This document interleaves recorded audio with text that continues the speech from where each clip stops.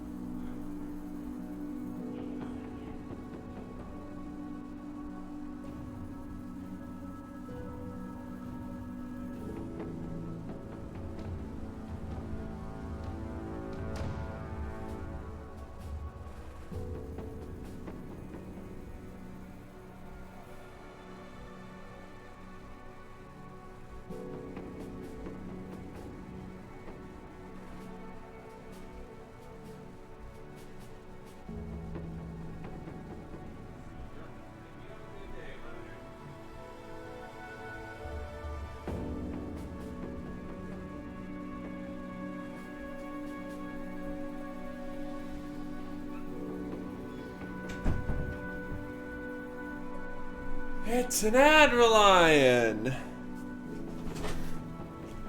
Oh boy, the Black Site raid? That's gonna be lots of dead. I mean, the fact that you have Black Site with War of the Chosen means somebody's gonna show up, and once they show up, it's no fun for you. Anyway, forgive me if I'm tired. Ugh. I got wiped out last night.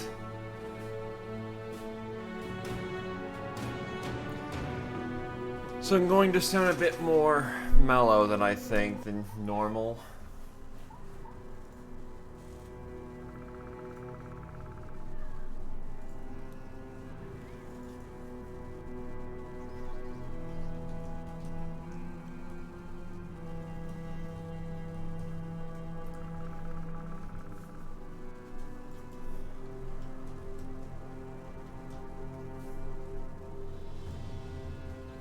So, first things first.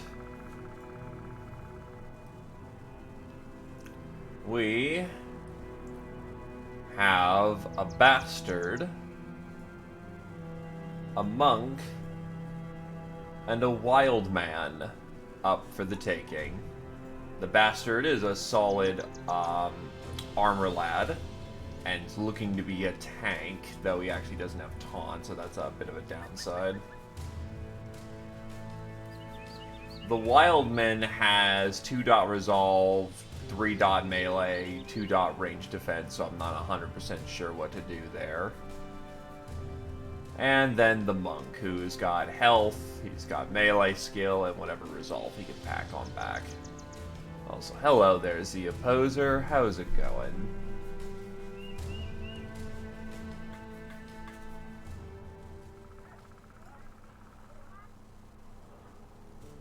This is good.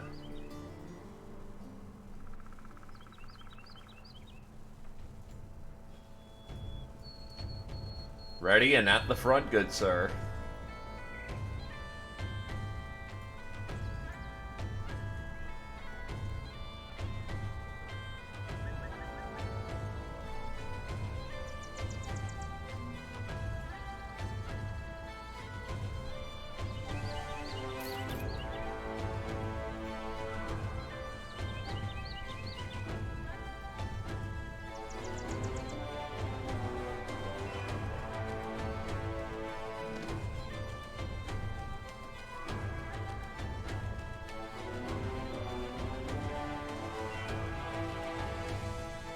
Shall we get to work?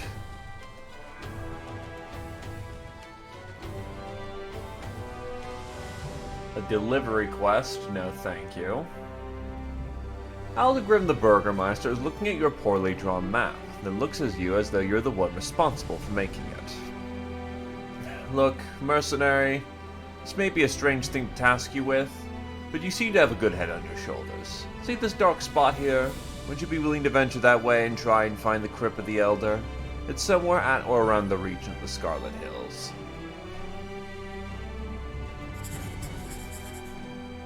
Northeast it is.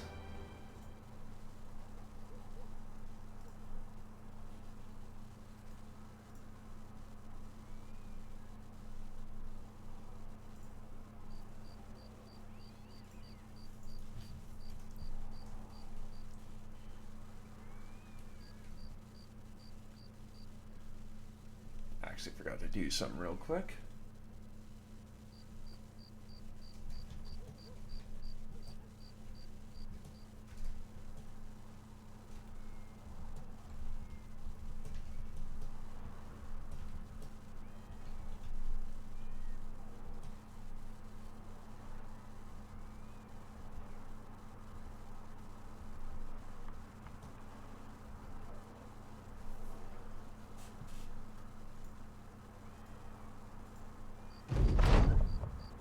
A messenger wearing buskin boots comes down the road and throws you a scroll and breathlessly sprints by all in the manner of seconds. You unfold the paper to find an announcement. Azim Shahab is holding a tournament of gladiator games. The winner of a series of combat shall earn a prize, along with adoration and fame, of course.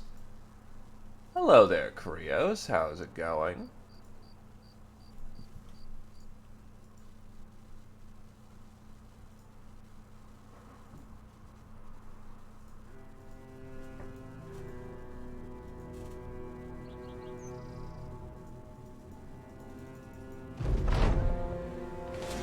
Well, that's easy. Crypt of the Elder comes into view and it's immediately reborn upon your map to the best of your illustrative capabilities.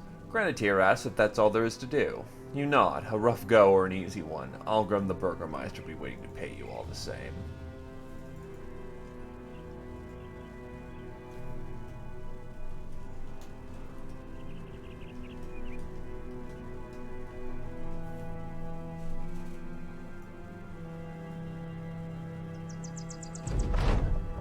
Aldegrim the Burgermeister welcomes you back. You hand over your recently illustrated map and he pores over it, swatting this recently spotted the spotted mark with the back of his hand. Of course that's where it is. He smirks and pays you what you owed.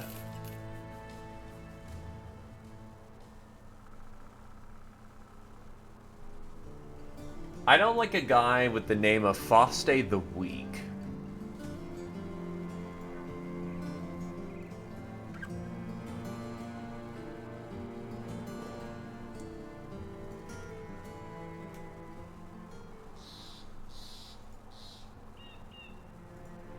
This crusade will require men and women of sturdier stuff.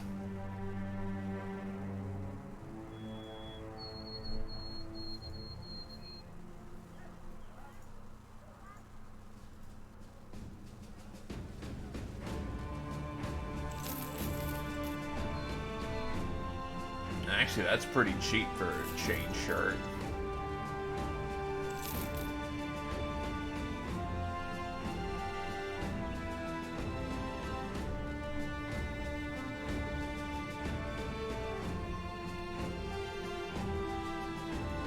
Do you have cooking?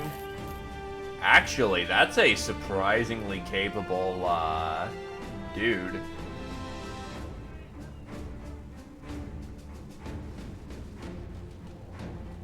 Except he's born Leith.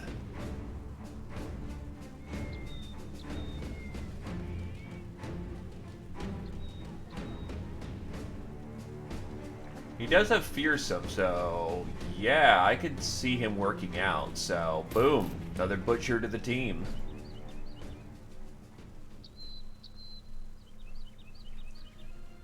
Yeah, that's not a bad setup at all, honestly. Admittedly, his apron's not bad either.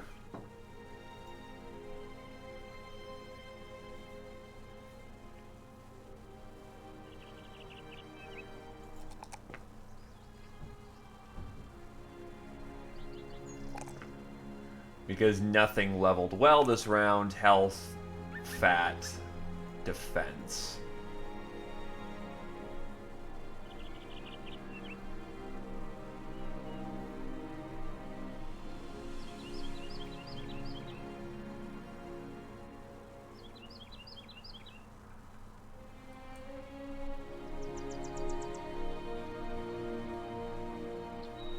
You know what? I'll also take a level of gifted.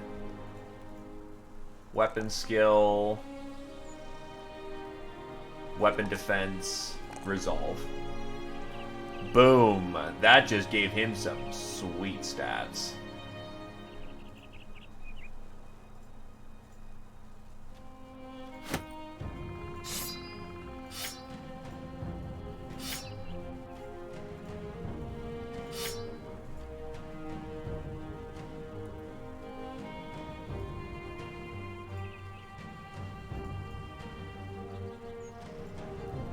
Time to level some heavier armor on Z Opposer.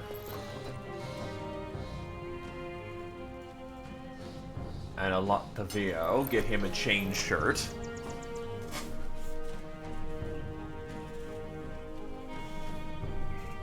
Shigofu, we are going to see what we can do about getting some heavier armor there.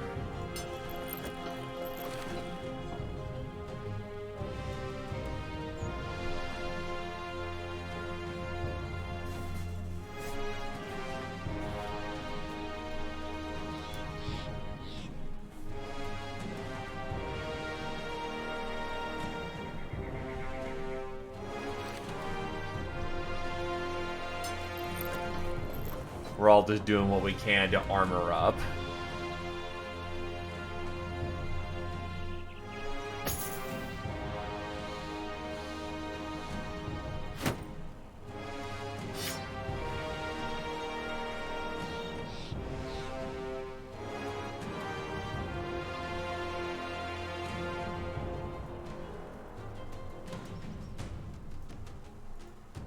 Honestly, feels like kind of a waste to use him for cooking with the kind of capability he's potentially going to have.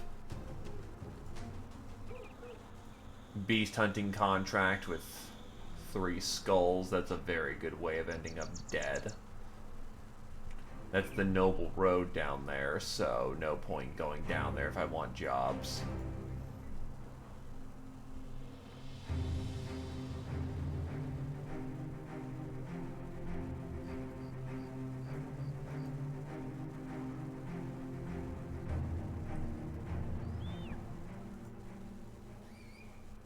More beast hunting work. I think I will pass for the time being.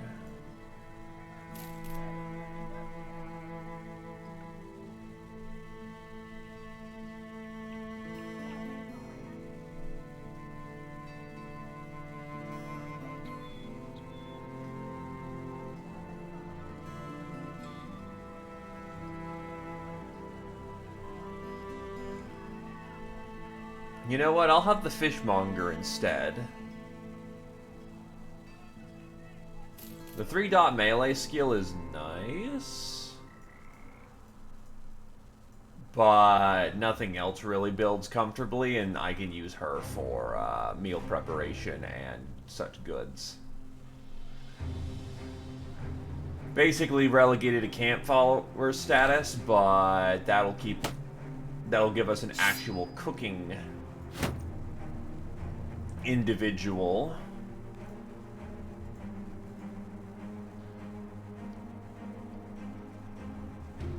And then I can get them peaceable so they don't fight in combat anymore.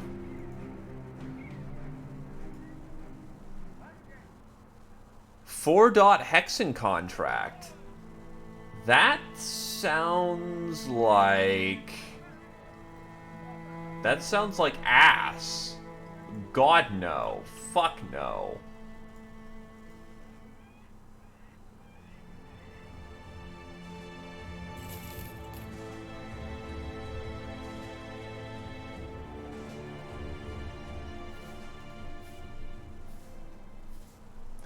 Lupo of Gold... Wait, that's the same guy as our nobleman. Huh. Lupo of Goldhoff's got 2 papers in hand. The faces are sketched onto them. We got these 2 the other day. Hanged them. Burned the remains. You shrug. Congratulations. The man is not very amused. Now we've gotten word that their brigand friends are coming to extract revenge on us, and yes, we need your help to fight them off. Are you interested? He gestates with his hands, pointing at his fingers as if counting something, but it means nothing to you. Judging from experience, this is good payment for the task. You'll get 280 in advance and another 1,120 when the job is done. That's fine with me.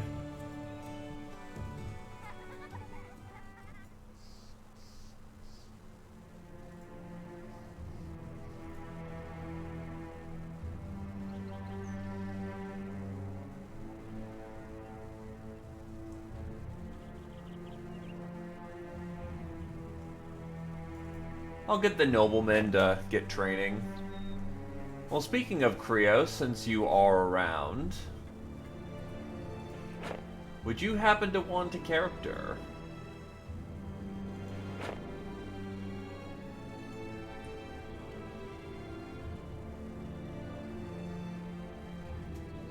Who would you want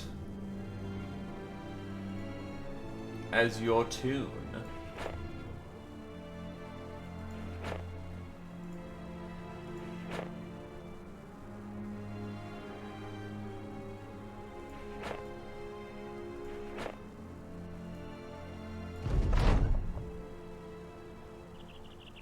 It appears the local militia have joined the battle. A ragtag group of men, but they'll be useful nonetheless. Fall in line, you'll be under my command. Now you've decided to take some of the locals under your command, they ask how they should arm themselves for the battle to come. Take bows, you'll be shooting from the back.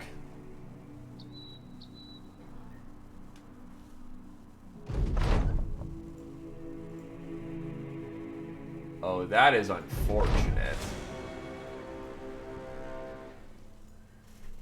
If there's anyone you particularly want right now, we have a tank nobleman. We have a not-so-great bannerman, who I'm aiming to replace.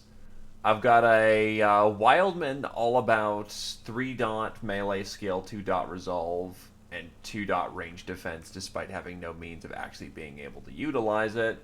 And then I just got this butcher who has 2-dot melee skill, 2-dot fatigue, 2-dot resolve.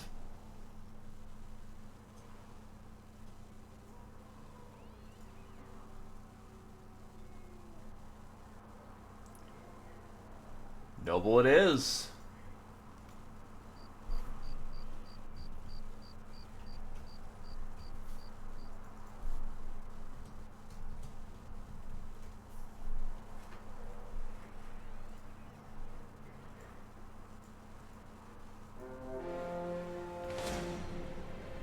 And now here's the other question then. Of all weapons you have, sword, axe, dagger, or hammer, which is the most appealing to you?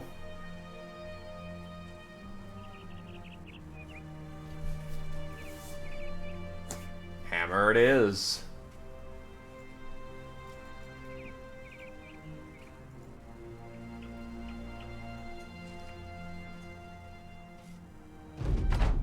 Oh, they're close enough for a multi-fight. Oh, fuck. I was like, are they close enough to... Yes, they are.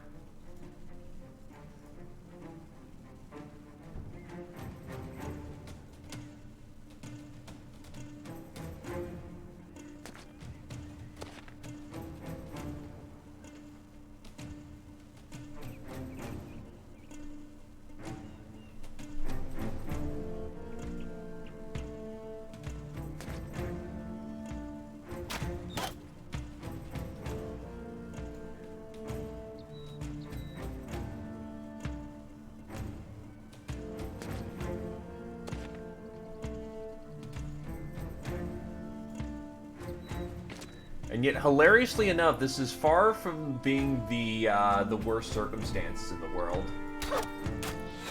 If anything, they work out kind of well. As long as we can take the high ground.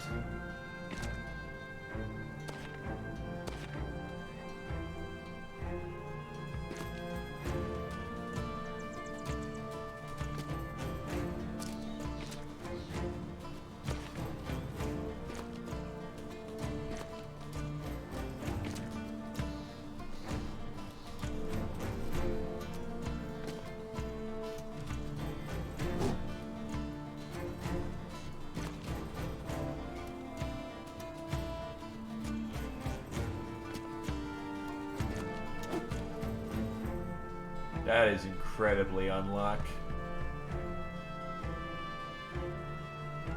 Well, two battle groups got put together, so they're effectively fighting as a much bigger army than they should be.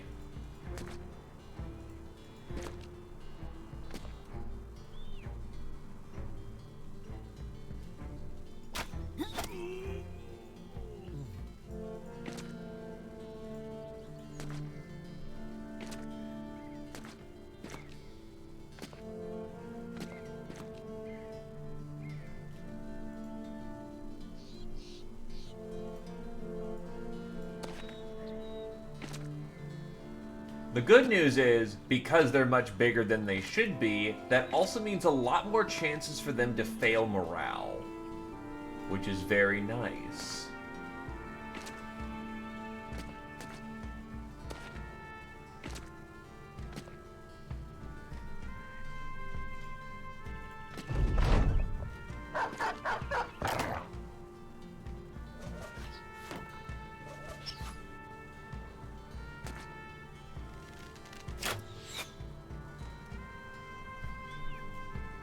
Oh, shh. That just skipped his turn on accident. Fuck.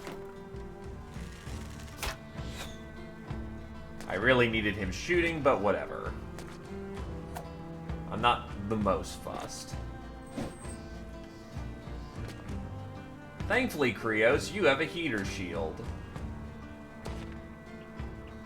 The amount of death that you can deliver is actually pretty good.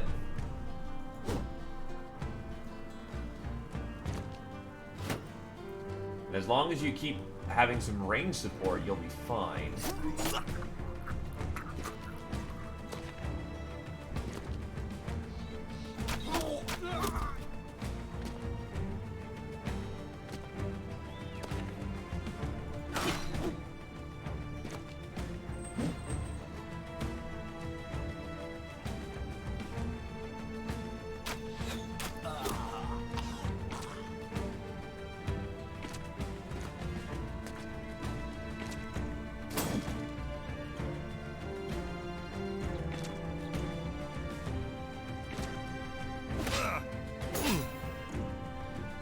He's not designed for close-range combat. The fact that he's tied down in melee is a little unfortunate, but not unexpected, really.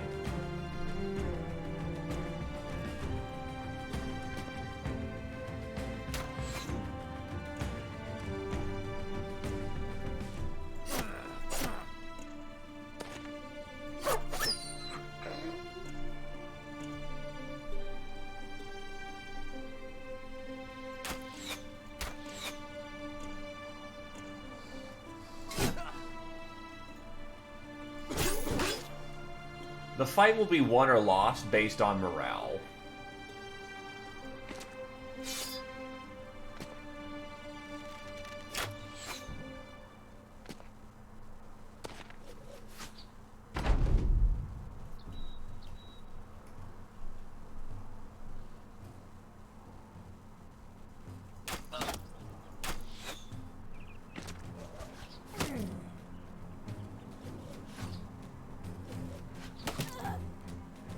Oof.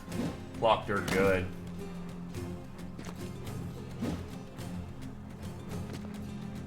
Thankfully, they have a lot of blunt pull staffs.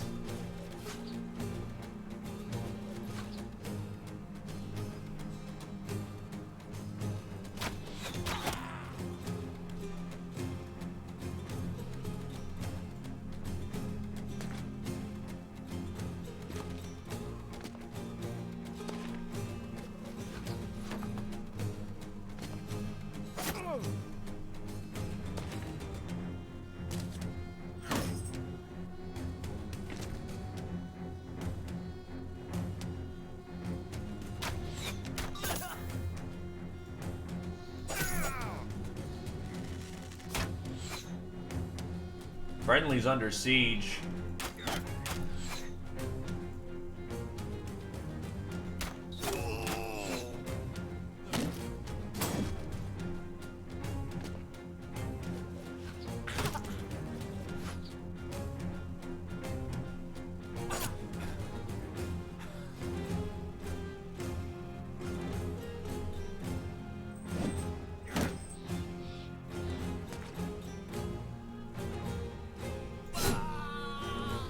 That's starting to affect them.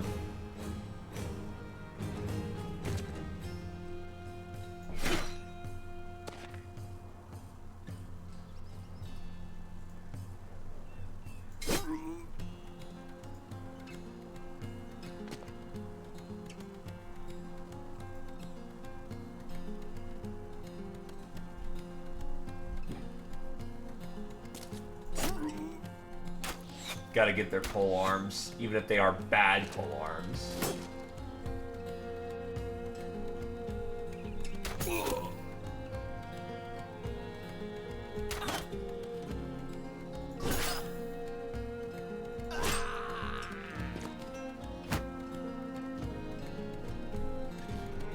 Then I gotta support this troop on the left. Wow, you are lucky.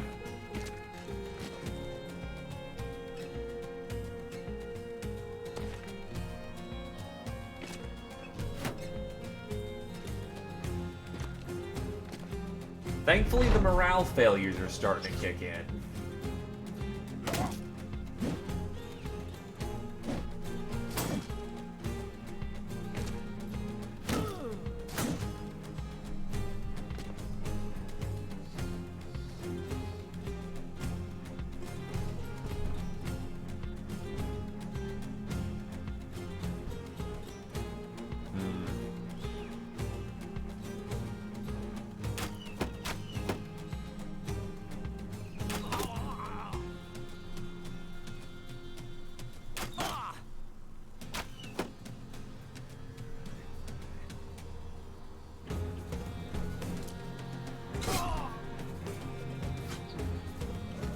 Rios isn't in a great place, but he's not in a bad spot either. The fact that the enemy's breaking rapidly is what's keeping him alive.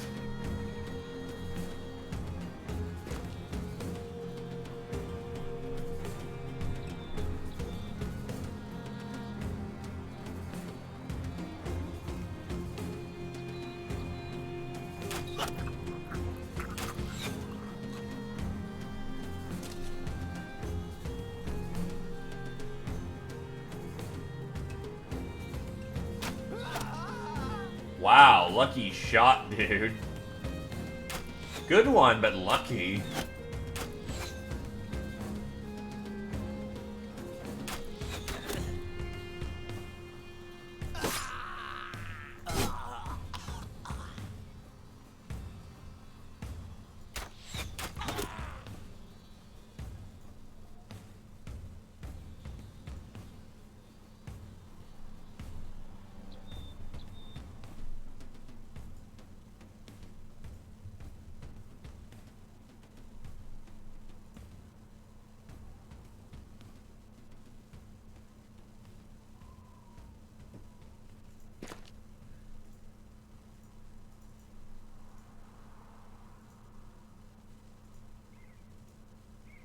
Oh, stamina fucked. Yeah, makes sense.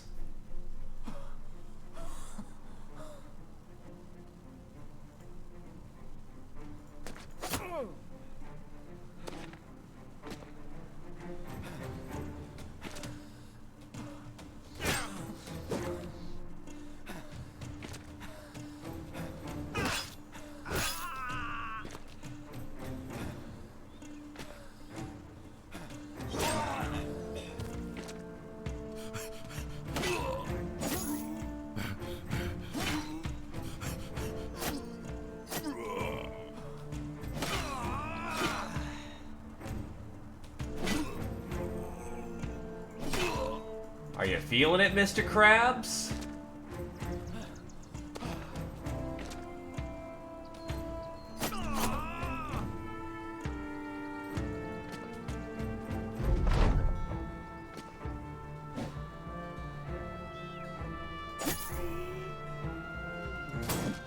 I keep fat fingering the end turn button. It's not good.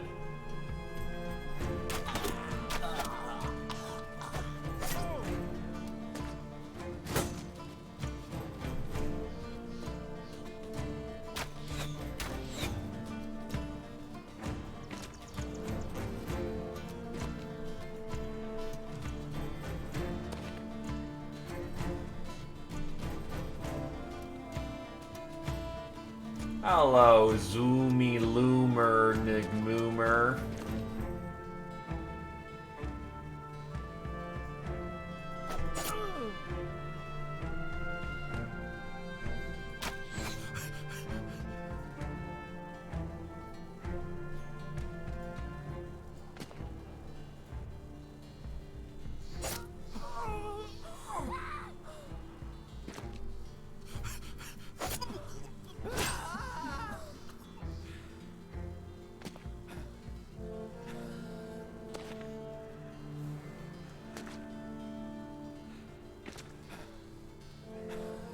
Their forces are rapidly disintegrating.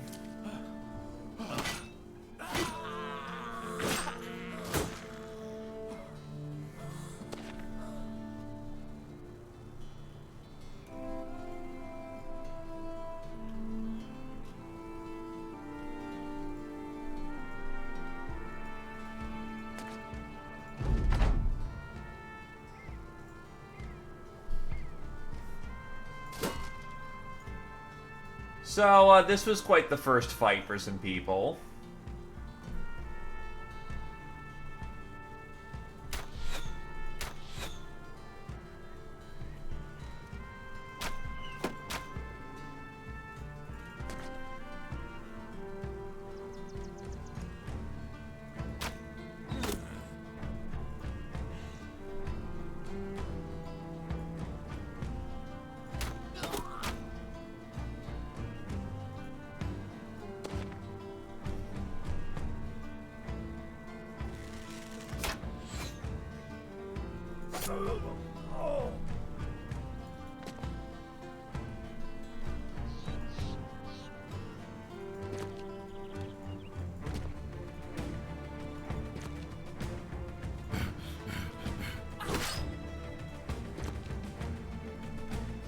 Again, not as much loot as we would have gotten fighting them both separately, but I didn't intend for the whole, you know, double party. Hell of a fun fight, though.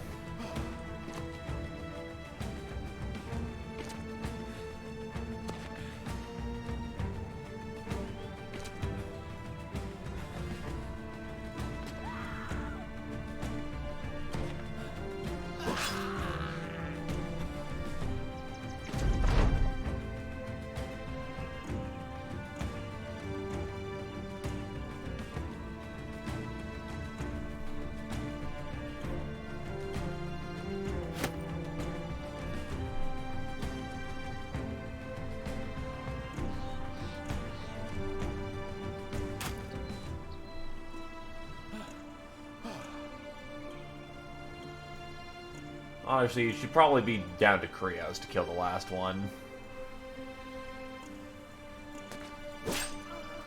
It's over. Very nicely done. And actually, Krios came out of that fight with 7 fucking kills.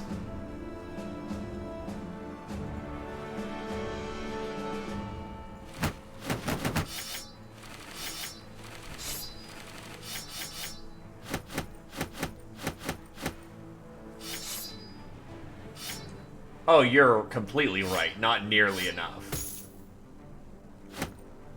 But it's a good start.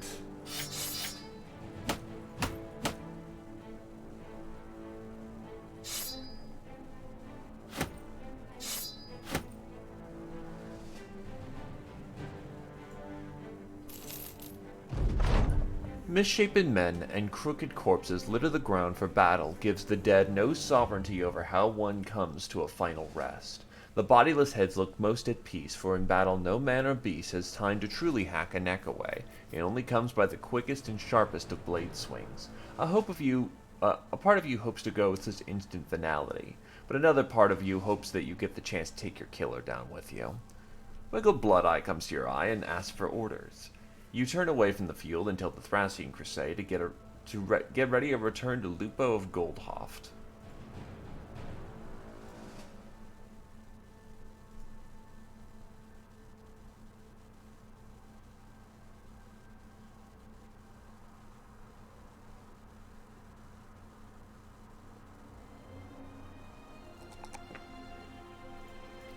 Since he has mind over body and fearsome, he absolutely needs those resolve levels like crazy. Give him Colossus for that bonus HP. I know what you're trying to do here, game. You're giving me a fantastic level, so I feel better about using her. But I've already got her lined up for Peaceable and,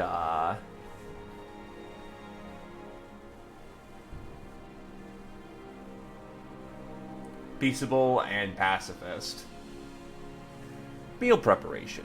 A good company chef can make a meal ground up from whatever and have it in the belly before camp breaks. Unlocks a chance to get better food rewards when this character hunts in camp. Includes porridge, pies, and puddings. The Wildman.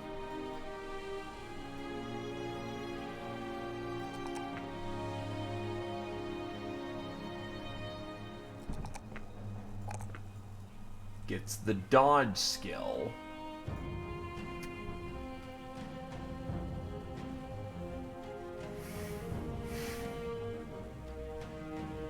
It means nothing if, our sergeant just dies.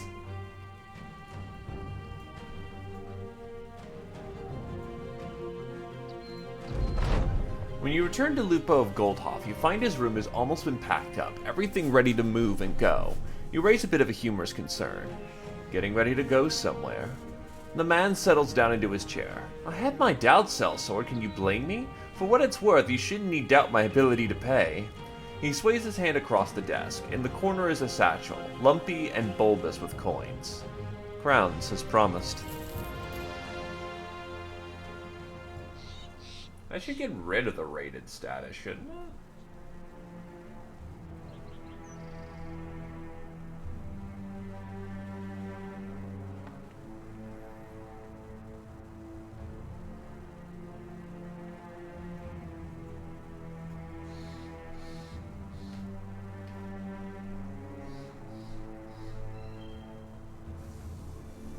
Either case, I do need to dump off some of this crap. Hey, it's got a dog kennel and that's it.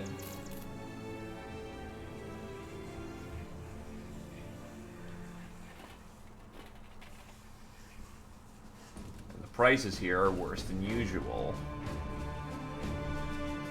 But it does have actually fairly cheap ensign, not gonna lie.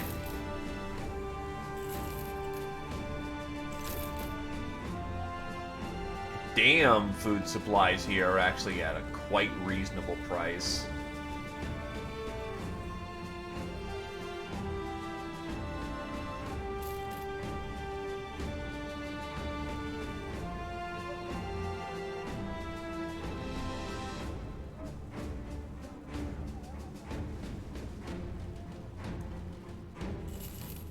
Honestly, yeah.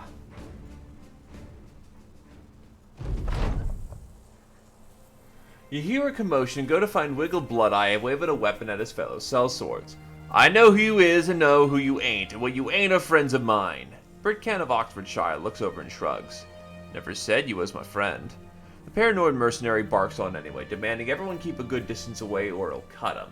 You manage to calm the man down mostly by explaining what his daily rate is and how he'll struggle without it, but it's no doubt a short-term solution. Stop being so paranoid.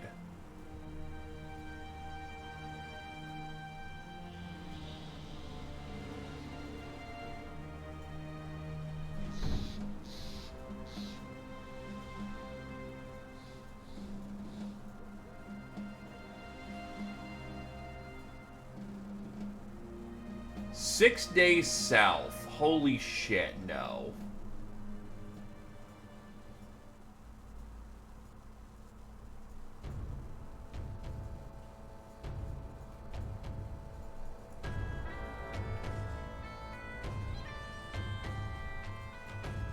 Rheinberg.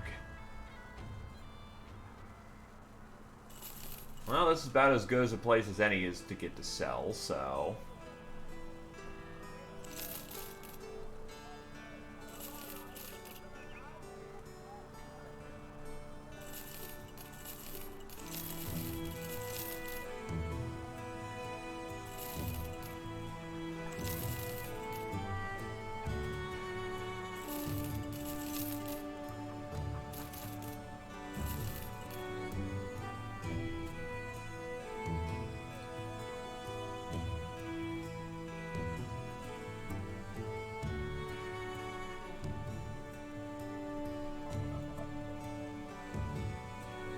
Plenty of men. Honestly, though, I'm kind of at capacity. Well, there the trademaster sighs as he pushes a scrap of paper towards you. It's a list of crimes. You nod, observing that it is quite a lot of wrongdoing. The man nods back. "'Twas the affair of a mere criminal. I'd spit the constable and maybe a bounty hunter. But I brought you here, Celso, because this is the work of barbarians. After all they've done, all that's listed there, I need done to them. They're a village northeast from here. I need you to pay them a visit and show that while we live in hearts and civilization, the spark of the wild has not left us yet, and that barbarian actions will be met with barbaric retribution." Understand. You now notice the page of crimes is smattered with stricken feather tips, as though the one writing it got increasingly upset by its cataloging. Alright. Nah, not War Crime Quest yet. That's the Noble War.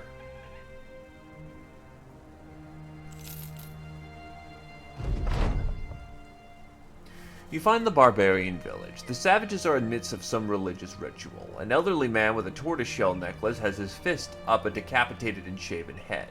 He's letting the blood run down his forearm, where children take horsehair brushes and sweep up the paint to go run it up against a holy wooden totem that stands a good 10 feet high. The primitives watch, enchanted tongue totally foreign to you. Wiggle Bloodeye whispers as though for respect of the ritual more so than fear of hearing. Well, I say we go on down there and make an introduction, yeah?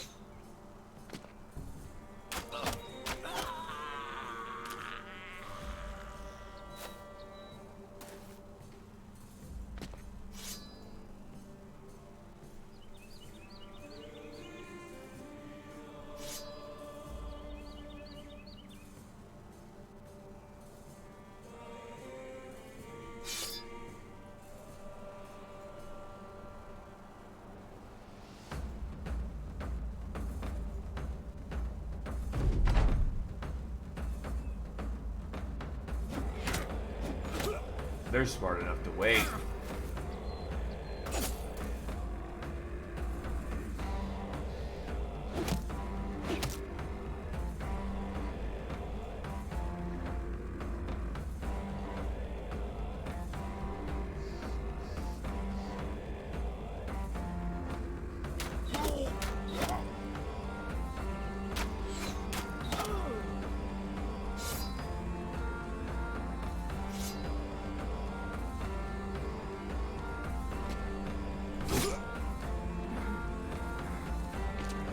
back into line.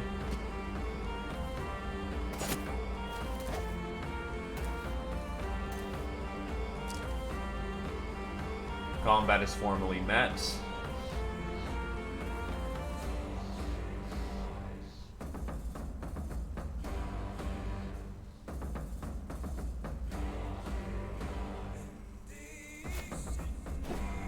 That's not good.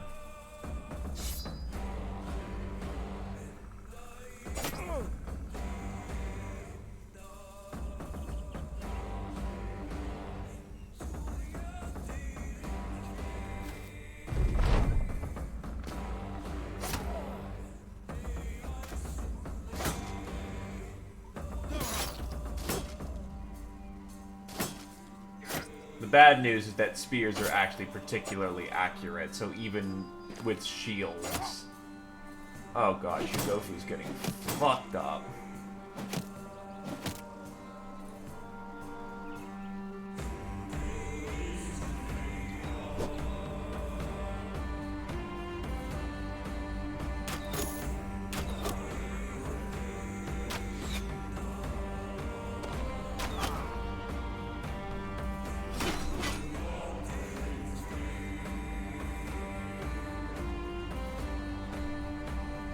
Yo, it's a bot.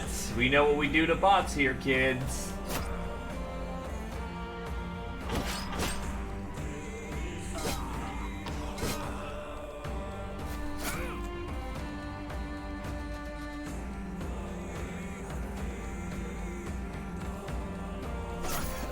Absolutely, I'm glad you understand.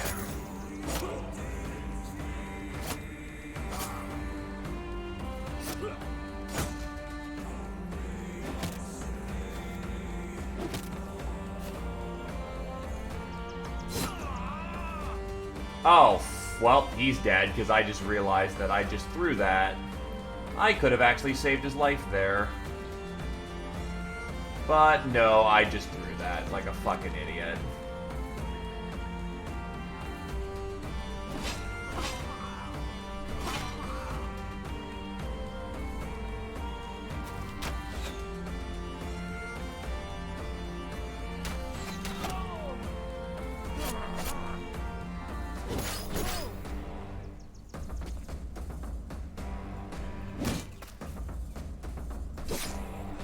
And I just saved his life by being clutch as fuck.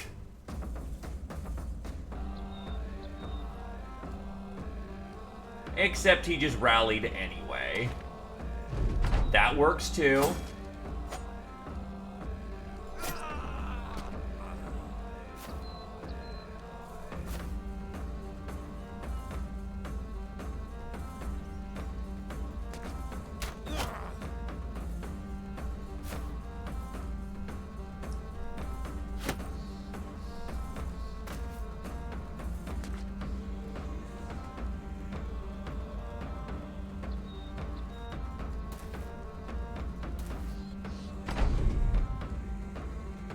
Yeah, he's gonna run away. No point.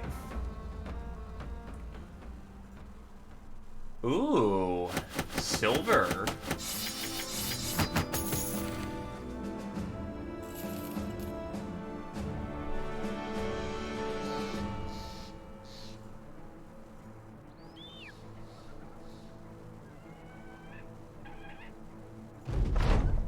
A few denizens of Rheinberg see you return with horrified confusion, mistaking you for the savages that they've come to know. Windows are shuttered, doors slammed closed, children hurried away, and a few braver souls step out with pitchforks. Left there, the trademaster hurries out of his abode and sets them straight, explaining that you're the heroes of the tale, that you went north and annihilated the savages, burned their village, and scattered them to the wastes. Windows swing wide and doors creak open, and the children return to their play. Just when you think order is returned, an old woman snarls. A sellsword is just a savage by another name. Sighing, you tell Lothair, the trademaster, to pay you what is owed.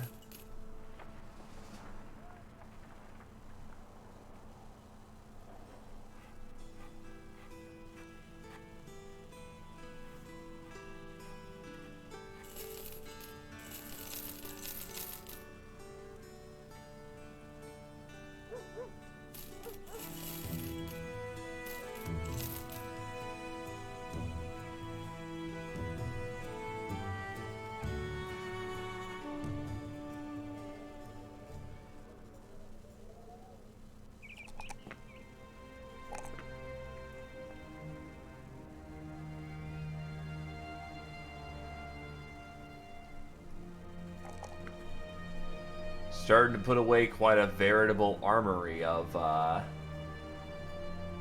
goodies, so to speak. Z Opposer reaches level 8 and will gain Unstoppable Force. Put your full weight in defending every blow and gain 10% of combined fatigue modifier from body, head, main hand, and offhand as melee defense.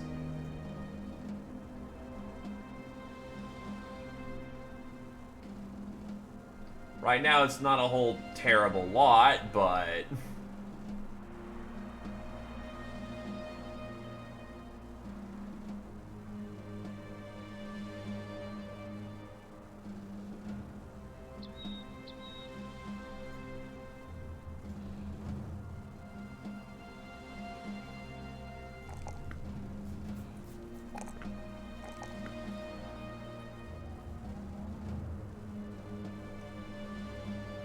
I actually need to start getting some core perks at this point. Brawny, Greatsword, Mind Over Body should be 9, 10, 11.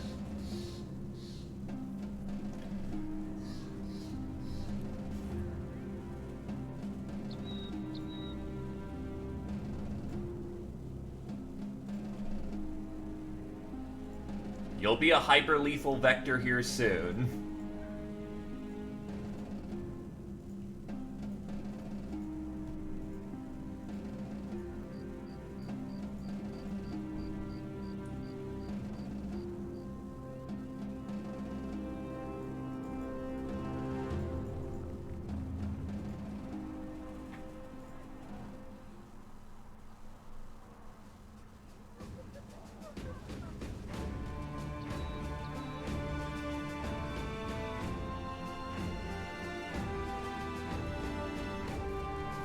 If I really wanted to drop as hard as I could get you a Greatsword. You know what, I'll take a slight price hit, and yeah, let's get ourselves a great weapon.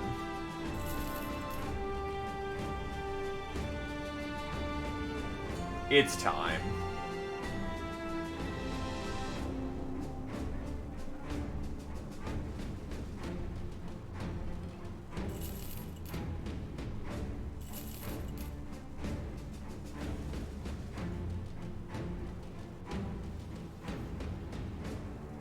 I just forget what skills these both offer.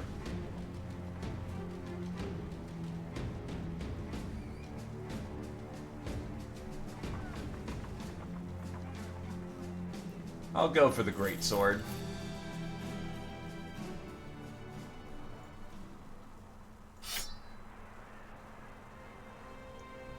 Congratulations! You have acquired your Greatsword.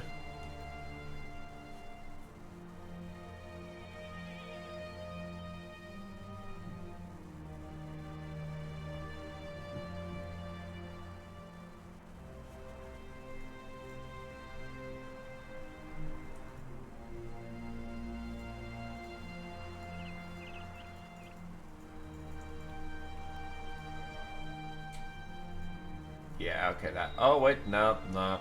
There's a very skin flint of road here.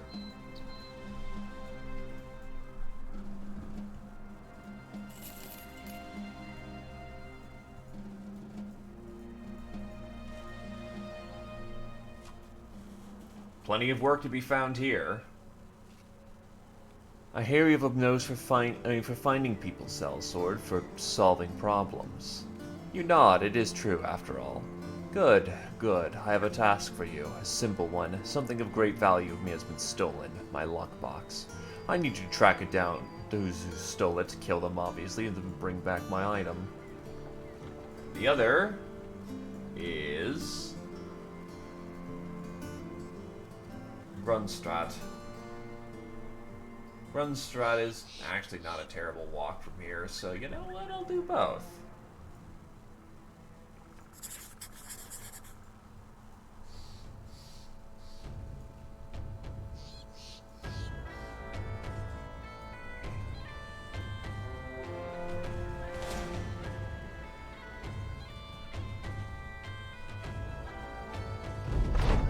I'll even hit them in the dark.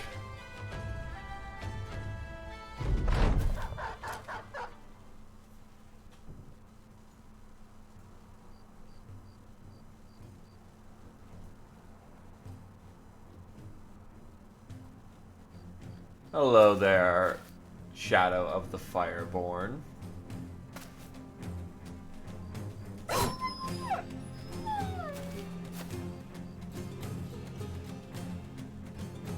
Commencing test run of the Greatsword.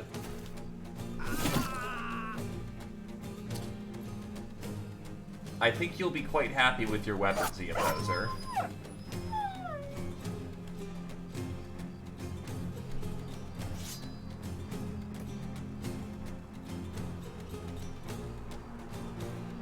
I don't either.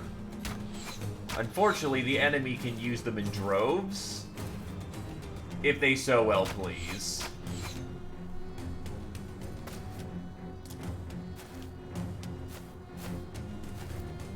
That's a fair few of them, ain't it?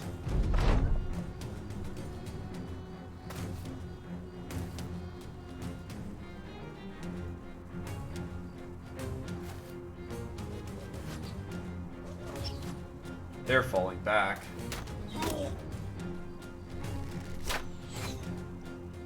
Trying to take advantage of superior ranged firepower.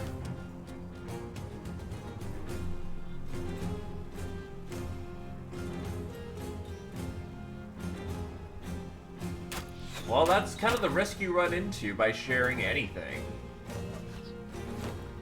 Someone's gonna try and appropriate it. That's how memes are born. The best thing you can do is make it as public as possible. And if you really need to watermark that shit. But honestly, it's better that, you know. It's better that it sees as much public light as possible. Dead.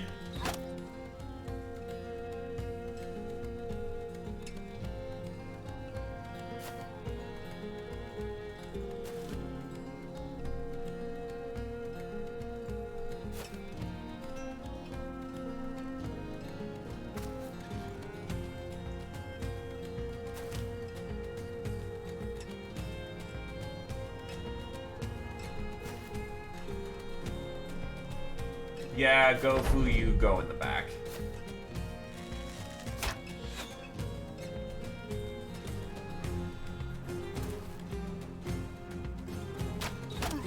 Yeah, they kind of do have that reputation, unfortunately, but YouTube content still exists regarding Nintendo shit, so take that as a sign of there's at least a chance in hell.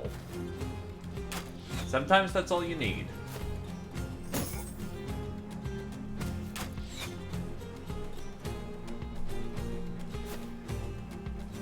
The best question I have is, are you gonna let fear dominate your life?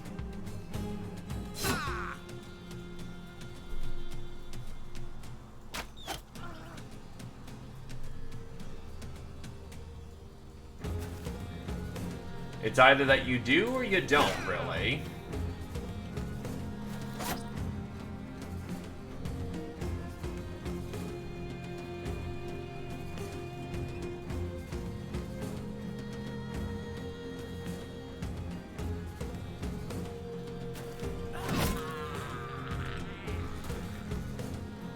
Oh, you still have some morale.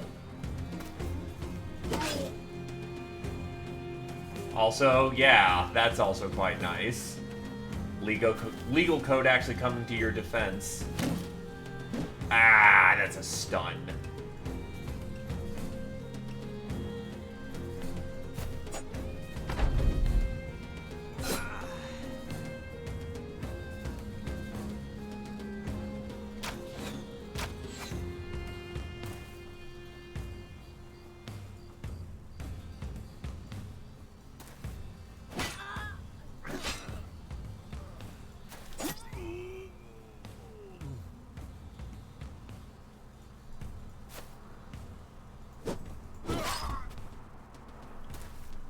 By the way, Glaive, we got a great sword out on the field, finally.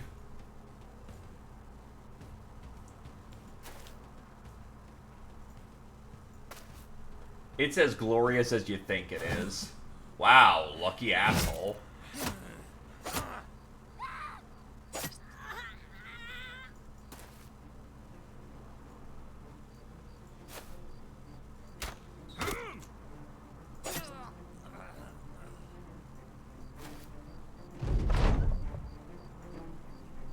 God, kill every last one of them. I may be a moral and righteous man, but I also happen to know that my crusade wants blood. So shall there be.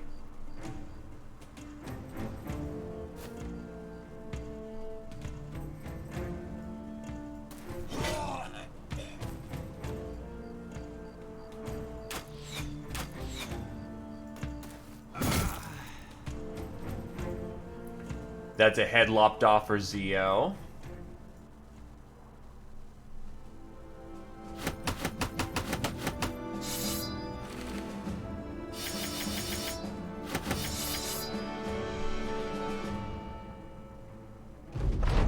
Well, you found those responsible for stealing the lockbox and put them to the sword. Now you just need to put the lockbox back into Hearthgrate the Trade Master's hand and get your just reward.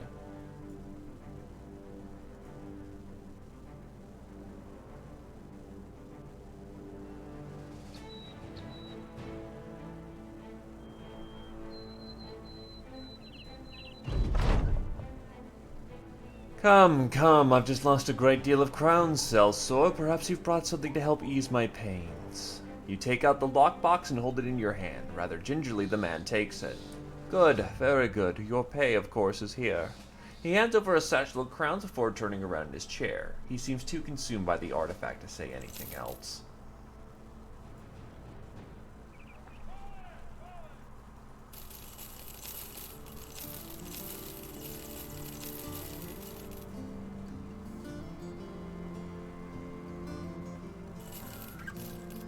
Some dirt cheap ammunition's always lovely.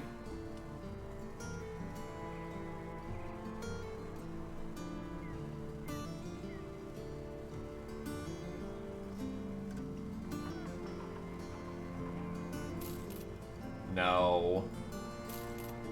No.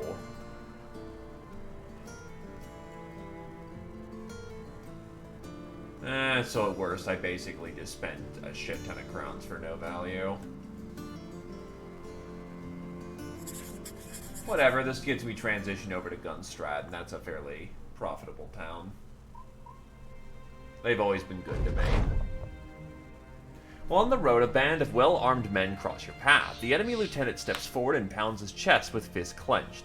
Behold my proud band, the Hungry Hounds. We who fought off 100 orcs to save a certain city from doom. What have you to your name? After the man finishes his posturing and personal pontification, he points to the cargo you are carrying. Now, if it isn't the Thracian Crusade, as much as I'd like to add you to our list of victories, I'll give you a chance here, mercenary to mercenary. All you have to do is hand over that cargo and we'll be on our way. How does that sound? Well, the theatrics were pretty entertaining, if nothing else. I forget if this actually spawns mercenaries or not. Because if this actually spawns mercenaries, fuck it, I'll be more than happy to just burn the contract, because I am not dying for this shit.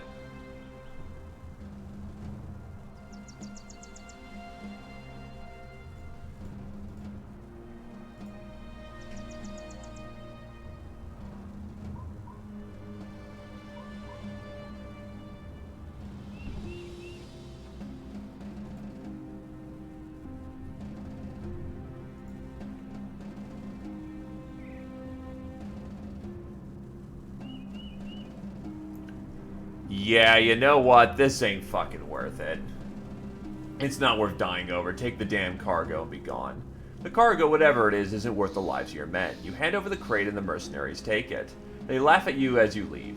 Like charming a whore.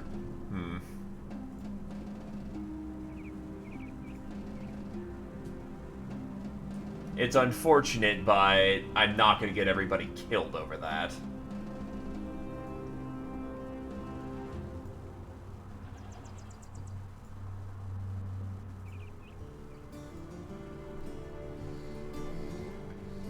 You have to pick your battles wisely.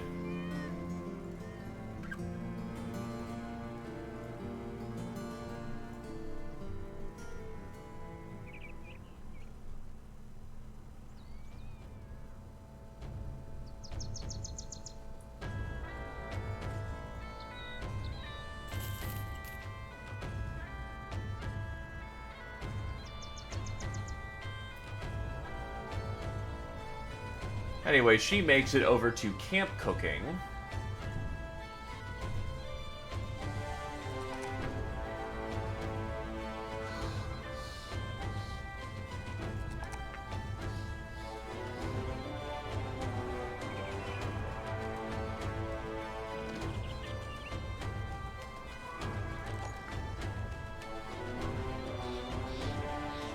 Wiggle ball die.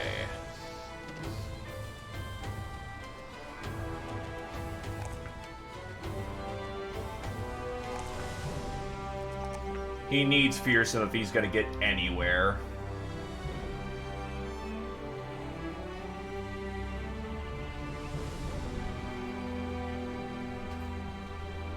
Though I will say...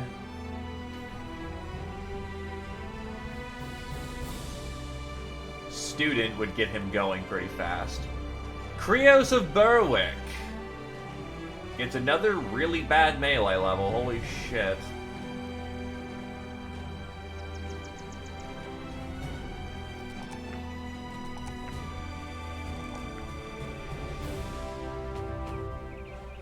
Give him Student. Oh, by the way, Glaive, they buffed Student in fucking Battle Brothers Legends. It's now an experience bonus up to level 99, rather than being up to just 11.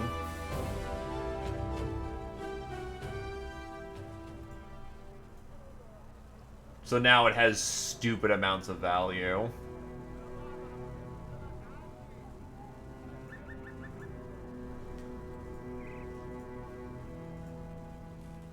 I wonder if that's how they got in. The brigands, I mean.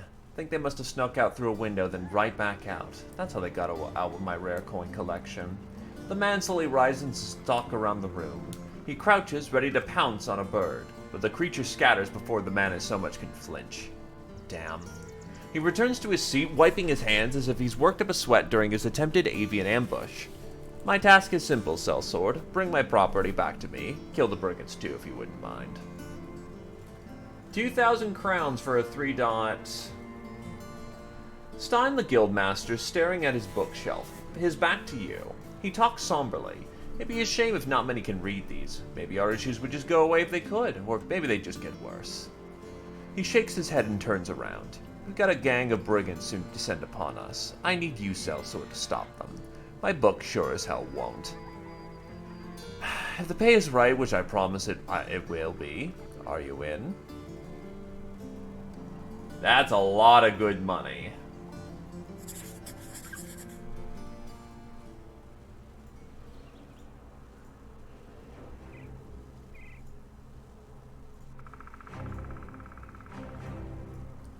First, hats.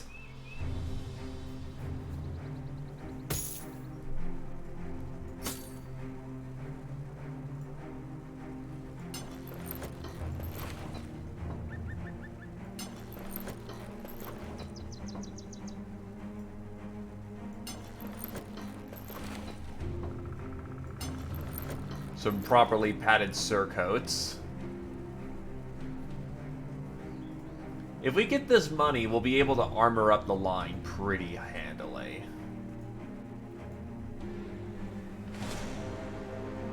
Thugs, poachers, raiders. Honestly, I kind of prefer to fight them in the day.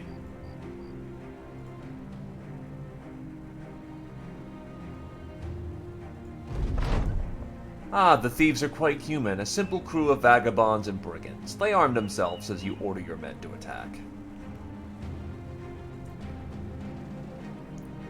With raiders present, I want to have some shooting skill.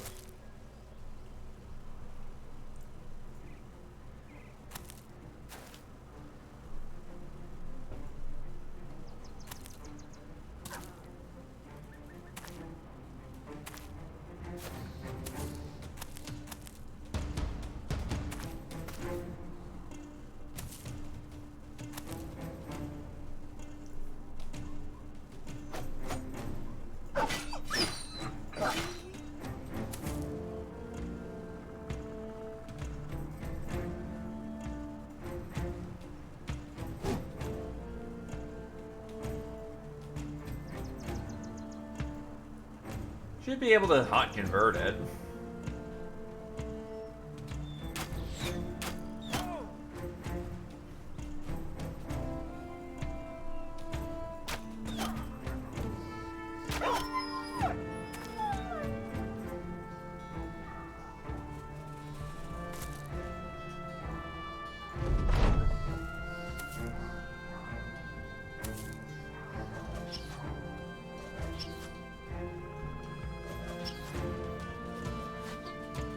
Something tells me this is going to be a rough affair. Unless I can start delivering some headshots. If I can get some headshots on these guys, if they didn't bring their fucking helmets today, we'd be in a great place.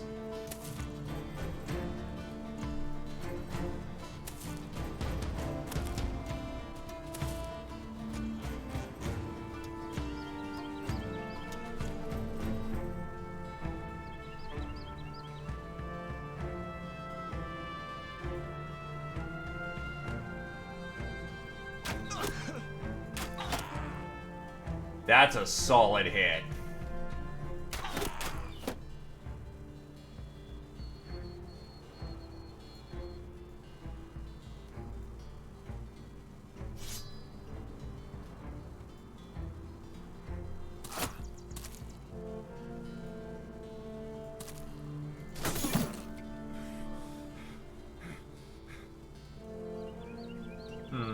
That's not so good.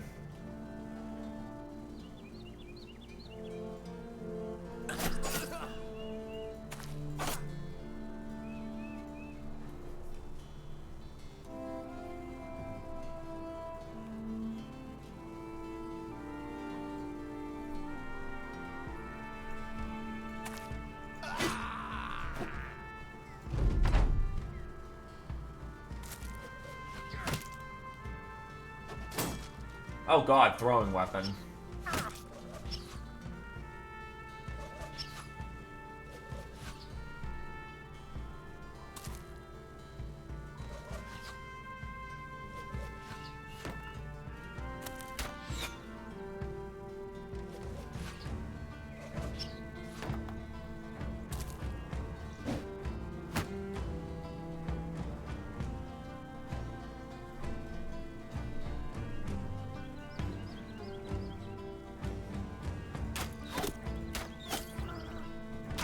Get the outflanker. Really, dude? That's my shield. Those are expensive, you know? I have to go kill some, you know, desert people for that.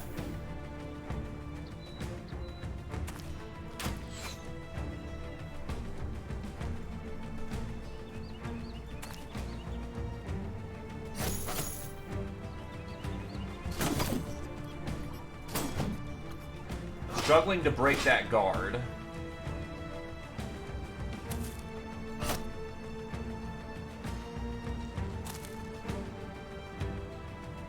He's rotating in and tried to clobber her on the head.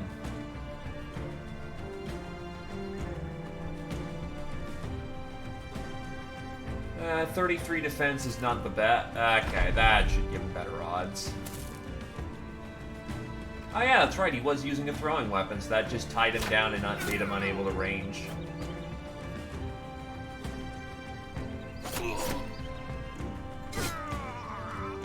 That's a kill.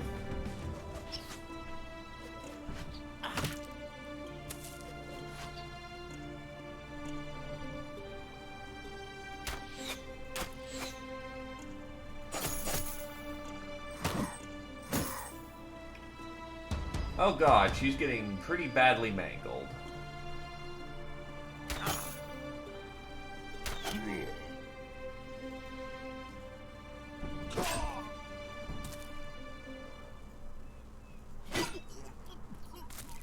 Well, good news, my cook isn't dead. For now. Go tie them down in melee.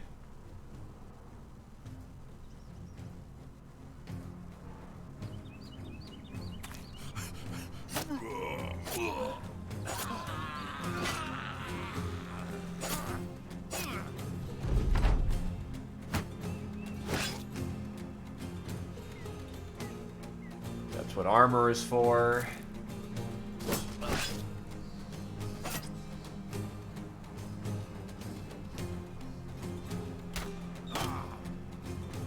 Out of ammo.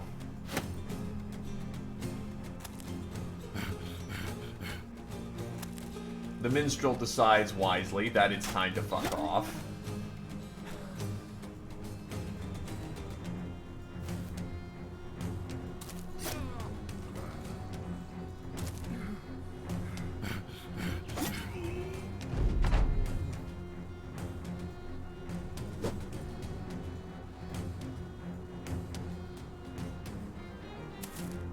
He gets to live. Alright. Nice and comfortable fight. Ooh, we even got a good Gamerson, too. Now we're starting to acquire some fun toys.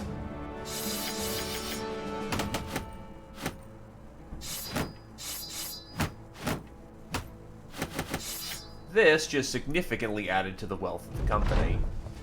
Those who stole the rare coin collection are dead, and thankfully you were able to find the item itself. Victor the merchant will be most pleased with your work here. Agaluf.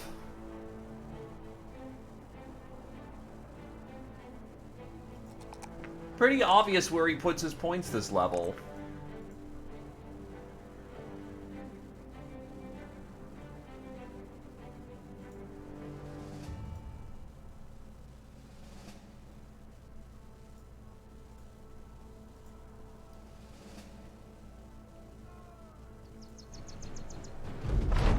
Victor the merchant takes the rare coin collection from you, hugging it close as though he just retrieved a lost child. His eyes get a little teary just looking at the artifact.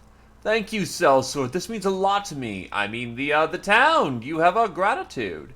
He pauses as you stare at him. His eyes bounce to a corner of the room. Gratitude, sellsword. A large wooden chest is opened up by a guard. You count the crowns and go.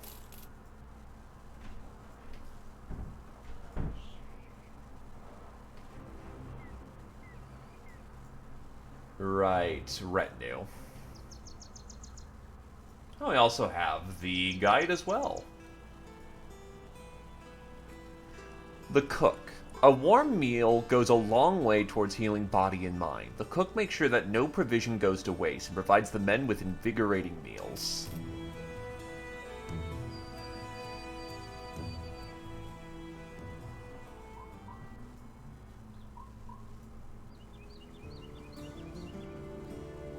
Oh, 50% less items for sale, not that the value changes.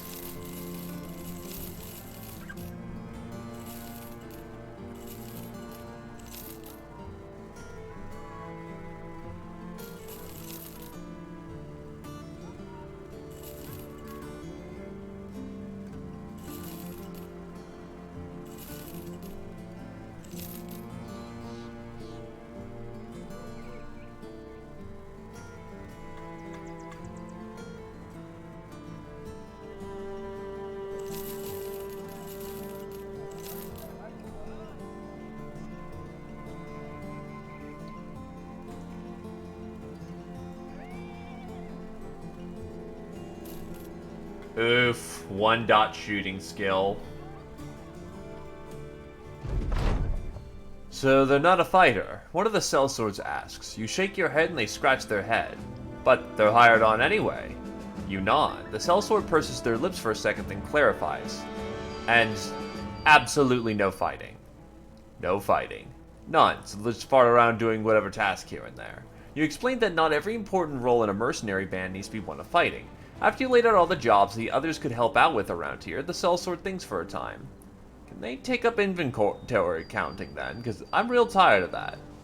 No, of course not. You'd never let your secret punishment go to someone else.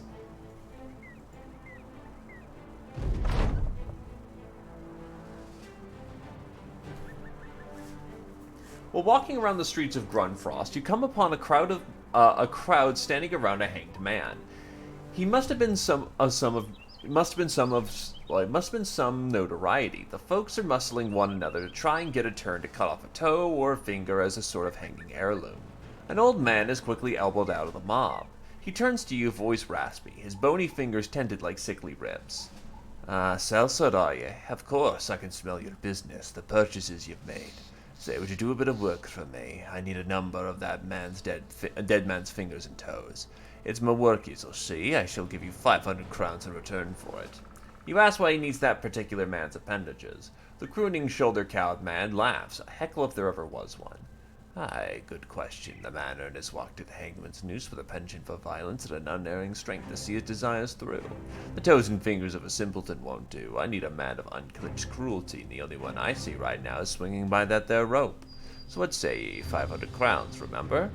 Seems that Wiggled Blood-Eye wants to give you a hand. Wiggled Blood-Eye, the butcher spits and says he'll do it. You tell him that he's not exactly the thieving sort. He shakes his head. Nah, I mean, I'll give him a finger. Just one, but it'll be a doozy and worth its weight in gold as far as this old fart's concerned. As far as you're concerned, Captain, I want half the reward. The creepy stranger nods as a smile cackles his dried, flaky skin.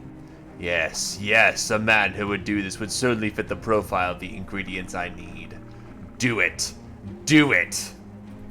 Before you can even agree to this, the butcher grabs a tong hanging off a nearby wall, leverages it on top of an anvil, wedges a finger between the pincers, and presses his knee to the handle, promptly severing a finger all in one go. He wraps the hand before giving the extremity to the stranger. There you have it. One especially cruel man's finger. The stranger grabs it as though it were the key to the world. Marvelous, you think he says, but it's hard to hear as he hurriedly gives you some crowns and runs off. It's actually more than what you agreed to. The butcher has certainly earned his half, and you hand it over. Insane. Yeah, so for the Hanging Man event, butchers will take a permanent maiming, but they get a resolve bonus, and you just get paid for it. Brothers of the Thracian Crusade. Brothers, the Thracian Crusade must show the world that we are forged of a hotter fire than other mercenary bands. As our reputation grows, so will the influx of crowns to our coffers. Let us forge a path to greatness. We need to catch the eye of one of the noble houses for more profitable work. They play their own dangerous game, but what does it matter as long as the pay's good? Thinking to set tongues wagging with the name of the Thracian Crusade, and thereby increase your prospects with the nobility, you pushed your men to great deeds, outstanding bravery, and plentiful bloodshed. After several contracts and more than a few skirmishes, you've worked hard and long enough to have some of the lords take notice of the company's competence. These are gentlefolk who rule the land by virtue of some long-dead ancestors subjugating a group of unarmed peasants. As the opposer of the straw hat puts it, these pampered, inbred fops are well impressed enough with you to grind your company in one of their feuds. If you wash your face and ask politely, they should favor you with a profitable contract now and again. You can congratulate yourself.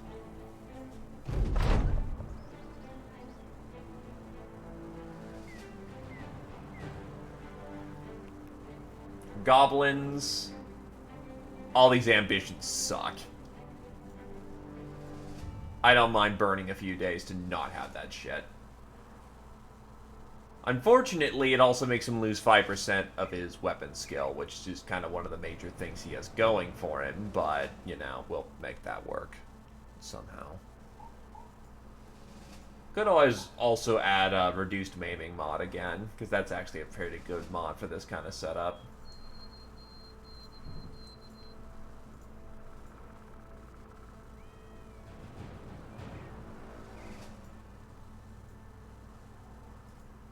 But he needs both hands to carry his sword and shield.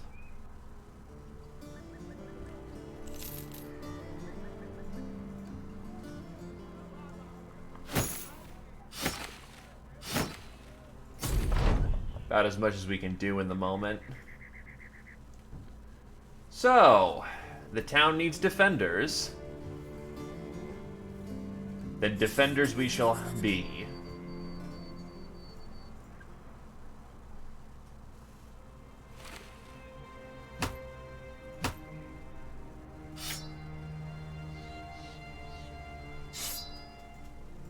It's tools for the moment, which we kind of need.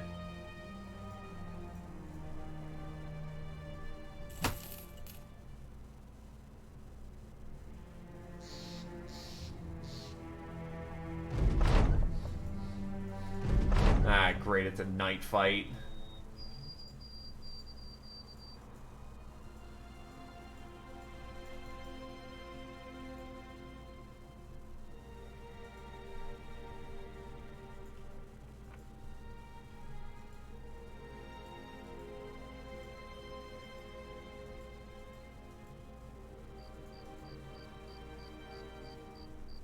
Or maybe it won't be with how long they're taking.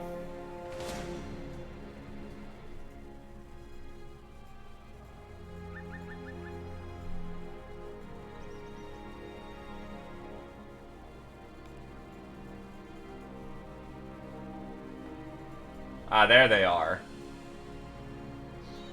Oh.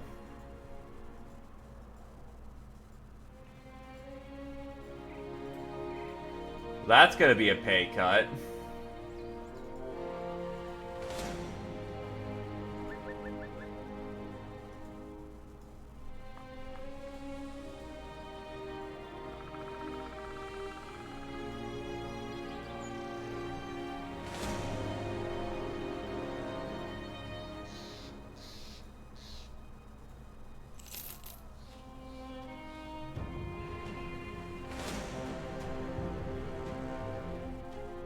Having at 'em.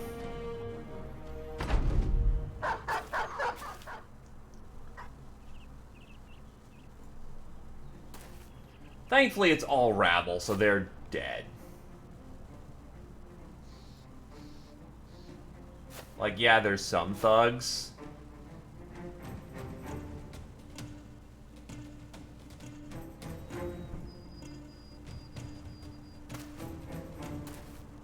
I don't even know what Niji Sanji is.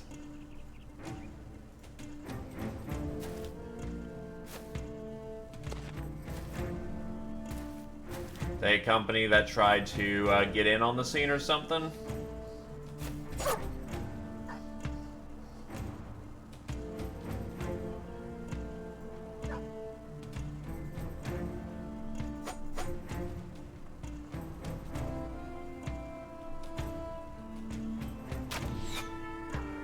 Oh. Alright then.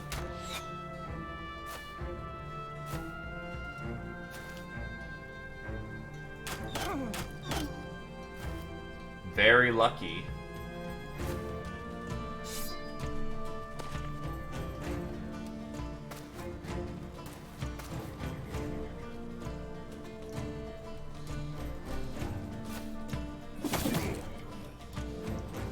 Clipped his shoulder real good.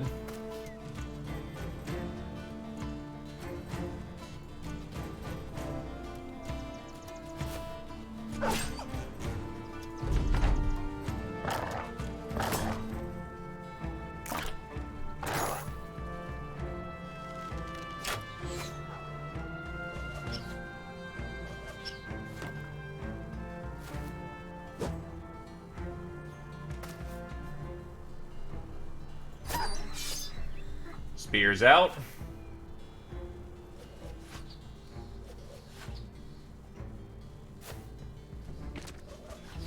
Comfy. Well, I can't disagree with comfy.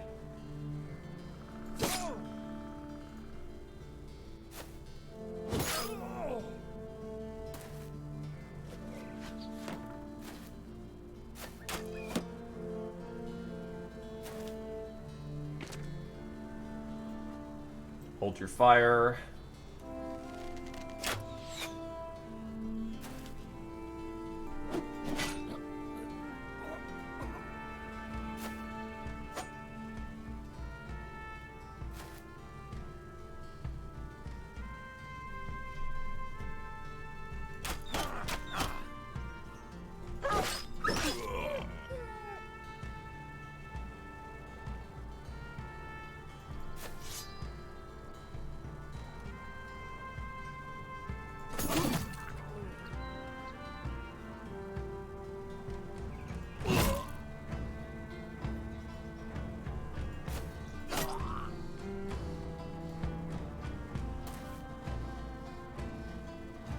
Oh, right. That's fine. God, we are tearing them apart.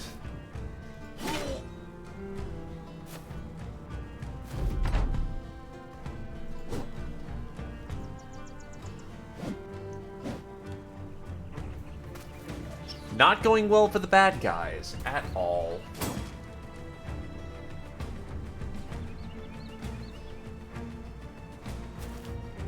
Well, as one with a particular architect's muse myself, I can respect one who is quite capable in the art of architecture.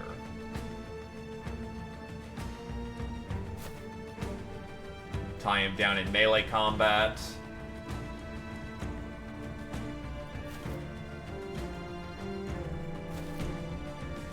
And here comes the slaughter. Oh, hi, buddy.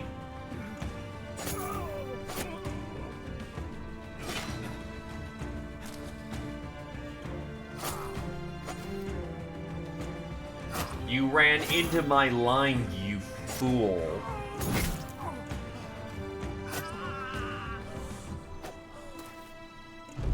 He's actually getting away. I'll let some shooters deal with that then.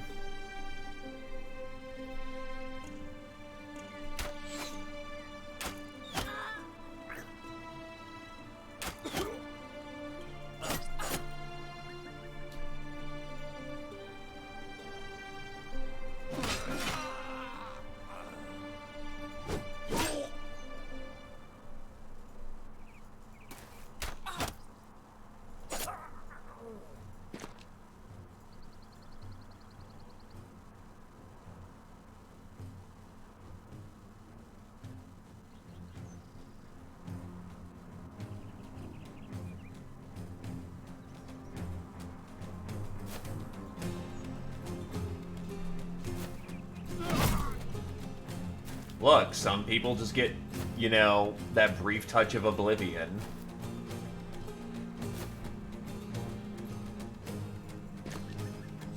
I ain't gonna fault someone for sleeping. God forbid I do it enough.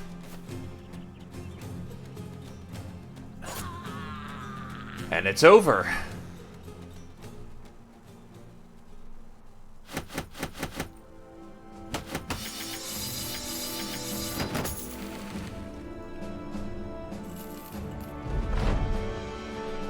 Misshapen men and crooked corpses litter the ground, for battle gives the dead no sovereignty over how one comes to final rest. The bodiless heads look most at peace, for in battle no man or beast has truly time to hack a neck away. It only comes by the quickest and sharpest of blade swings. A part of you hopes to go with this instant finality, but another part hopes you get the chance to take your killer down with you. Alativos Snake in the Eye comes to your side and asks for orders. You turn away from the field and tell the Thracian Crusade to get ready to return to Stein the Guildmaster.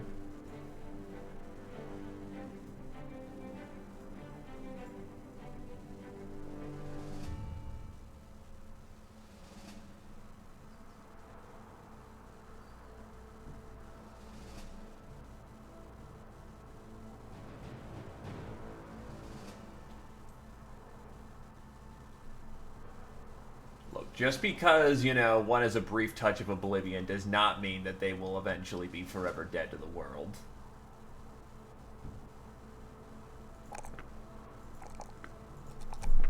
Eventually, you will knock somebody awake. Bow mastery. God, what I wouldn't give for you to have some decent resolve.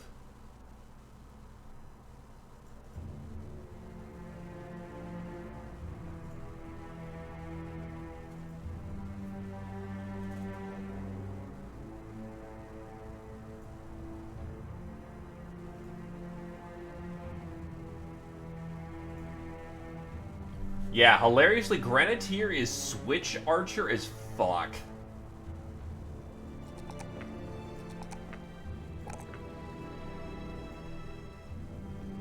Snake in the Eye.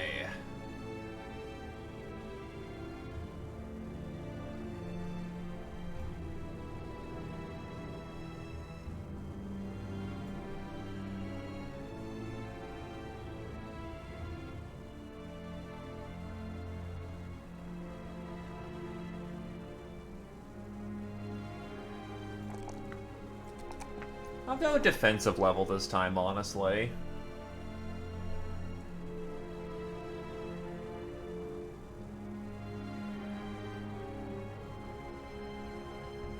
Fearsome.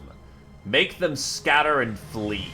Any point that does 1 point of damage to hit points triggers a morale check to penalty equal to 20% of your resolve, as opposed with no penalty and only at 15 or more damage.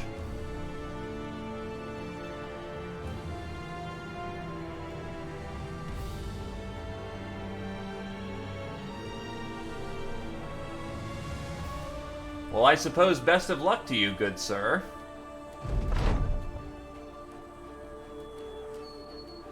Stein the Guildmaster's at his bookshelf. He takes out a book, spinning around and opening it in one move. He lays it across the table. There's numbers there. I'm sure you can't read them, but here's what they say. Brigands managed to destroy parts of this town, and now I need crowns to help rebuild. Unfortunately, I don't have that many crowns on hand to do this. I'm sure you understand this predicament. You nod and state the obvious. It's coming out of my pay. The man nods and slides an open hand across his desk, drawing your attention to a satchel. There's no point in arguing the pay. You take the sack and make your leave. That's just half of what we agreed to. I don't think that counts as a fail, though. I think it just counts as you lose,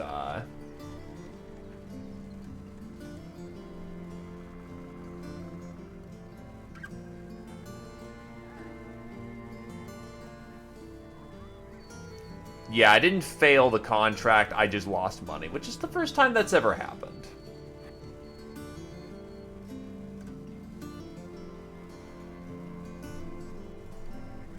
But at least it's different.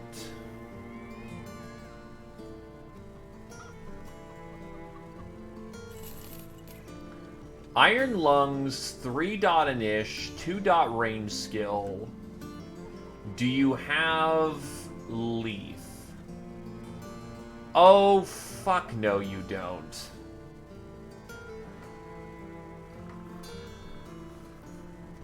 Why the hell do you have Battleforge?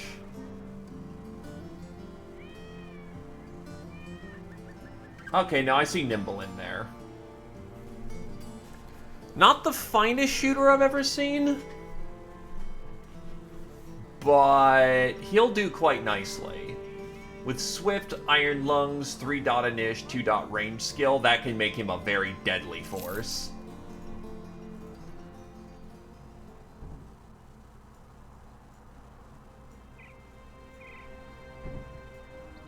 Hey there, Templar. How's it going?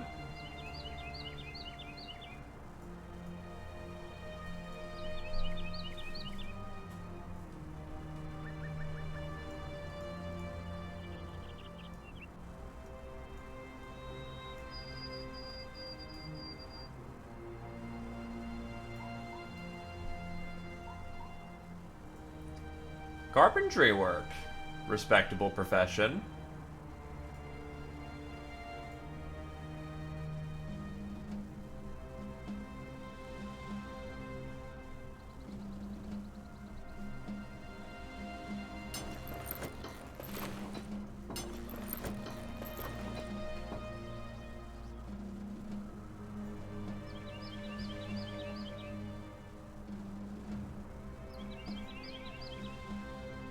Understandable.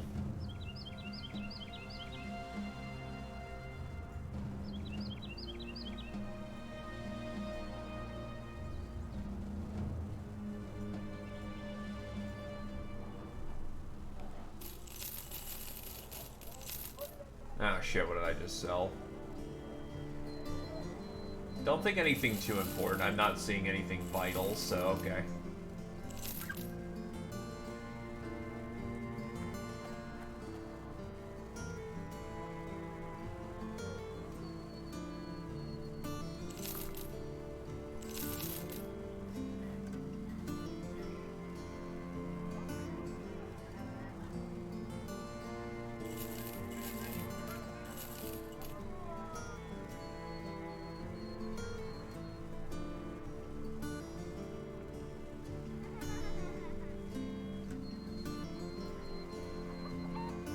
Okay, and goblins.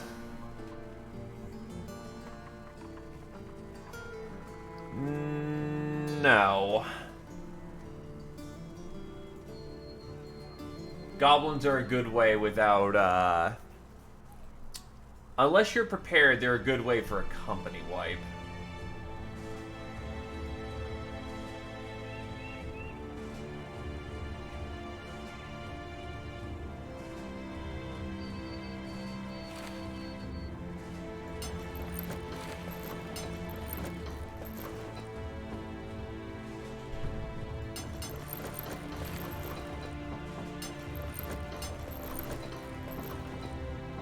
Oh yeah, Krios needs so much more fat.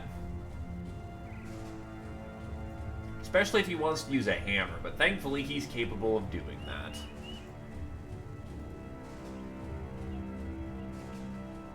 Well, you're certainly doing it now.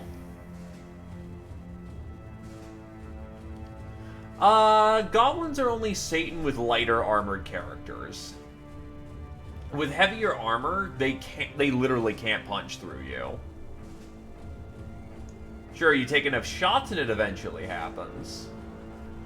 Oh yeah, these people don't like me too much.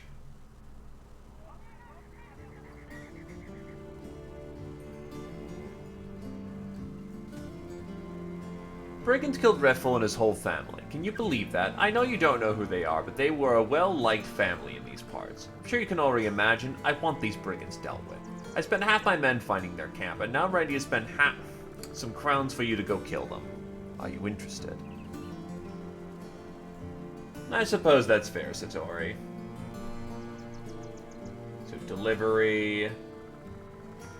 An old man sitting out on a hovel's porch when you enter the town. He spits at the very sight of you. Some balls on you showing your face around these parts, sellsword. He wipes his mouth on his sleeve, but I won't lie and say we don't need you, though I hate all the hells I have to admit it. Come then, you know to see if it's money you're after. Megabret the merchant will be always where you be. Megabret the merchant Megabret the merchant's study is lit by a warm fire. He offers you a seat and a goblet of wine, both of which you take. Sellsword, you're familiar with how dangerous the roads are these days. By the gods, that is some good wine. You nod and try to hide your astonishment. Megabret the merchant smiles tersely and continues.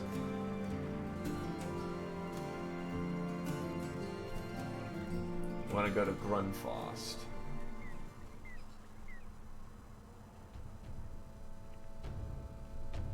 We just came from there, really.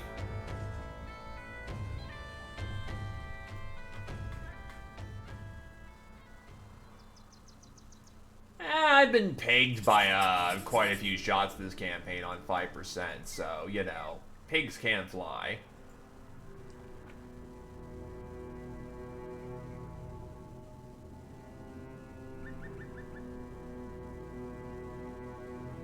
Woodsfolk, Butcher, War Dog, Raiders, Poachers, Thugs. Let's go.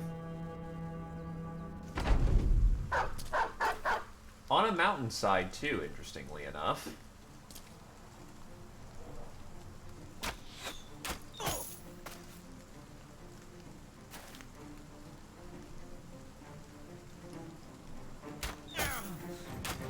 New shooter's not going to be great at what he does, but everyone's got to get started somewhere.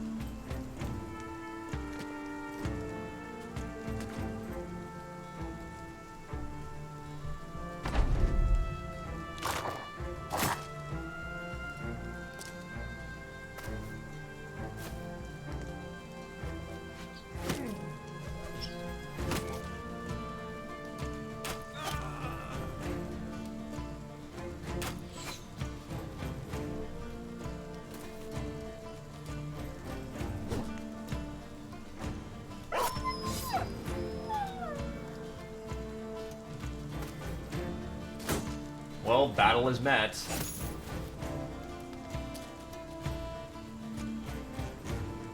I mean, trebuchets are solid designs, I'm not surprised.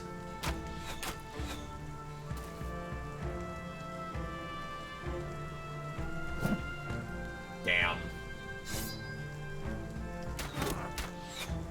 Double damn.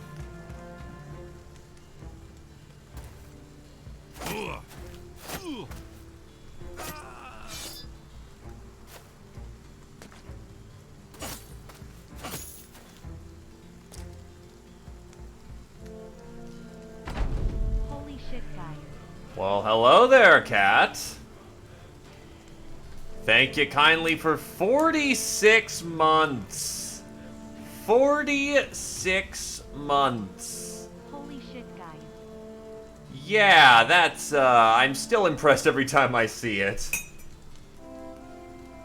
Thank you very kindly, cat. And never breaking it. That's...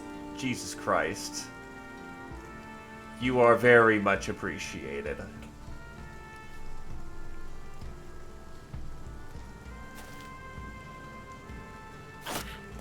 I do hope that the cat is doing well, however. I did see you tried some Lunatic Plus earlier. Hopefully those runs were going well.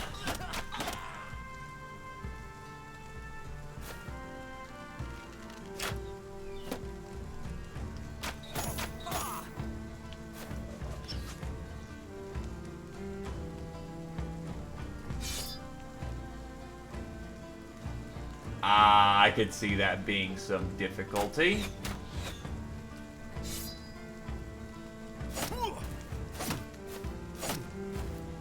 And it seems like no difficulty was imposed upon you, which is good.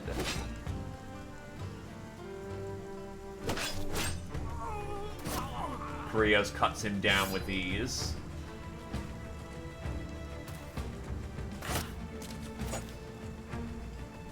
And the battle is met.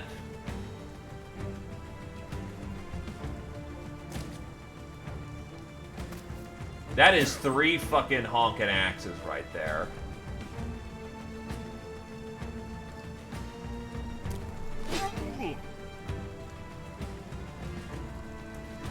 Well, poser, ready for glory?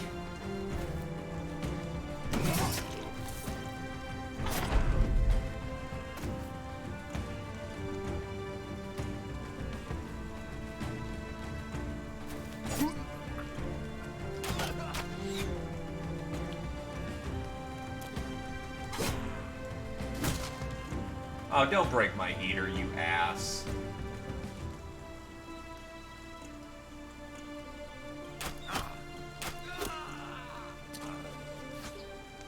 Here comes the first of the axe swings. Oh, that's a very good dodge. Holy shit.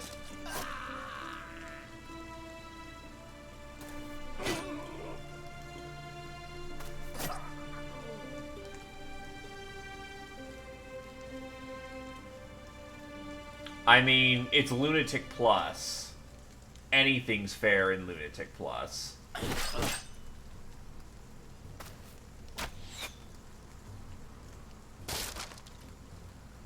You asshole.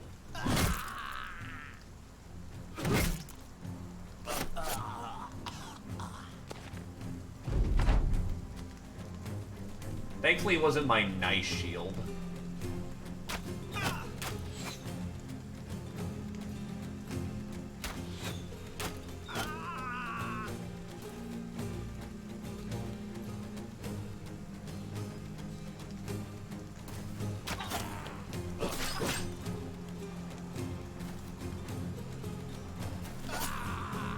It's over. Slaughtered to the last. Well, almost. One guy gets to run away and tell the story about how some schmucks came on in and ripped and teared like it was the goddamn Doom Marine. Well, that's because he's a good boy, and all doggos are good boys. I am glad to hear that he is in good health and he's nice and rowdy. Rowdy, getting, wow. That's howdy, get rowdy. Aldrigan the Burgermeister sips his goblet and nods. You know, I don't take kindly to your sword, but you did a good job, mercenary. Rondedet reported to me, even before you got here, that the brigands had been slain. It was a mighty fine work by the way he describes it, and, well... He heaves a satchel onto the desk. Here's some mighty fine pay, as promised. Crown's well deserved.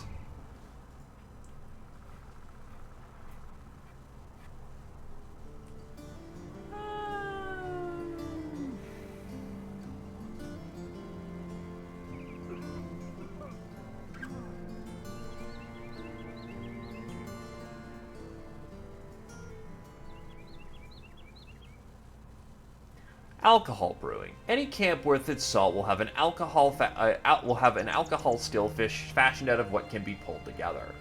Unlock the chance to get alcohol as a reward when this character hunts in camp. The rewards increase as you level up, includes beer, wine, and meat, and allows alcohol crafting to begin with.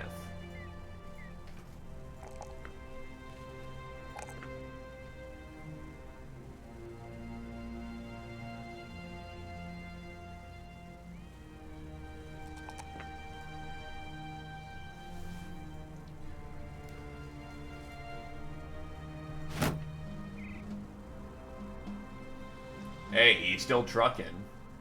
Give the boy credit.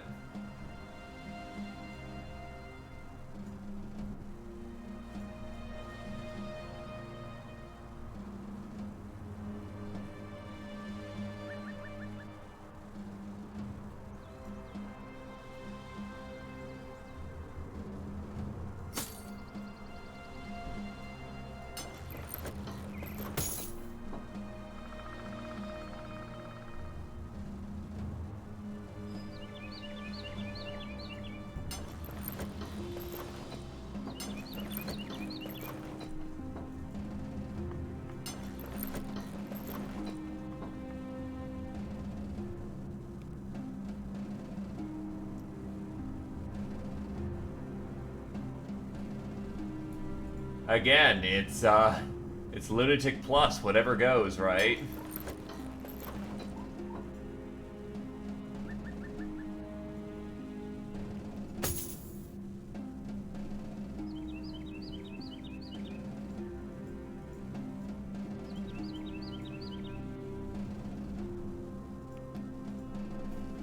Anyway, I think I'll take the contract, and here we go. It's a way of building up some reputation that I desperately need down there. You find a man standing next to a hole in the ground. Beside him is a metal stake attached, which the chain that runs into the hole. The hole is covered in goat skin. He regards you with a wave, but he says if you want to see it, you gotta pay. You ask what he's got. He grins. The darndest thing, sir. Few armed men stand off a ways. No doubt a part of whatever scheme is at play here.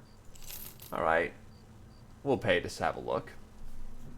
You flip the man a few coins. He bites them in his teeth, and you tell him that he should be wary of doing that. There's blood on some of them. He shrugs and pockets the pay. You come up to the hole, and the man throws the tarp off. A gruesome-looking Alp stares up and hisses at you with rows of sharp teeth with a face like curtain made of pale flesh. There's a shackle around its neck, and the man whistles at the reveal as if it was the first time he'd ever saw it there. Awful little bugger, ain't it? Don't get too close. It'll have you seeing things. Unless you want to do that, of course. Some folks do. But if you start seeing things and you enjoy them, then you gotta pay a little more. You should kill it. Such hideous creatures cannot stand to survive. You tell the man that it's likely its way out of the hole at some point and start wreaking havoc on the world, if not some more than usual in a fit of primeval vengeance. The man spits. Go fuck yourself. Get on out of here and you ain't getting your money back. You take one wrong step and I'll have to defend myself and my investment. Was a right bitch capturing that thing, don't you know? Zia Poser, you're an expert on these things. What say you? Zia Poser the Beast Slayer walks up to the hole and stares in, nodding. You don't have it captured. Elves can't be captured. The monster enslaver looks over and asks how so. The Beast Slayer laughs. Because that's no ordinary creature. The Alp is biding its time. You said it sends nightmares to people looking in, yeah? Yeah, that's right. Fears its blade and it's sharpening it right and steady. It's practicing its craft the best it can. Alps can use environments to put their victims in, and currently it's making do with the dirt. But eventually you'll look in and it'll be looking up. Ready for the very moment. And you'll find yourself in the hole with it. Not you yourself. No, the body would be spared. It'll take your mind into that hole. And it will be there, you and that monstrosity alone in all the dark this world has to spare. For how long? Days, weeks. A very dangerous Alp can cage your mind for what seems like years. You'll come out of it a fool, broken and slobbering and begging for death. That is, if you still have the capacity to speak by then. The Slayer takes a bow from one of the enslaver's guards and knocks an arrow. The Alp looks up, and its mouth blossoms open to rows of razor-sharp teeth. The Slayer shoots it right in the maw, killing it instantly, before handing the bow back and unfurling a journeyman sheet. This is the pay that I am owed, extra for saving your soul, and mine from the Alps harvest, forever harvest. We'll also be taking the Alps skin. Agreed? The enslaver nods hurriedly. Yes, yes, of course! You'll be splitting that with the company.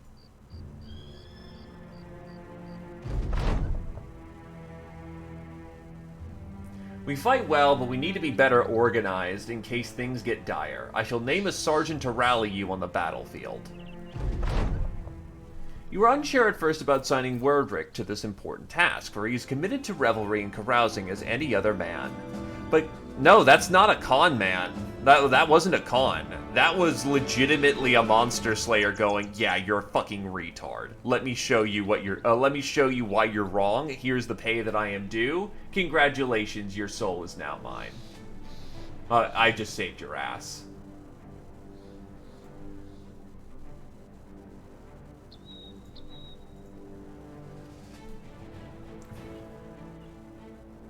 The Beast Slayers have a very rough start.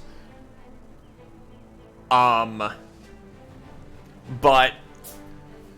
if they, it's not the price increase that makes the Beast Slayer start bad, because while that does reduce your profits, eventually you make so much money from just contracts and just killing things that you just don't give a shit. Honestly, it's getting over the initial problems that the Beast Slayers have and building up a steady force. They don't exactly, they aren't equipped for man-to-man combat. Get them equipped, get them over the hurdle, they rip and tear with ease. But Werdrick takes to his duties with a zeal that is first admirable and later worrying. Scoffing at dawn as the rising hour, the cowardly and infirm, Werdrick decides that everyone must start the day much earlier. He runs the men through the usual sparring routines and checks their equipment for splits and wear, but to such light work he adds strict rules about setting up and breaking camp, formation drills, lessons on flanking, forced marches with stones in their packs, and a detailed punishment regime for anyone who dares fall behind. Words such as backbreaking, cruel, flint-hearted, and merciless, as well as dozens of other saltier epitaphs, ring in the air whenever Werdrick is safely out of earshot, though never when he is sleeping, for the brothers have learned that Werdrick the sergeant never truly sleeps.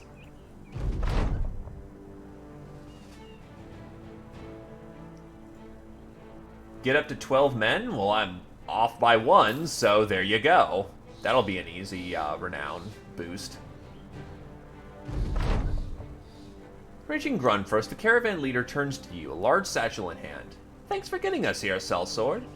You take it and hand it over to a Loktavos snake in the eye for counting. He nods as he's finished. The caravan leader smiles. Also, thanks for not betraying us and, slaughtering us to a man and all that. Mercenaries get thanked in the strangest of ways.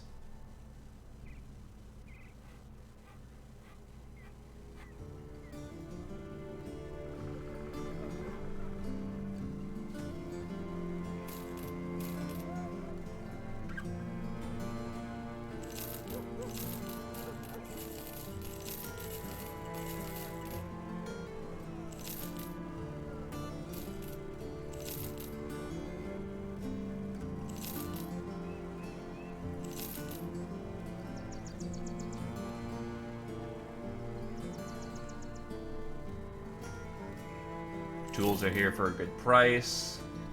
What's the new contract they have here? As you settle into the room, Stein the Guildmaster finishes a goblet of cobra wine and heaves the cup out a window. You hear the din of it clatter hollow far, far away. He turns to you.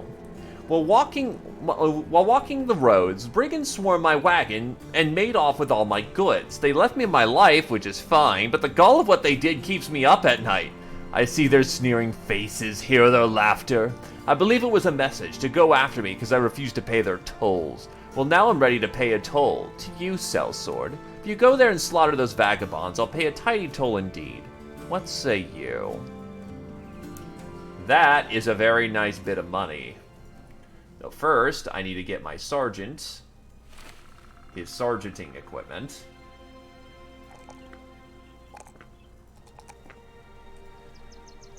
Get him Polearm Master.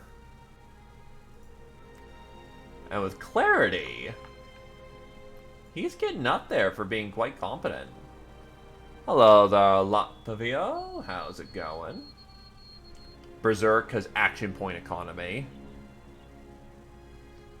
I mean, I don't not allow links around here. So I guess go ahead.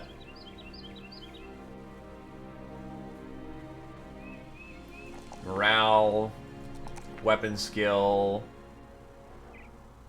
and you know it's some fat. He needs fat. Indeed we have. Actually, you know what? I should probably up... Your hand axe is doing solid work. And I want you in some heavier armor. To be fair, yeah... Yeah, I'll keep you with the shield for right now. But once I get you in heavier armor, that's being replaced.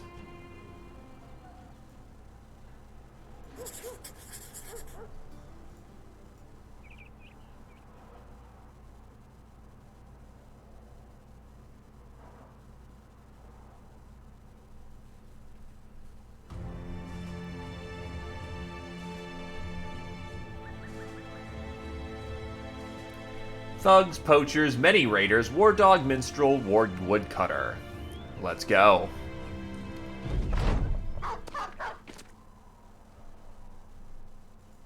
Ooh, a pike. That could be dangerous. And he's holding his line for the moment.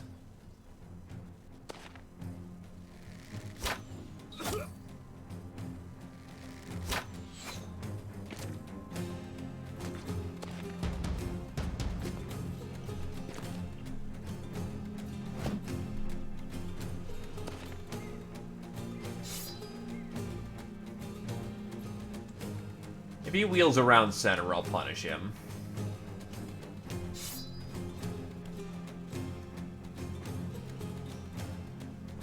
Very nice, very nice.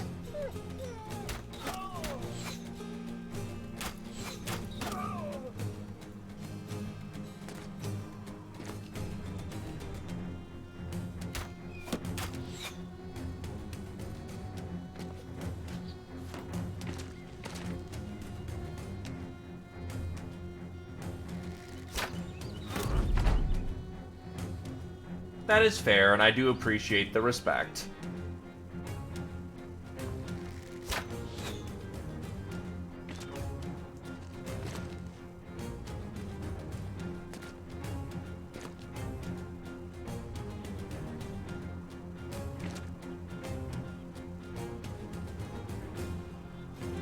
As you should, that map is cancer. Oof, that's 2 hits on Agralof.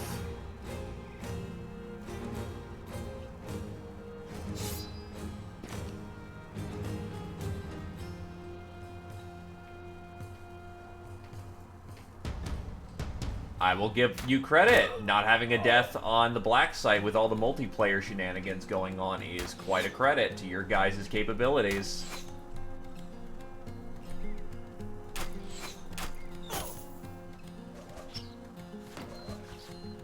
Alright, we gotta push in slowly.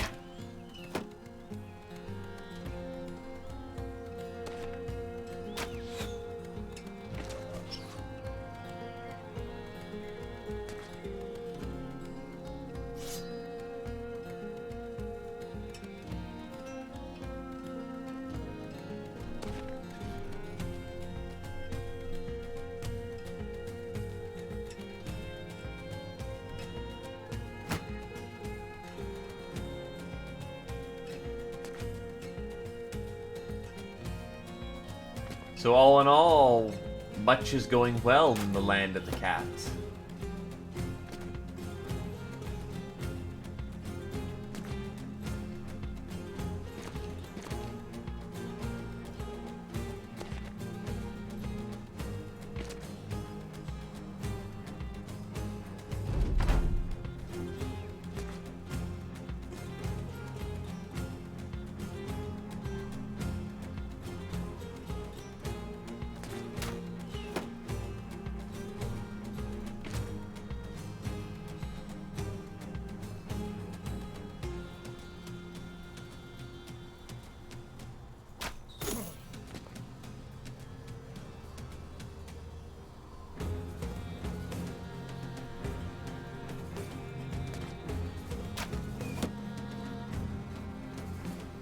That tree's gonna block my advance to some degree.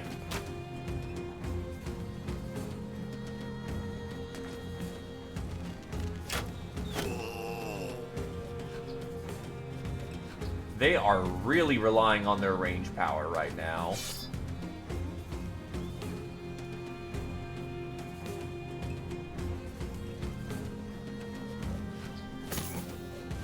And they daze Zeo. That's a lucky throw.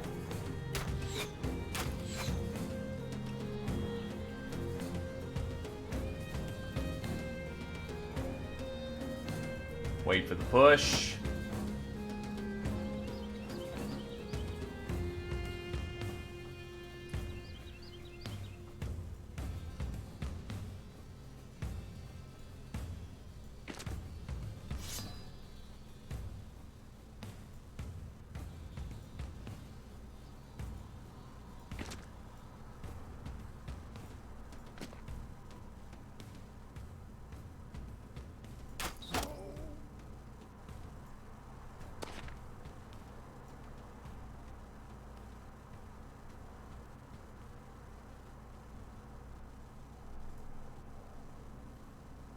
I will slip in Z Opposer to hit their range line from the flank.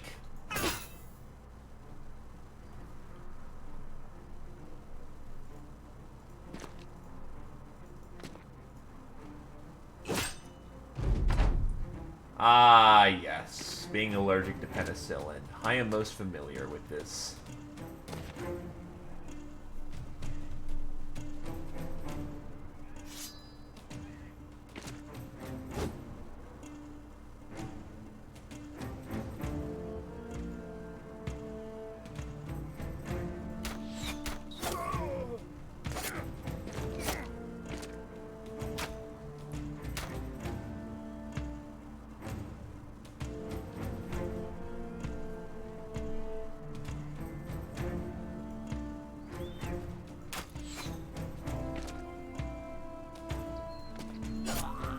Oof, poked him in the face.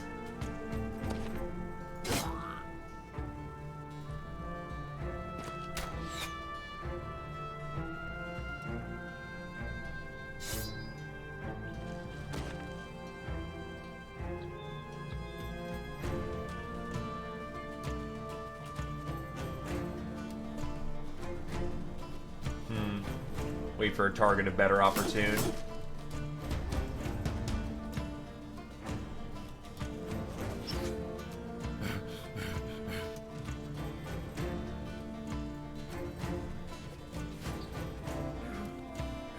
How badly does that? Okay, just less damage. Clonk.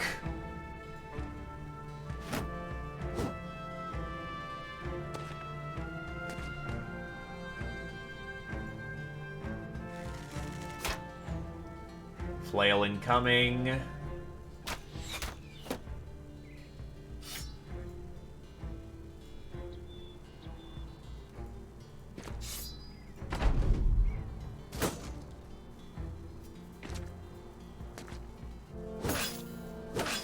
Ow.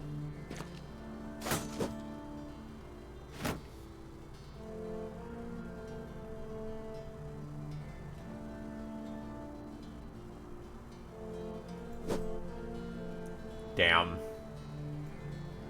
That's a swing and a miss. And that is my archer under threat. That needs to, like, not happen.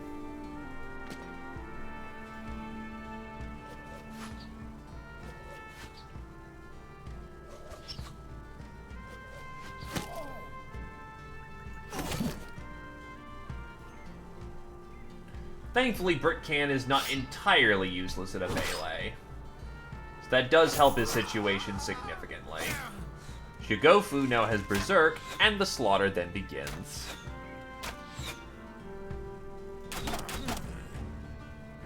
Two solid hits from Grenadier.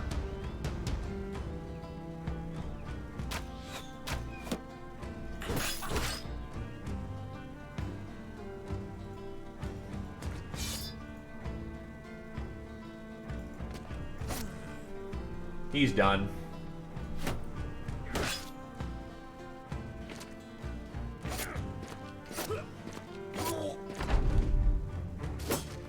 That pike is very deadly.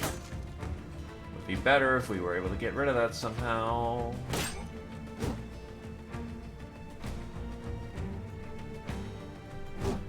.61 miss, unfortunately.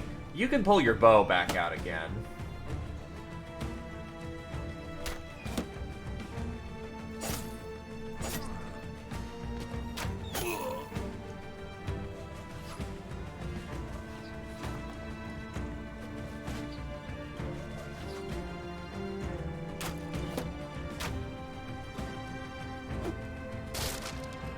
Oh god, no shield. That's a problem. That's a shot in the lung.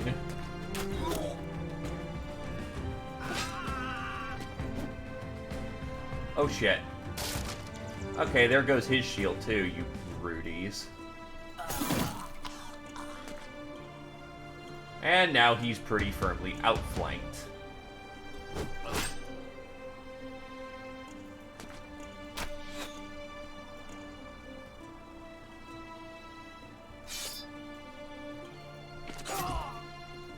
And they just morale cascaded badly.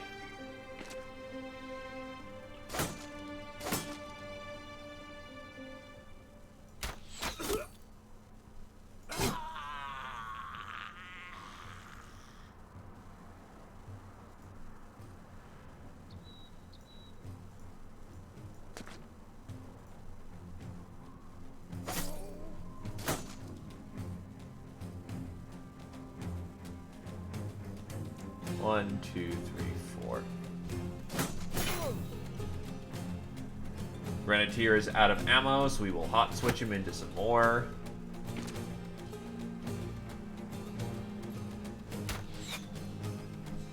You are out of ammo, and I know you don't have yours equipped yet, so you're actually effectively just out of the fight right now.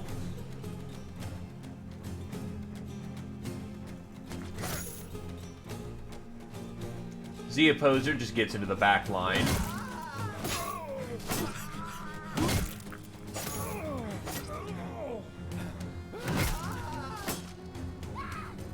And Z Opposer just nearly slaughters 4 of them just by sitting there.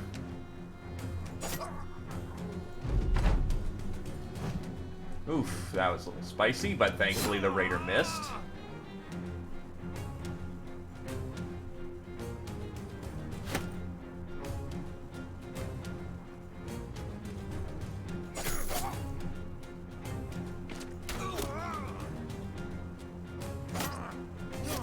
Oh god, he nearly just ate that and died.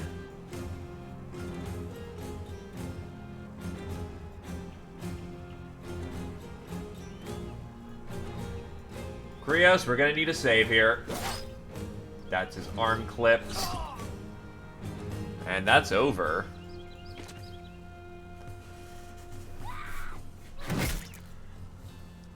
And only the Bard is there to tell the tale.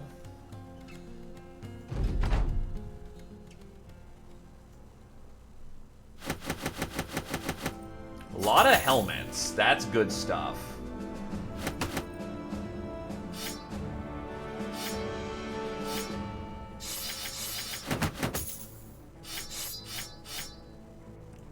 And a falchion too, honestly, which is also good money. Someone's gotta be alive to, you know, regale the story of shitting bricks.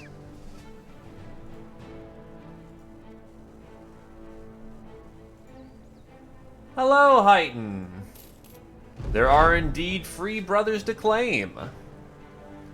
Stein, the guildmaster's desk, is blanketed in dirtied and unfurled scrolls. He's smiling warmly over them as if crooning over a pile of treasure. Trade deals everywhere. Happy farmers, happy families, everyone's happy. Ah, it's good to be me, and of course it's good to be you, Sellsword, because your pockets just got a bit heavier. The man tosses a small purse your way. Then another, then another. I would have paid with a larger satchel, but I just like doing that. He cheekily tosses another purse, which you casually catch with this sort of unamused aplomb of a man who still has fresh blood on his sword.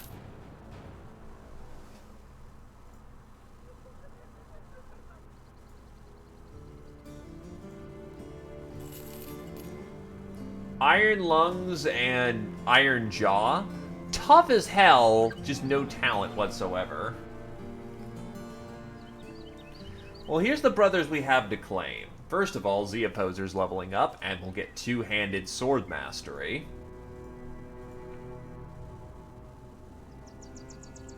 Oh my god, all of these are fantastic levels.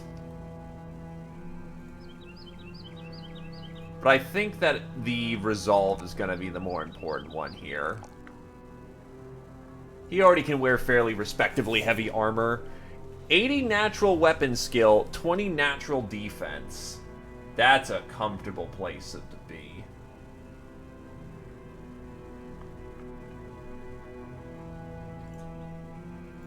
The shooter will give himself a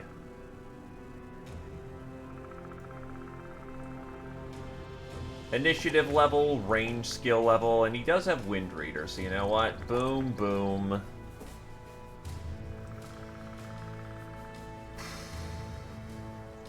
And boom. Student Krios of Berwick.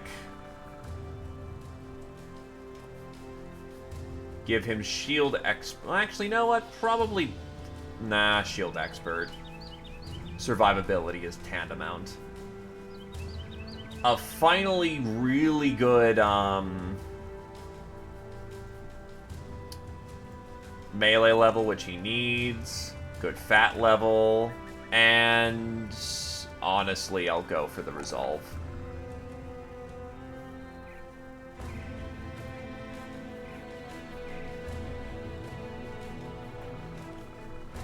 But yes, Heighten, currently the brothers we have on standby right now is a Wildman who is an absolute melee monster but doesn't have too much direction on what he wants to be. Unfortunately, his resolve, he's just basically going to be a rally bot.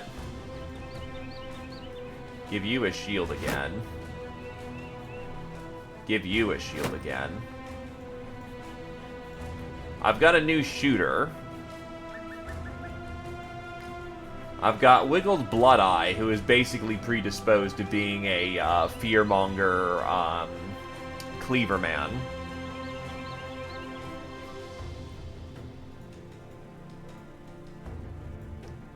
And I've got a sergeant in the back who's not particularly great, but hey, monks are useful for that kind of shit.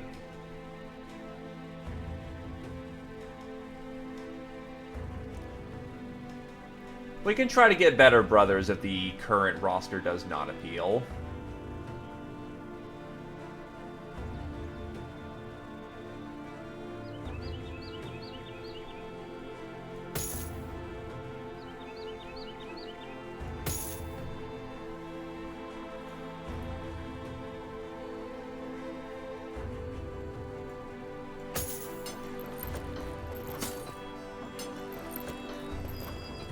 Nasal helmet.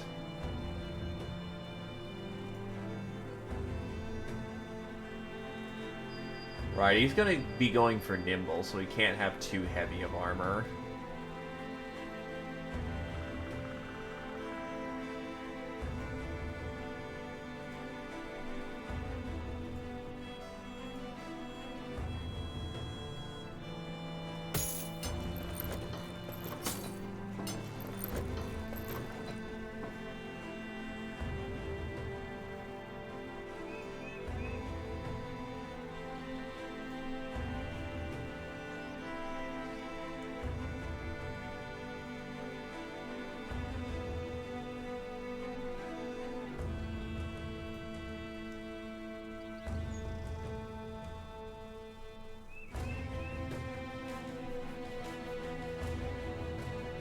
Got a little bit of chain on it. It's not great chain, but chain is still chain.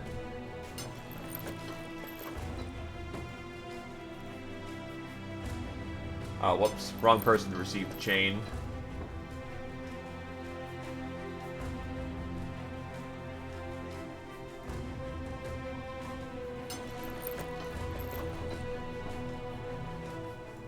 Anyway, time to head into town and start pilfering some of this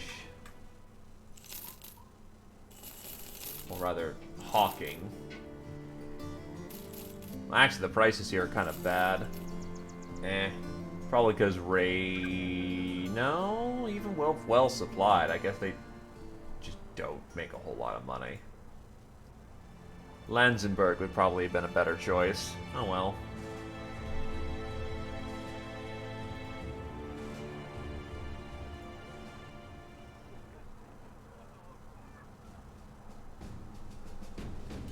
Yeah, I'm probably also affected by my selling penalty, which is a little rough, but whatever. You know what? I'll just sell it.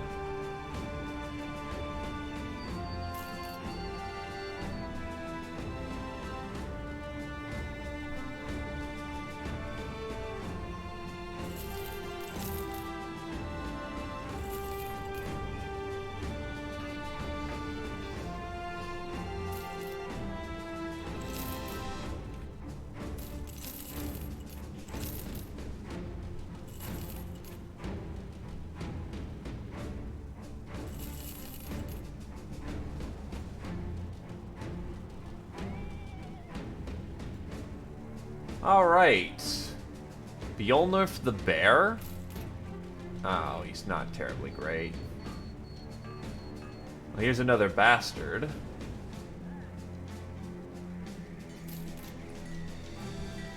He's terrified of fucking everything, of nobles and beast.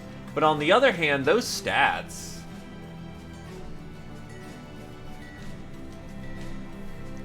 If I'm not mistaken, you can get rid of those.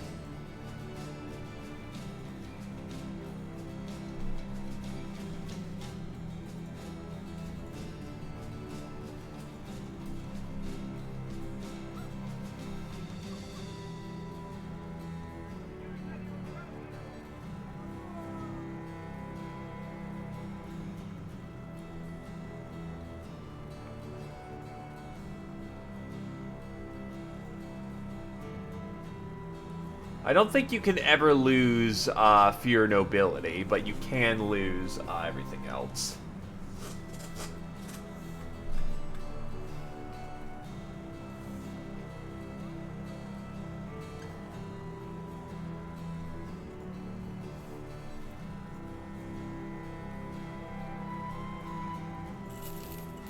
Three dot health, 2 dot melee, 1 dot melee defense.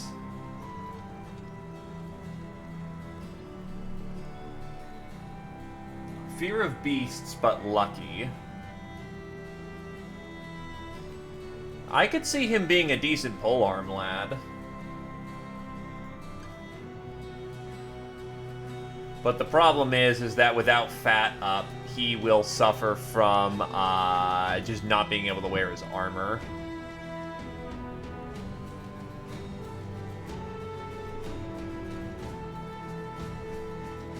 So that's a does he build nimble, actually?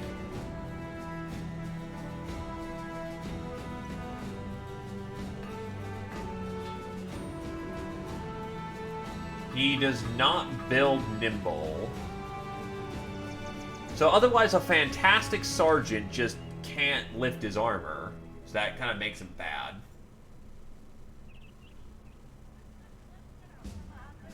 You're also Battleforge.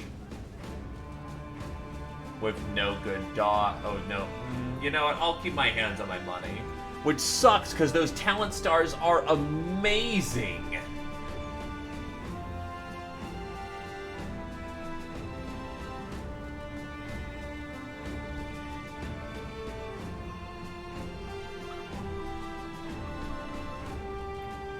And these chain and other armor layers weigh a bitch and a half. Well, cost a bitch and a half.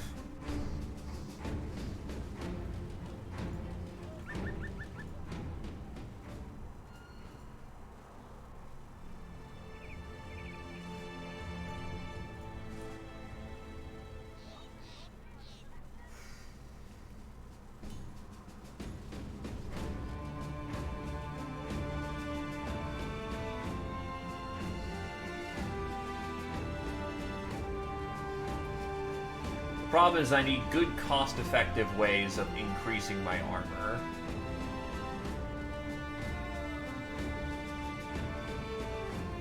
I'll try another armor smith.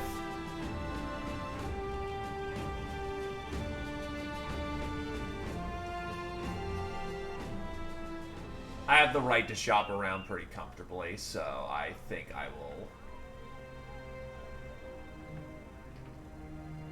Yeah, like that town over there's got an armor smith. So we're doing alright.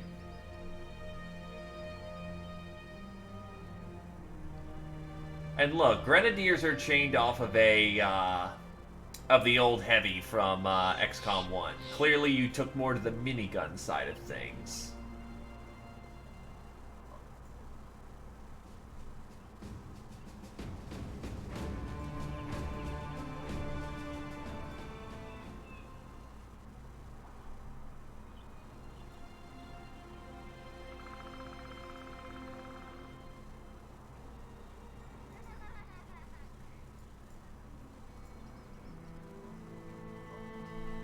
Medicine's in good supply.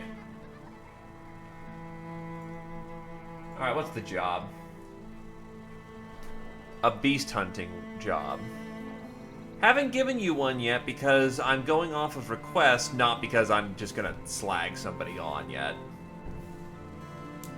Eridard the Councilman's got a satchel with a scroll attached, but the name written on the paper is not yours. He weighs it carefully, the lumps of coin curving about his fingers. Their chink and clanks muted.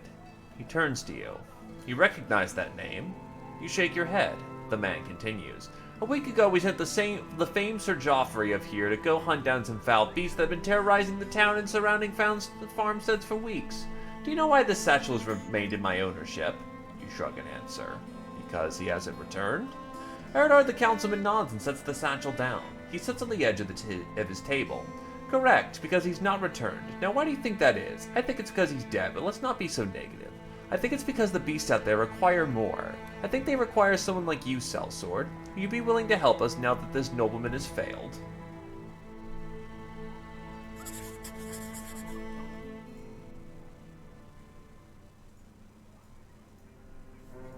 Not chairs. That's an interesting situation. Especially with people on light armor.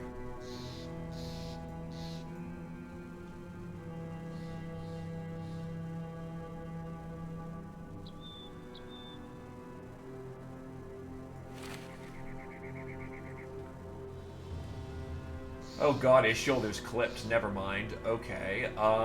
Can I handle 24 not chairs? That is a very good question.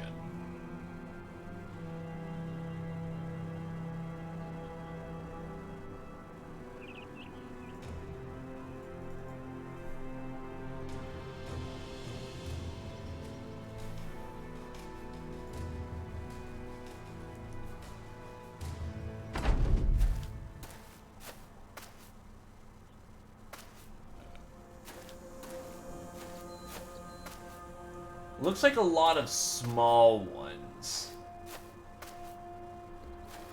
So if I do this correctly, we'll be fine. Okay, one level 2 in the midst, just to fuck with us.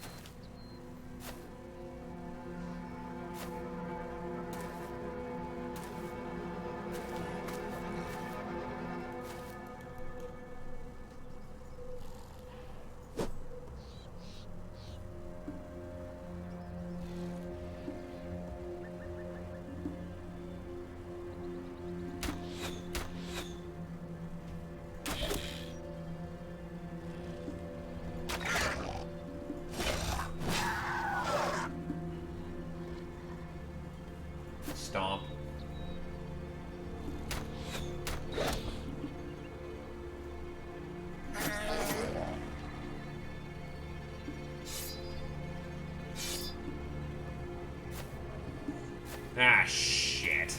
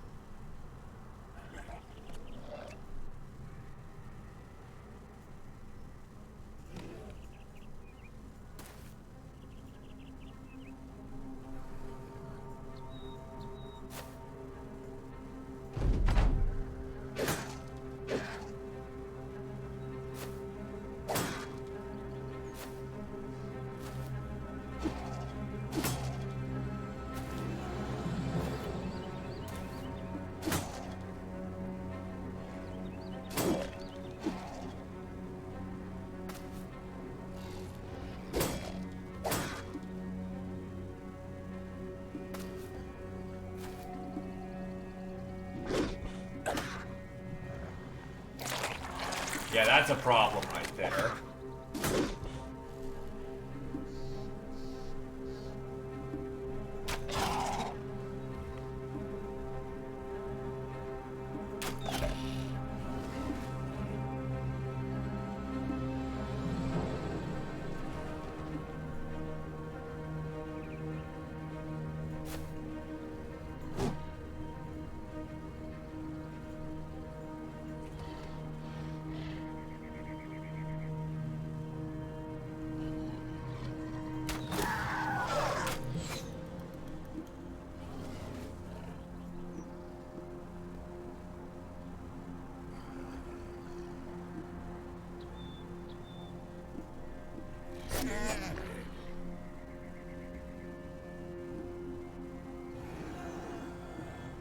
One must be very precise in their movements here.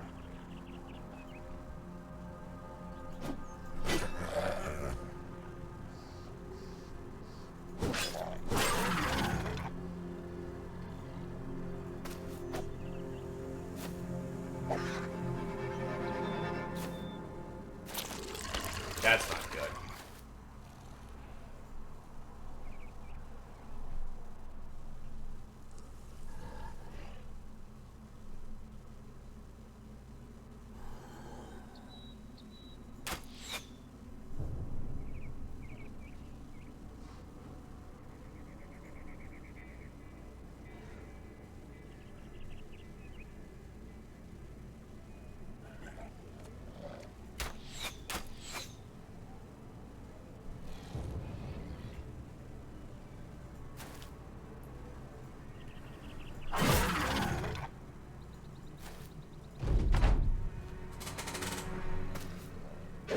There's still plenty on the field who could absolutely fuck our day up.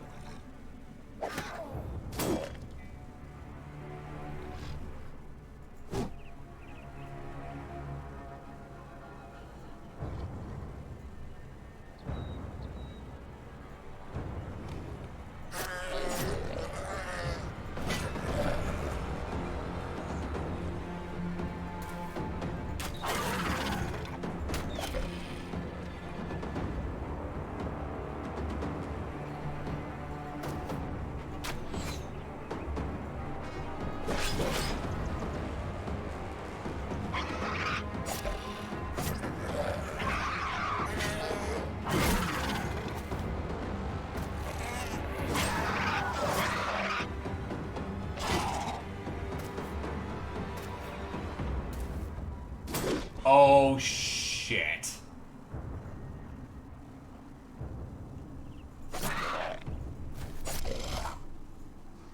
That one is about to tear up badly.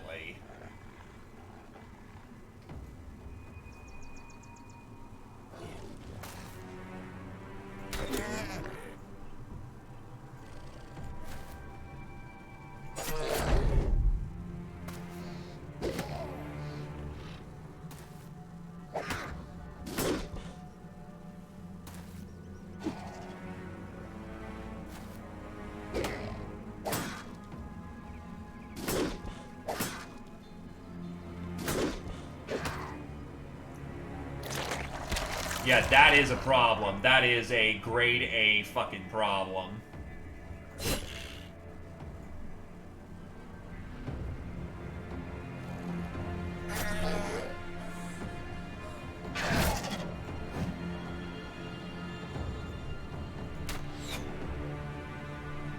And of course you just ran out of ammo this exact second. Fuck.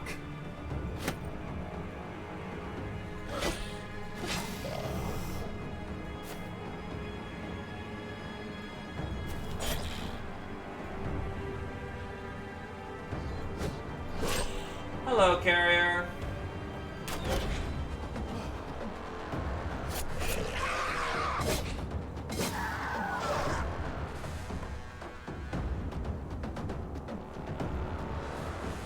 Well, we're about to hit a bit of a rough patch here for a moment.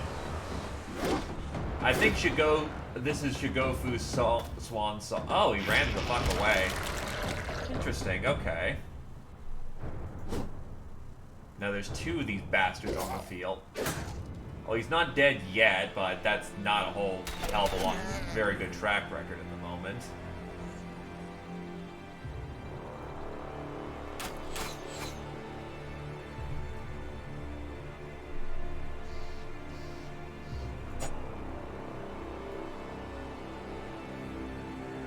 Gray's neck, unless he literally doesn't get hit for the rest of the combat, he's... Oh, we end this within, like, a round or two.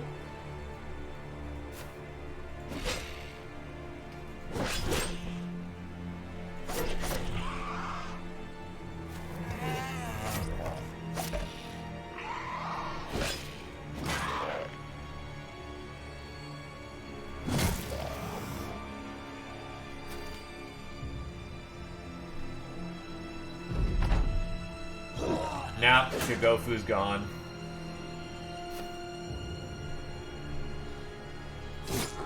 It is what it is, unfortunately.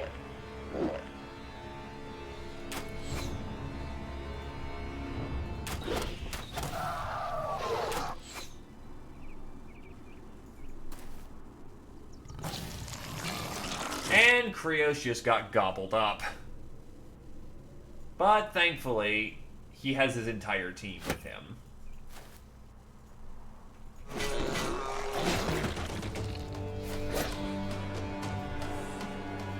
So a little post-traumatic stress disorder, but he'll be fine. Oh god, he just dived back in.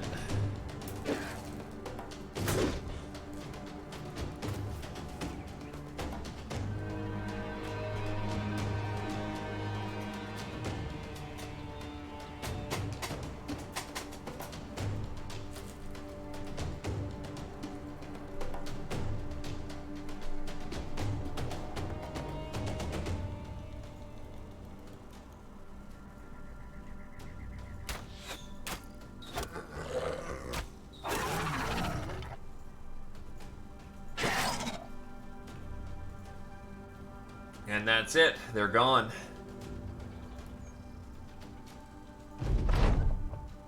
Yep, Shigofu's unfortunately just dead. Oh well.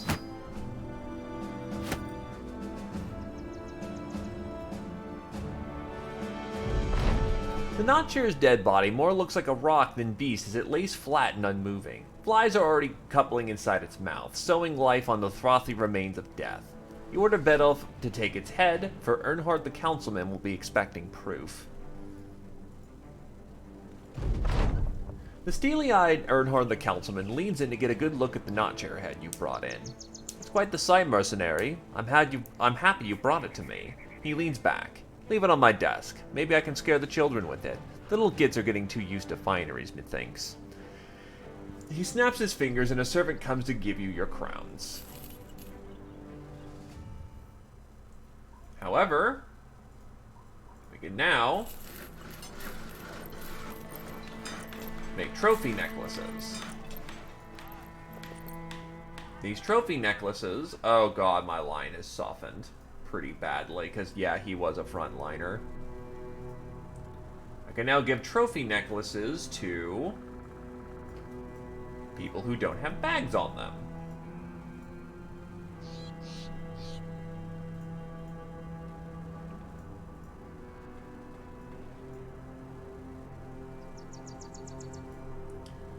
bit oof.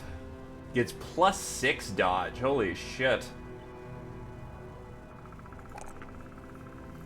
Range skill. And some range defense. Dodge, dodge, dodge. No question about it. Brit can.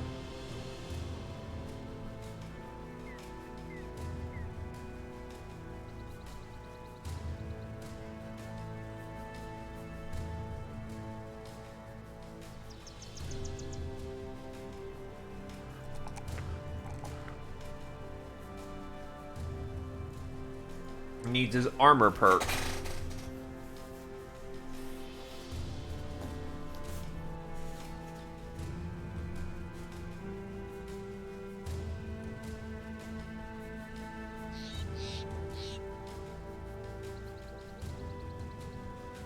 Yeah, we want to give him his armor perk.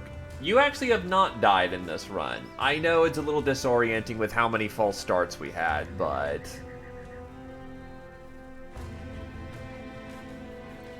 yeah, let's get him his armor perk. Leaf.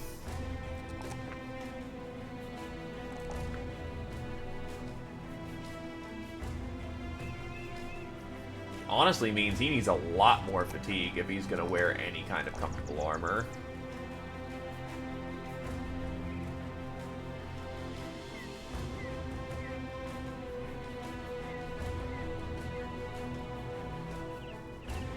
Give him Shield Expert for better survivability.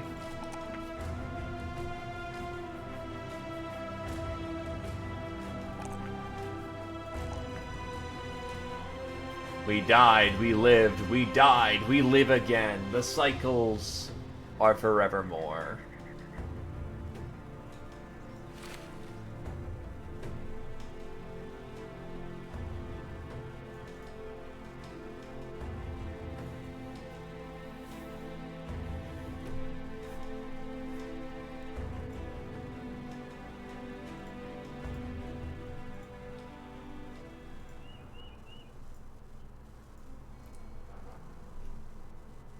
In either case, we are heading to the Armorer.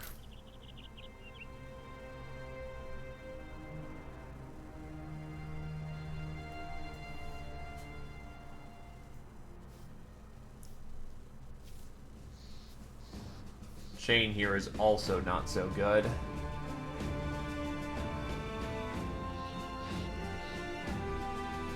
But at least there's a few intrinsic upgrades. Footman leather armor, sellsword leather armors, and a light mail.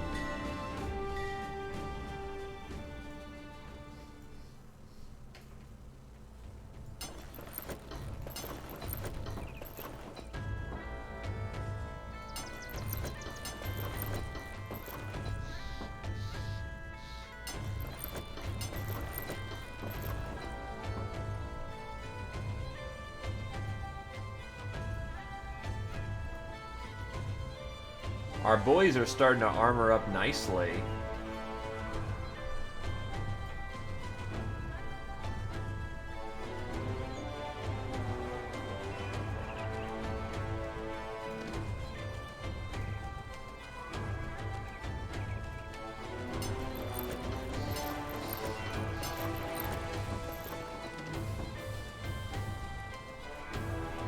Alrighty.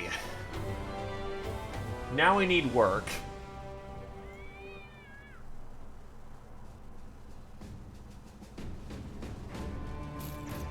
Actually, those are cheapest chip tools. Gonna just sell off all the nacho bits.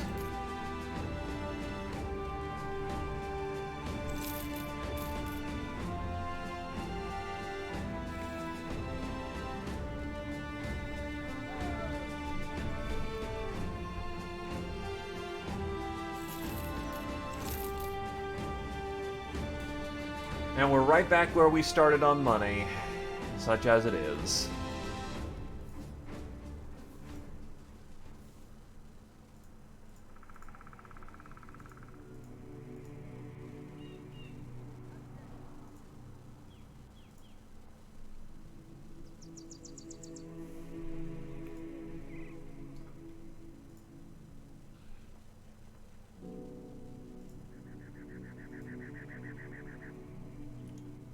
I will say, given how the map has been generated, the town wealth of everyone's been really low, which is not good, because I think if you drop low enough on wealth, it actually can make towns go away. 3-dot contract for... John the Burgermeister pours himself a drink, stares at the cup, and pours himself some more. He seems to drain it in one gulp before belching his news. Brigands killed Pons and his whole family. Can you believe that? I know you don't know who they are, but they were a well-liked family in these parts. I'm sure you can imagine, but I want these brigands done with. I just spent half my men finding their camp, and now I'm ready to spend half... some of my crowns for you to go and kill them. Interested.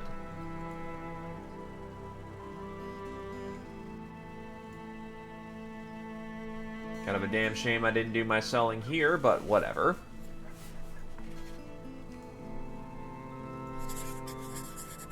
Healthy amount of crowns, I can definitely agree with that. Let's start upgrading the quality of people's spears on the spear line.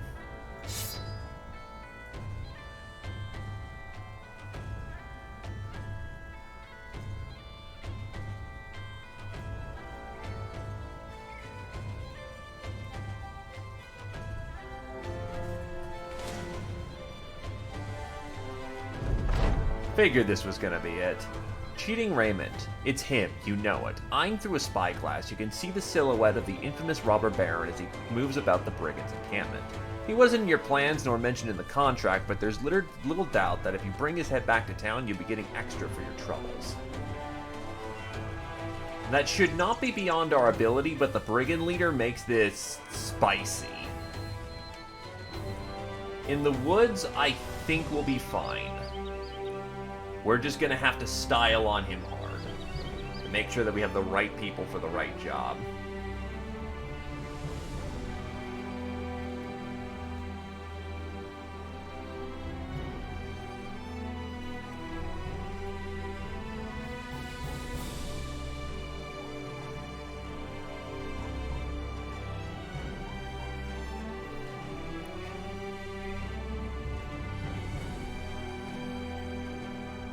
I think this can be done. Let's get her done.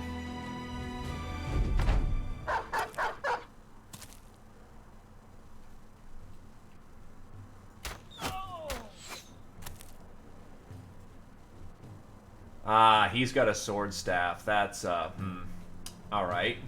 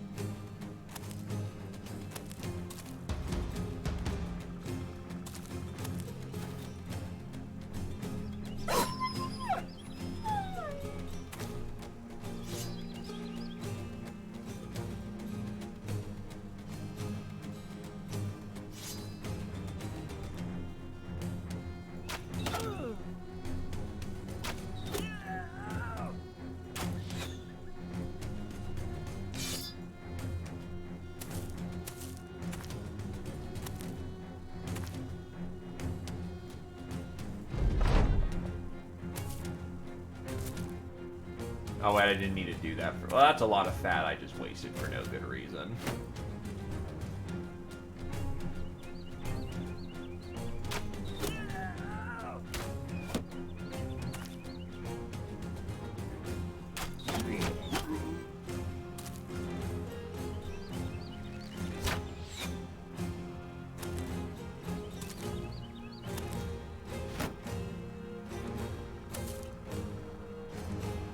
Steady as she goes.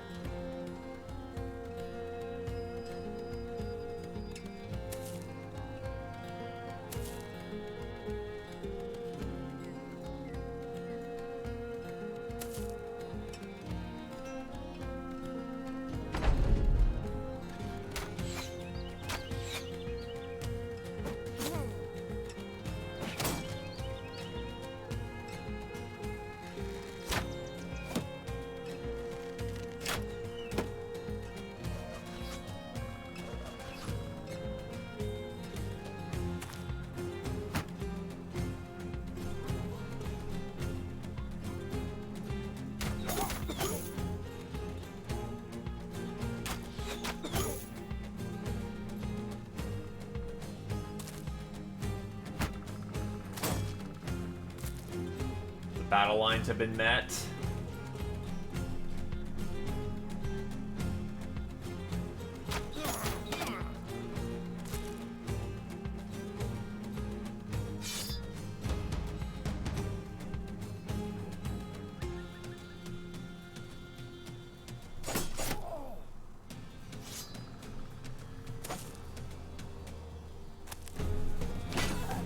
Okay, she's going down. There is no fucking way that she makes it there.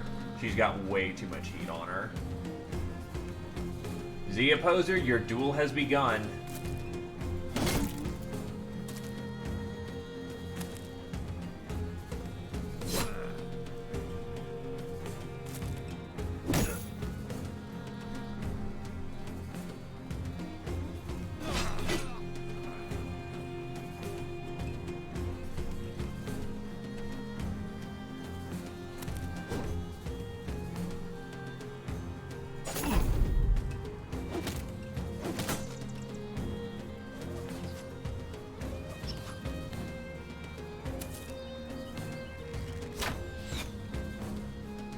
She's got way too much heat on her. Yeah, Oh, that's not good.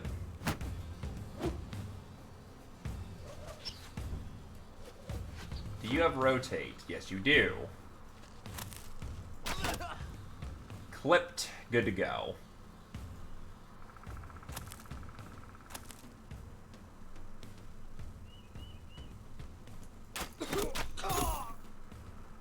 Nice, nice.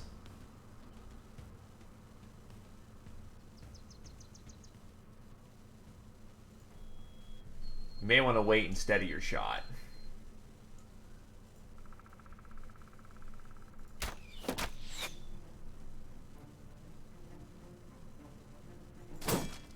Damn.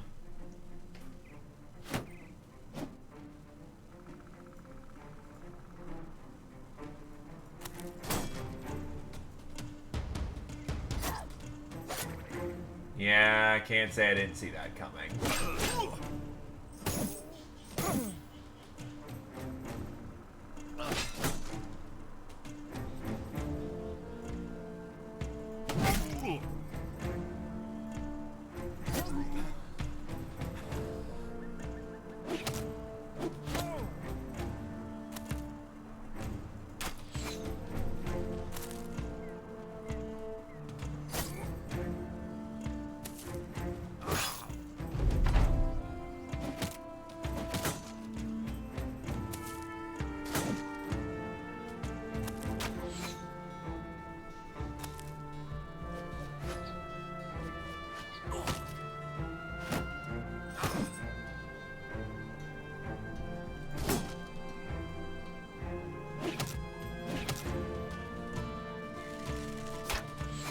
People are taking some pretty bad clips here.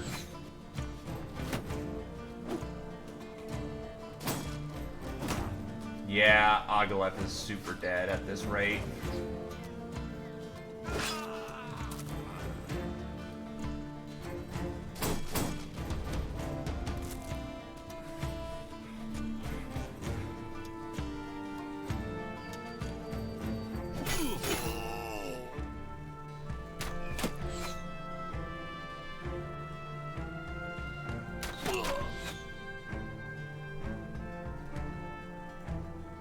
Restock ammunition.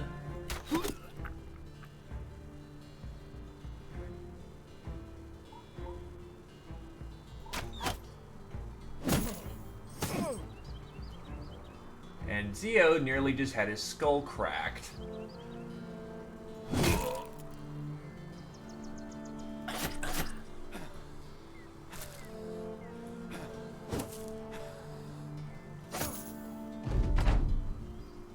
If Zio doesn't get out of that situation, he's probably dead, because that fucker with the mace keeps hitting it. Oh, the flail keeps hitting him in the head.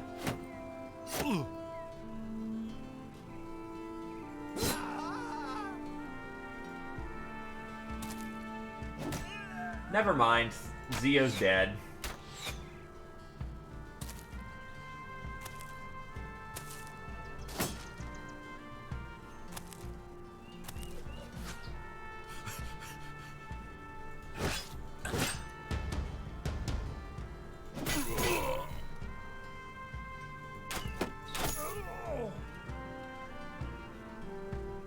Right, you still have no natural weapon. That's bad.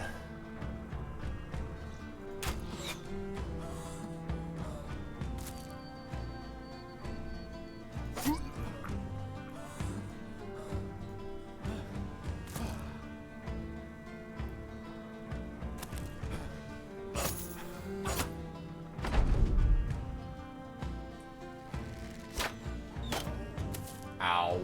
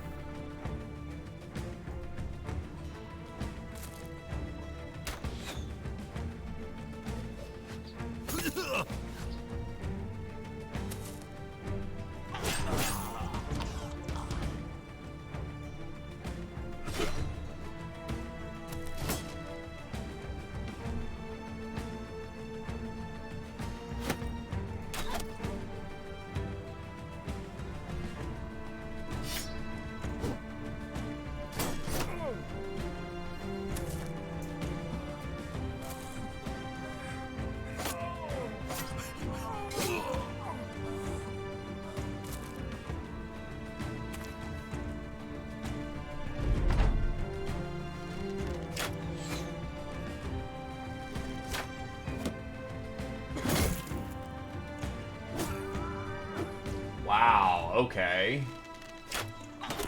Fuck me, this miner is absurdly lucky with those hits.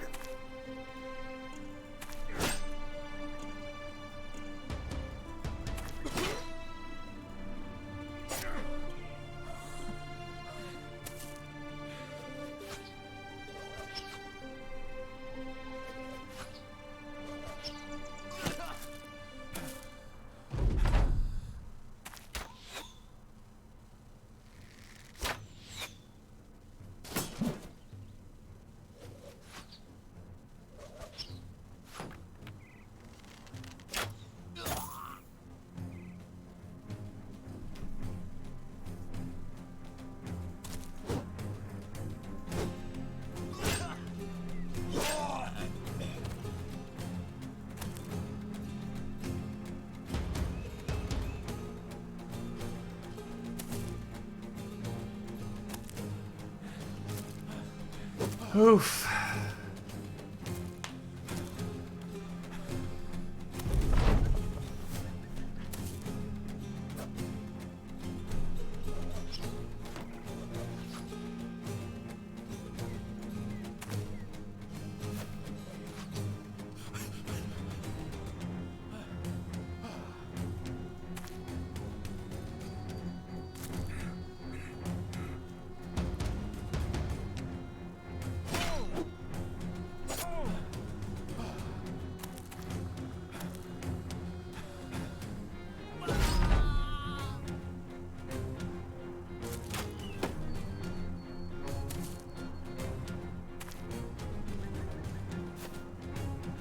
Meet him in melee combat.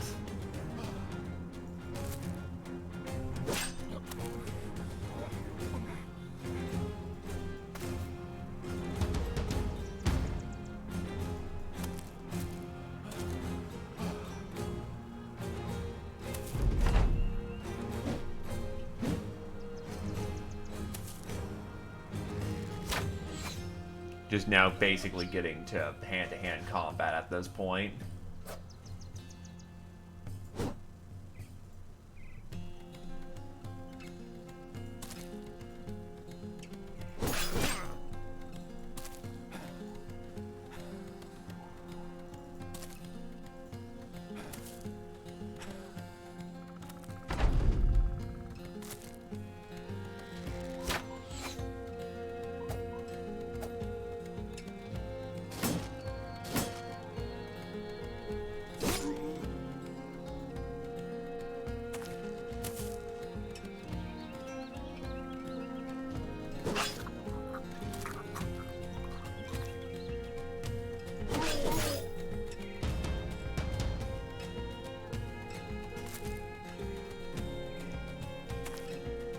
Give them credit, they're still fighting it out.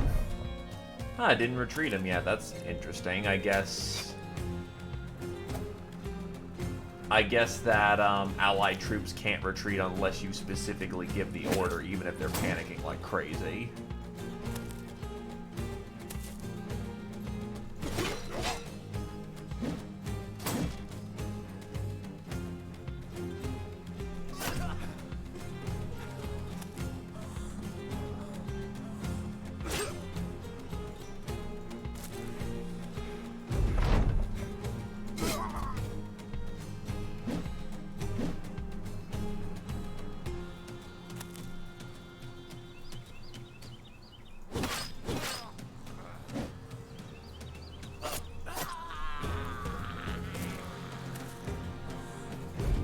Okay, so... Raskolka lost her ear. Agraluf is just made useless. Z-Opposer is super fucking dead. And Bitterluth is also super fucking dead. Well, it was fun to have a greatsword for a while.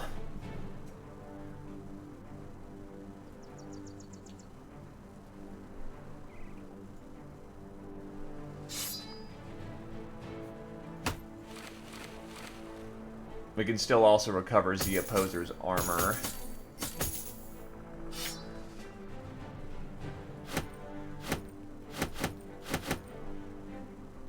Got the sword staff.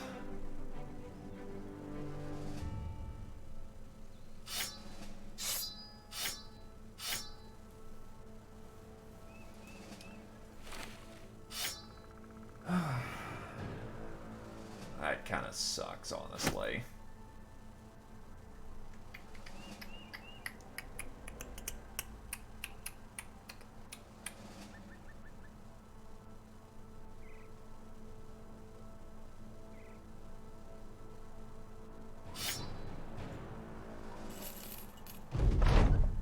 Cheating Raymond lies dead at your feet. You turn the body over and straighten out the neck, giving your sword a better target. It takes good 2 cuts to remove the head, which you quickly put into a meal sack.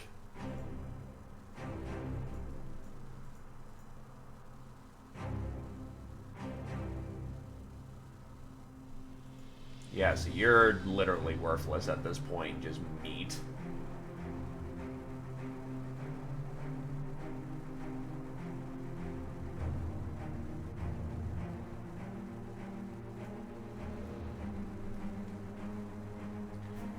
And I think it deleted my bags and some other things. That's very nice of you, game. 10 out of 10. So I guess Alattavio inherits the opposer's old armor.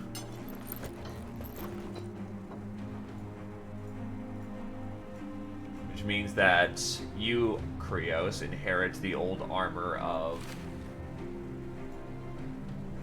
that lad.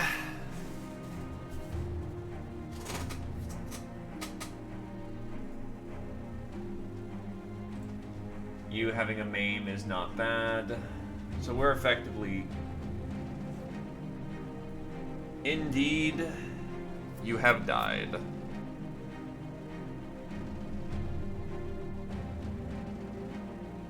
Look, I'm sorry. You got flailed in the head like 3 times and it brained you. The fight did just end, though, so...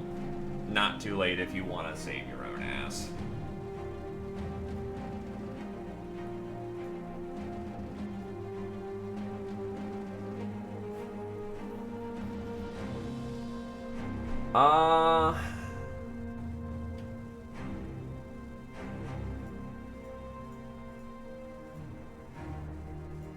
Not anyone you would want.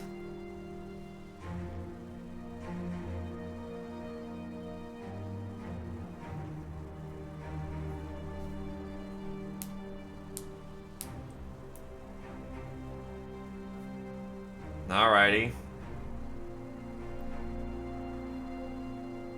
Not gonna spend the points to roll back the clock. I can respect that.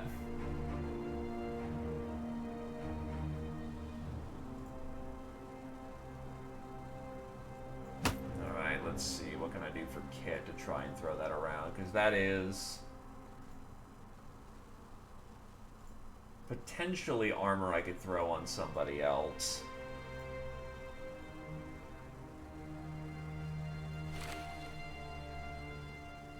God, he has just no fucking fat.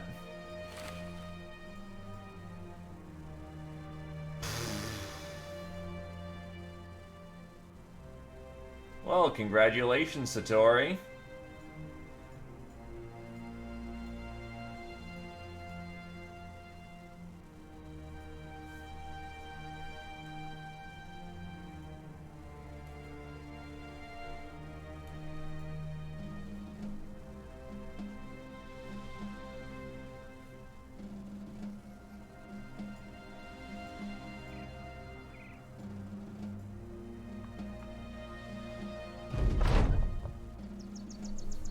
The battle over, you look over the destruction-knitted rot. Bidif is on his back, staring blankly at the skies with glazed eyes. Other brothers litter the ground. They are ill-shaped, ragged, fractured, and fragmented, and soon fermented. It is a collectively cruel end. And now the flies are gathering, dotting the dead like skittering moles. They copulate on cold skin with shameless abandon and set about burrowing the next brood in the still warm gore. Wigrick the sergeant walks up and asks what it is you wish to do with the bodies. Let us honor the dead. You nod towards the dead. Those were some fine men, and fine men get a fine burial. We'll honor them as we should. A good hole to sleep in, crowns in which they can spend in the next world, and a feast to celebrate. I expect the same to be done to me. The surviving men cheer and begin preparations.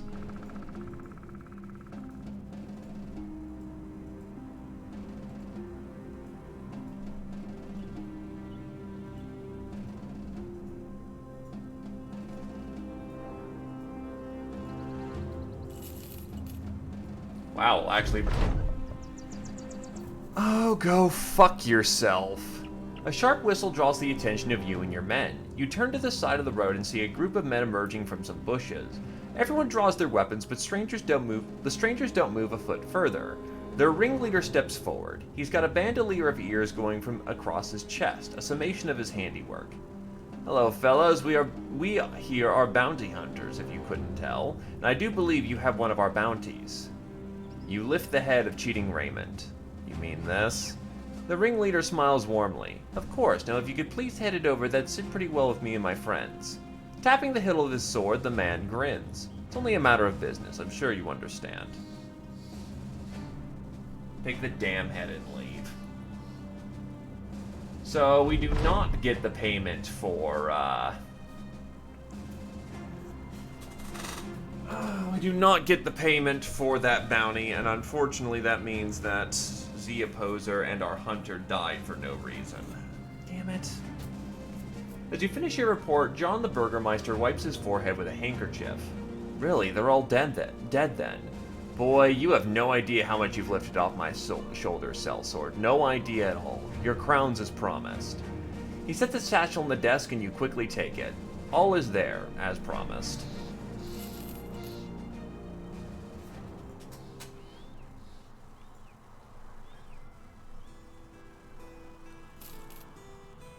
I mean, that's a fucking tanky boy, but not much in guards.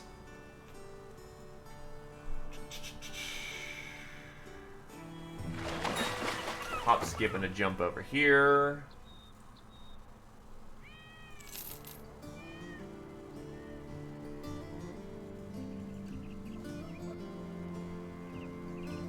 Oh, nightmares and greenskins. That makes sense.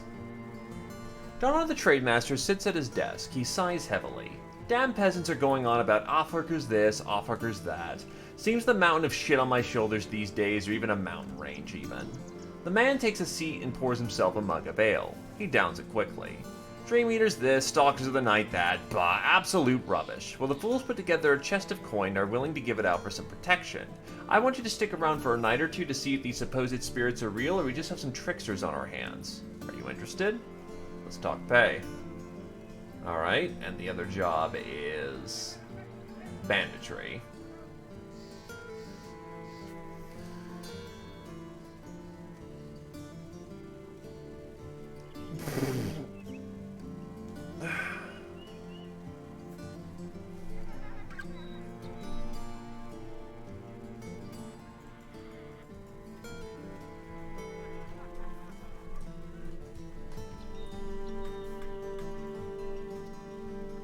Well, I mean, call the ball here, because I'm about to go dive some bandits, and once I'm in that combat, there is no walking that back.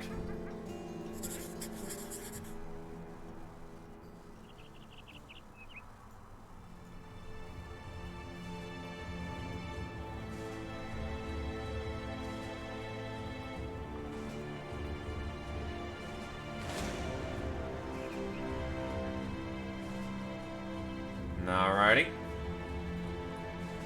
So let's see. Injured shoulder. Actually, with the amount of wounds I have, that's,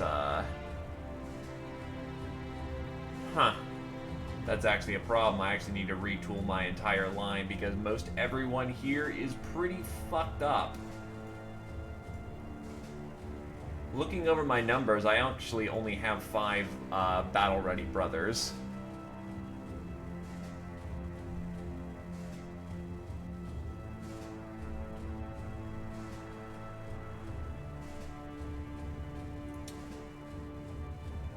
I also didn't sell shit, so I'm not gonna get any fucking...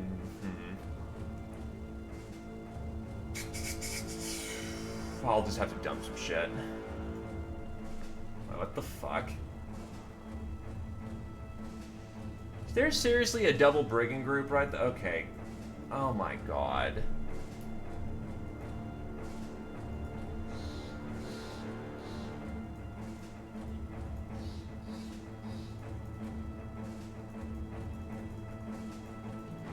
So it's a double stack group. That's very rude.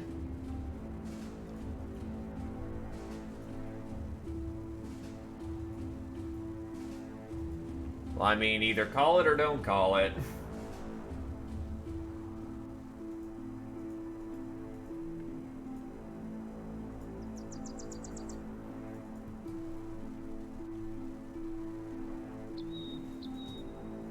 No, okay, they're splitting up.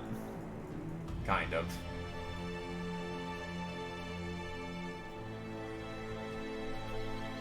I'll give it one last call at this point, so...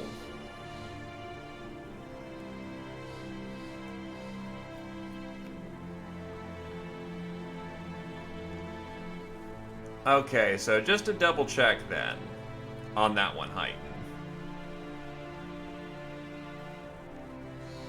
Is that for this group? Or is that to roll back to the last fight? Because kind of people going left, right, like, firm answer here. Roll back to last fight, or is it for this group specifically?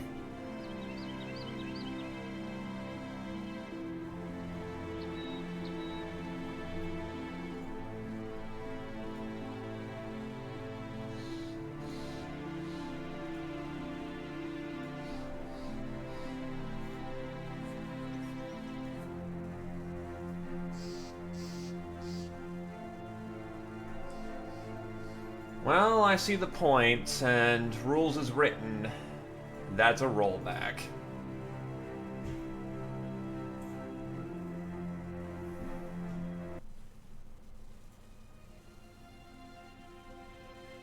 Honestly, their leader is not that bad.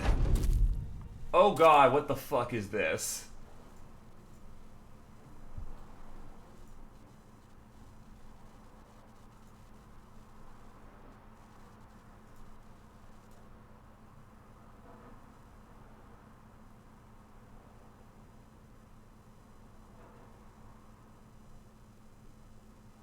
Oh, I know it's what the glitch is. I'm just like, oh god.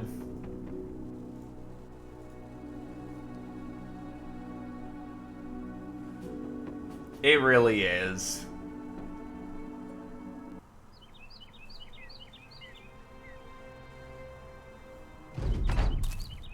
Okay, so no height advantage this time.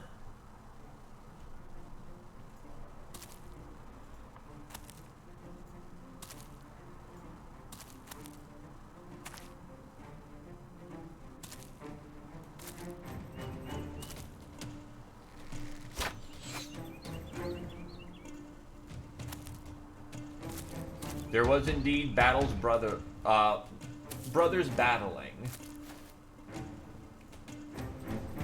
So the battlefield's literally cut in half right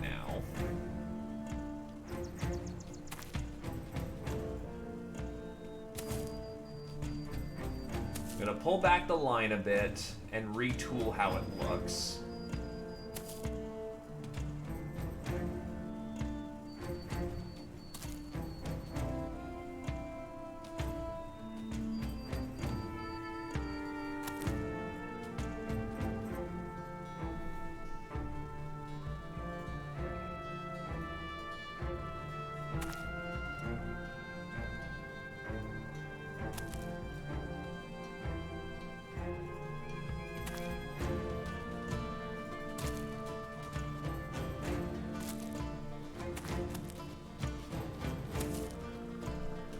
There is indeed an archer, provided he survives this fight.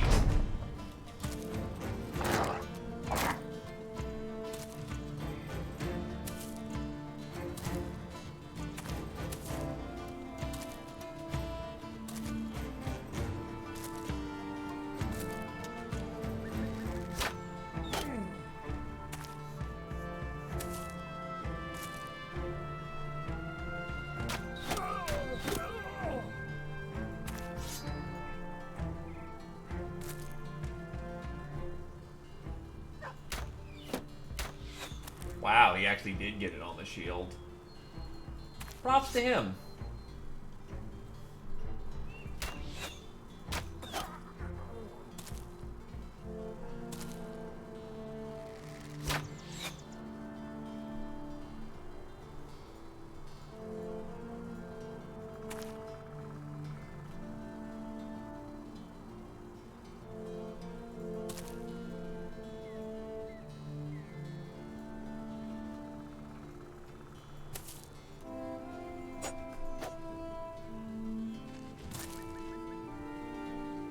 My line is a lot wackier this time around. But they're also not charging me as fast, so that's different.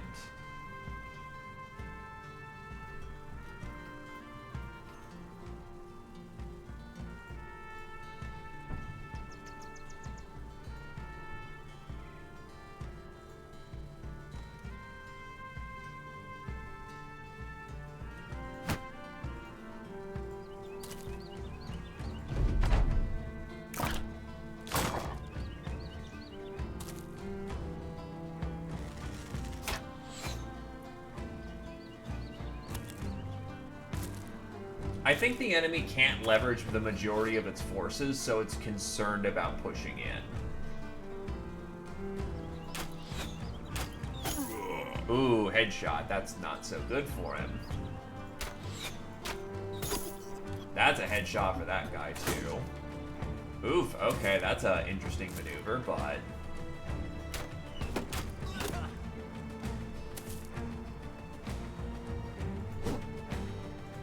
yeah, now that their leader is in combat, they're gonna want to dive.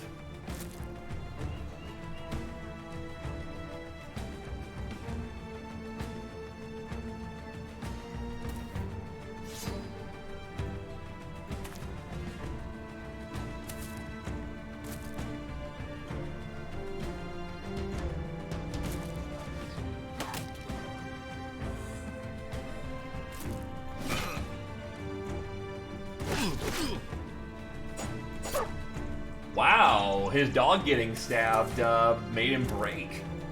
That's very good, actually, because if we can just alpha strike the leader, that fucks up their morale bonus hard.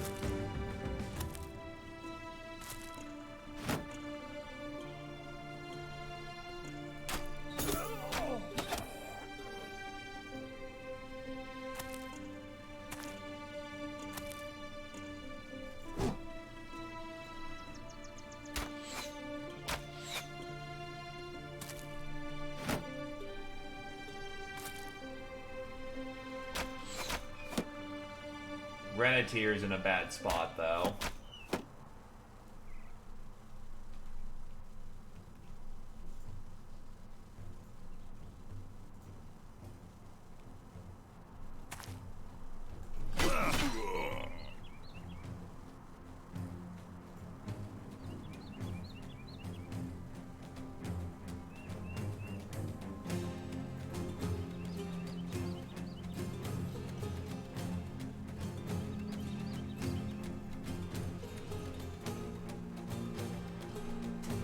can't see his weapon. I think that's a pick. Yeah, it's a pickaxe.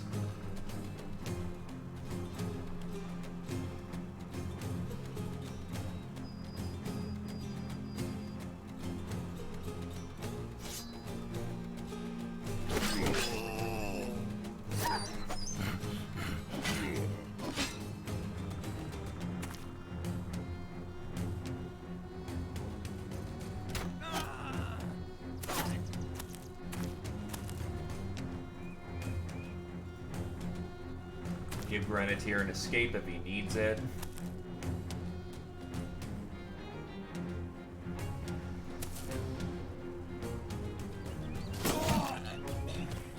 And that just caused the miner to break, which is good.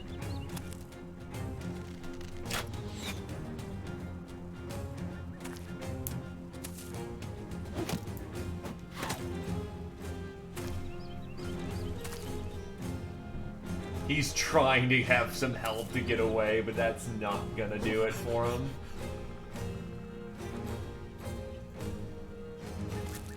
That could hurt, though.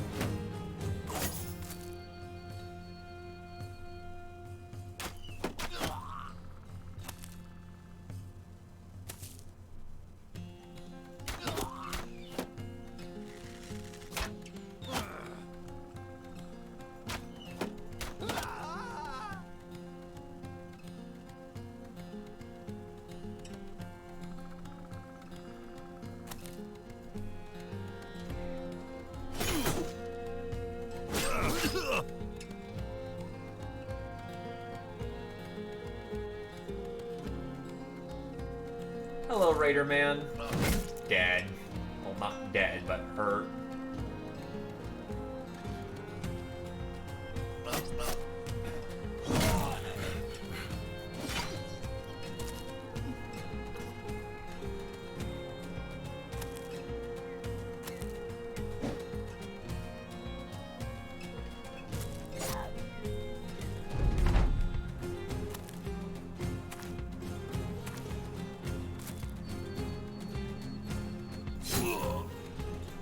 To be fair, it serves its purpose of getting a gentler way into the game for all the much more powerful things that come up. Because, oh boy, is there a lot more deadly things.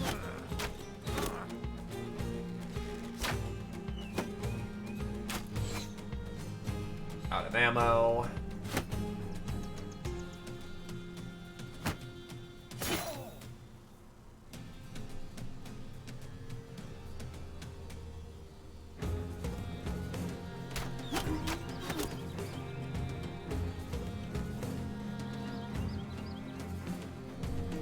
Okay, no, the sword staff guy did die.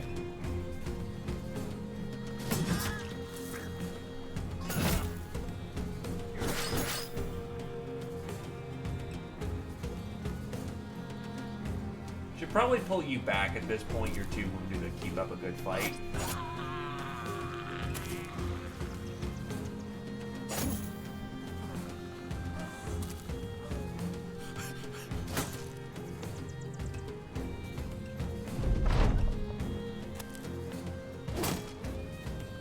Thanks for putting your big, scary axe away instead of charging my ass. It's really nice of you.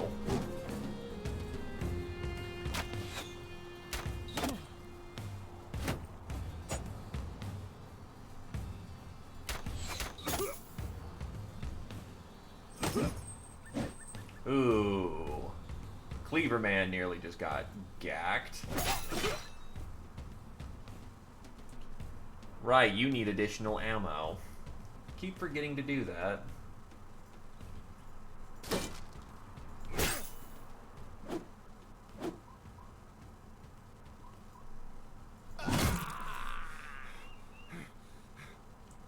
Poser has he's a bit too tired to keep up that fight.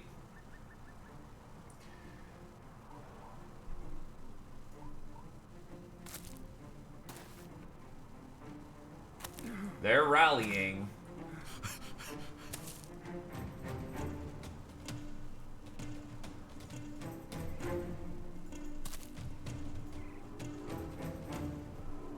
Grenadiers should have spare ammunition.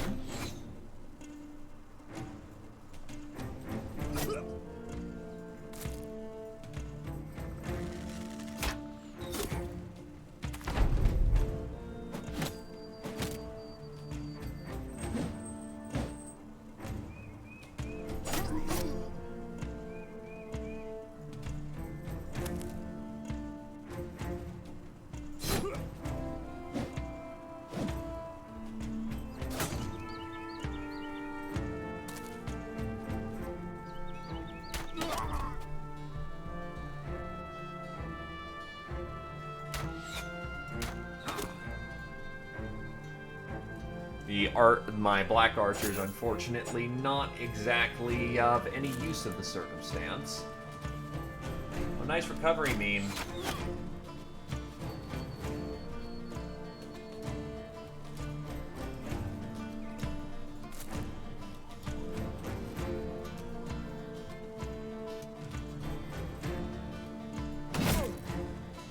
Nice, good, meaty chop.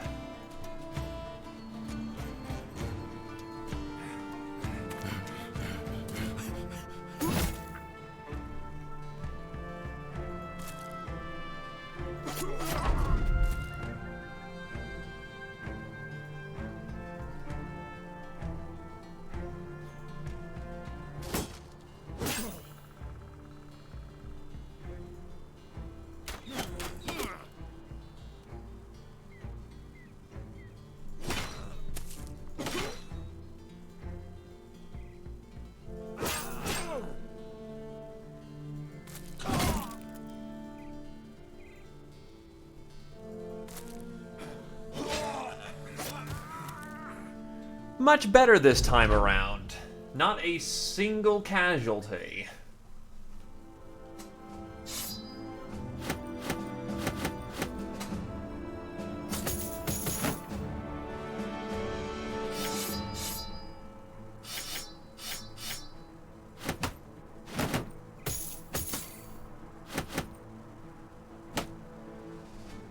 That is what we like to see. However, because it's pre-baked into the contract, we're gonna get dicked, unfortunately, but whatever. You collect Cheating Raymond's head. Wiggled Blood Eye points to it as you walk past. What is that? Is that Cheating Raymond's? You shake your head. No, that man's dead. This here's just bonus pay.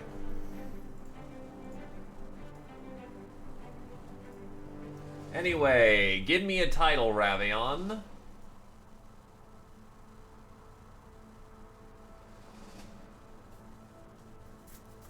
Also, from your weapon choices, given that this guy has been somehow... Oh, no.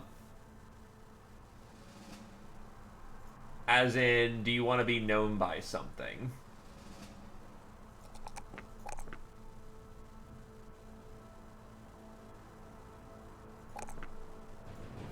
Garmot's the Eye.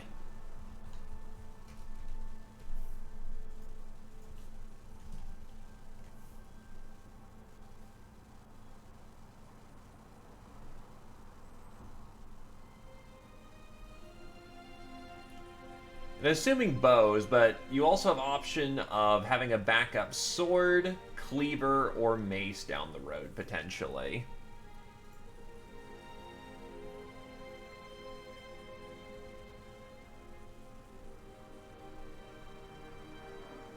Bullseye.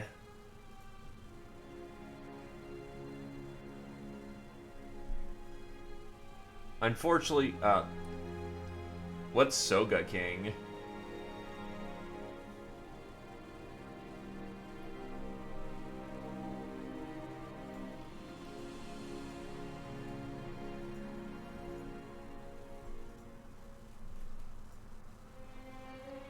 Ah.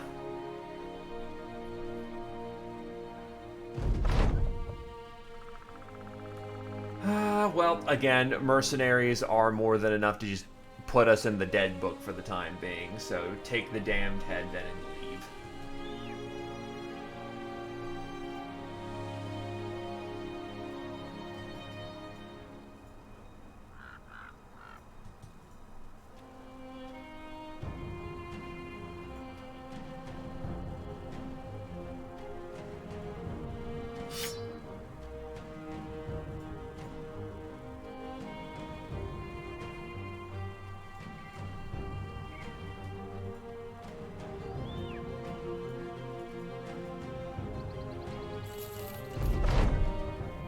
Alright.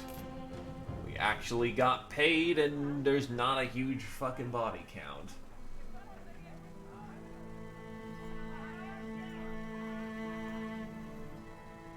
You know what? Let's spice it up a bit. Raz Sanan. Mirage sightings. Everything here is not being bought at a good price.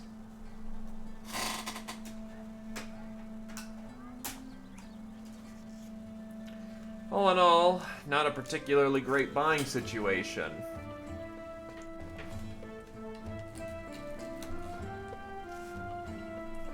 Let's see what we can do about getting something out of this.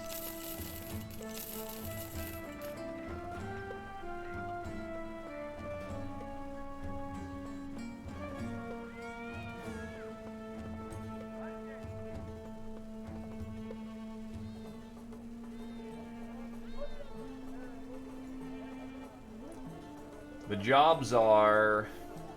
You enter a room to find a number of viziers buried beneath the bodies of slave girls. There's a good deal of giggling and playful skin pulling, but most notably no one wants to seem to notice that you're there, save for an older man who shovels and bows. Crownling, the Vizier Akbar al-Bakar, the Grand Vizier, has summoned a Crownling for the task of hunting Afrits. The old man glances over, then straightens up. The next time he speaks, it is stripped of the high, full and nonsense. They're large, sandy bastards, and they're tearing up the countryside. I warn you that they're not to be trifled with. So let all this show of pomp and gold fool you into tackling something you shouldn't. Crowns are on the table if you accept. Straightening up and clearing his throat, the old man loudly asks, "Do you accept your summons?" No, I don't have hammers.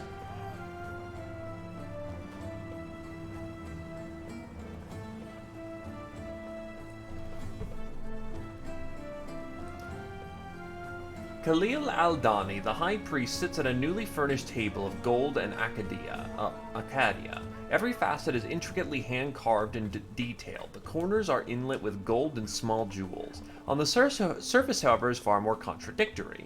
A severed arm, roughly cut at the elbow, flops listlessly on the ornate table. Khalil al-Dani, the high priest, is surrounded by equally curious men who poke and prod at the limb like a child would poke at a dead dog with a stick. After a minute of this, one of the servants taps the vizier on the shoulder, where he promptly recomposes himself to seem as uninterested as possible in the diseased meat that is now emitting bile across his table. Now, Crownling, I do have something quite special for you today. The flesh dead have been seen in the desert, attacking my land and my servants. They are a rarity around here, and we feel that should be dealt with immediately. Khalil al-Dani, the high priest, pyramids his fingers and leans back further into his chair, possibly to get as far away from the stench as possible of the quickly festering arm. Khalil al-Dani, the high priest, coughs and signals a servant to finish, presumably while he throws up out of sight and sound of everyone else. The servant clears their throat and struggles to breathe. On the authority of... He stops and coughs violently, taking a few steps away from the arm that is now dripping bile off the table, while a guard carefully skewers it with his spear and takes it away at the full length of his spear. The servant recomposes himself. He'll be compensated 1,000 crowns. So it just sounds like zombies are walking around in the desert. God, that stench would be awful.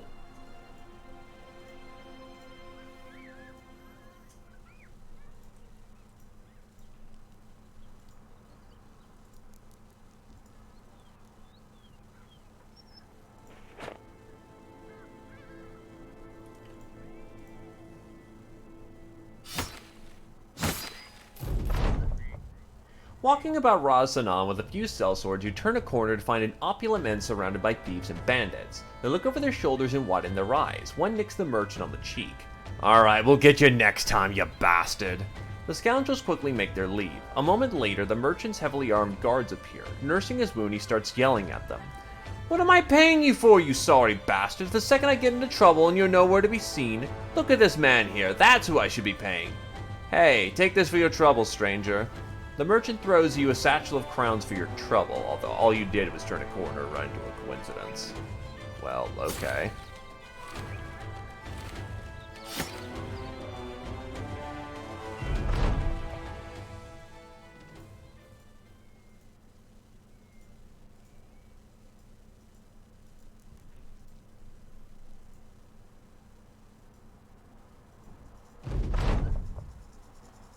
While tracking the footprints across the sands, you come across another set of tracks, considerably more frantic and less purposeful than the ones you've followed so far. The second set of tracks lead to half a dozen ancient grain silos constructed from mud bricks and dry beams of wood. These structures have been here for some time and are clearly abandoned. Signs of fire dot the foundations where other buildings once stood. In the distance you hear a loud wailing, akin to a spirit or a dozen children crying. On the approach of one of the silos you notice a conscript covered in blood and gibbering incoherently. As they spot you, they jump to their feet, hitting their head on the roof of the silo. They scream in pain and roll out of the doorway, billowing to be left alone. Panic overtakes them and they thrust at you with their lance. You deftly dodge the clumsy thrust and push them onto their back. With a loud snap, their spine breaks upon the soft sand and the back of their skull shatters, killing them near instantly. On closer inspection, you are bewildered. There are no hard surfaces or rocks beneath the body. Perhaps you underestimate your own strength. Regardless, you're losing precious time and the sands are covering the more important set of tracks. You assemble a crude cairn for the body beneath one of the old silos and move on. As you leave the mud brick monoliths stand silent, watching, perhaps thankful for the company you have left them. Watch your step.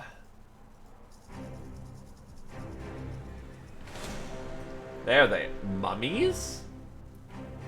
Necrosavant.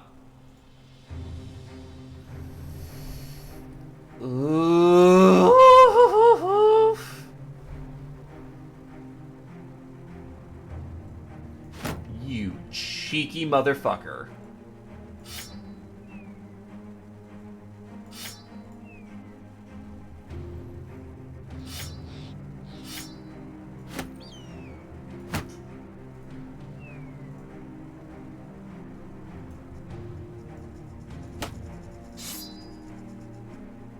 No, someone Deus Ex'd you back into life.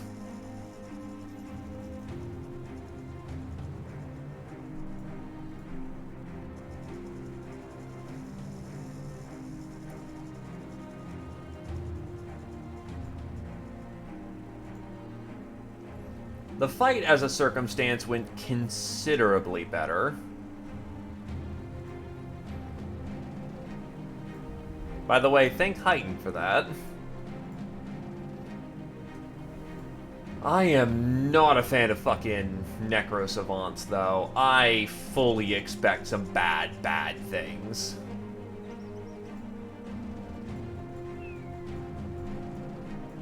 Wonder if I can screw with their teleporting.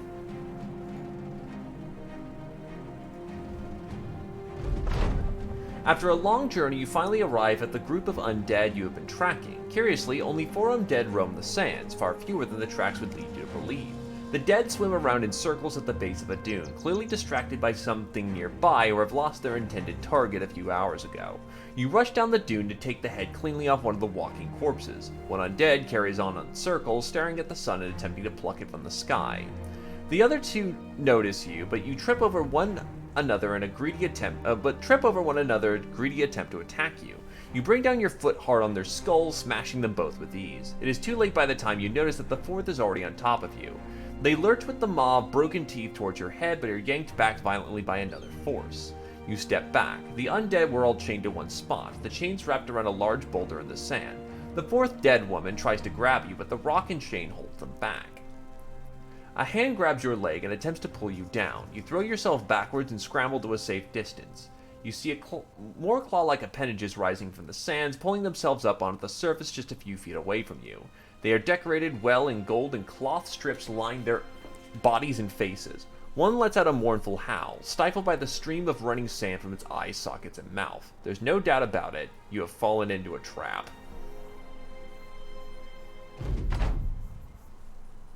Okay, so these are definitely custom enemies.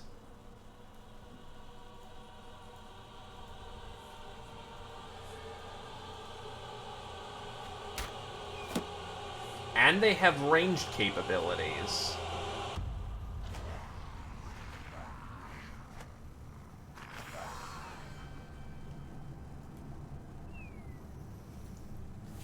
As is typical for Necros, they will wait until battle has been met.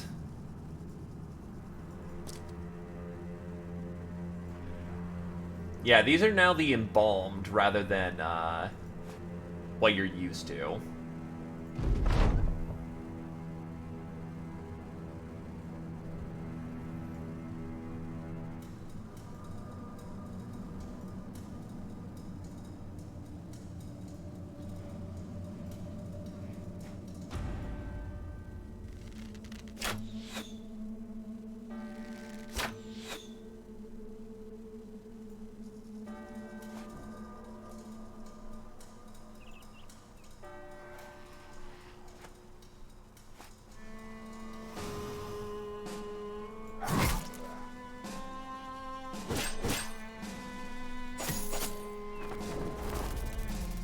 Here come the fucking Necro Savants, and one dives right at Alatovo of all people. I do have my bows on standby, right? You know what? No, hold position. Be steady.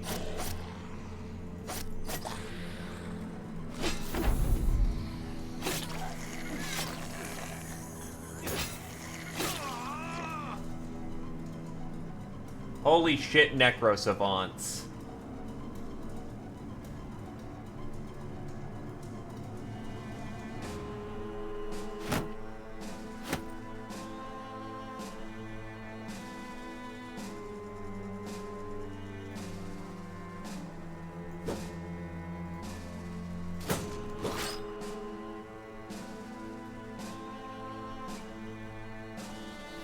Curse of the Mummy. Oh, wonderful.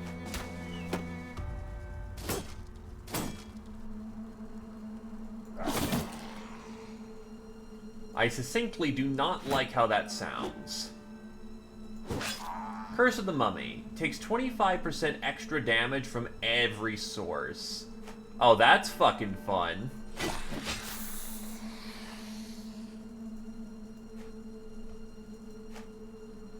And by fun, I mean not at all.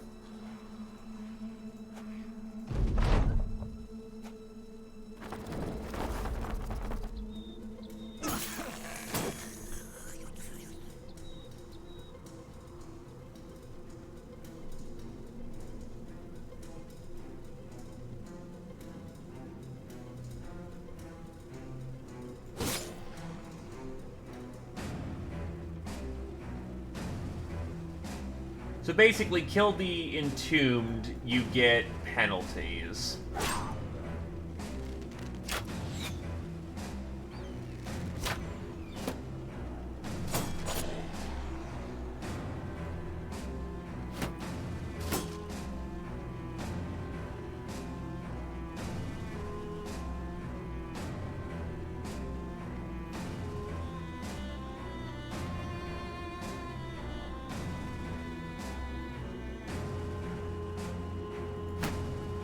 That may be his legit best shot at survival.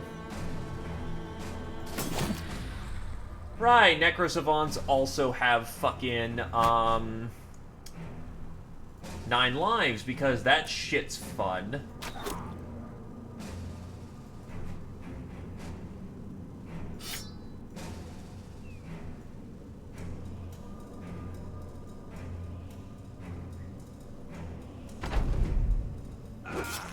And there goes Alatovo just getting headshot.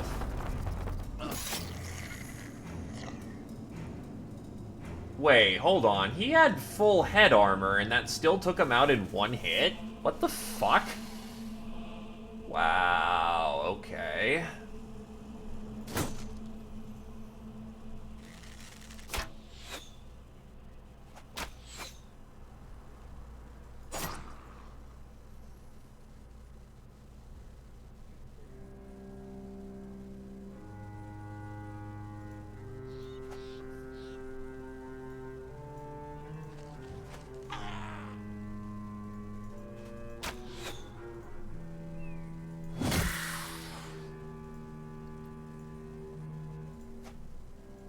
Headshots do extra damage by default, but again, he has like 110 head armor.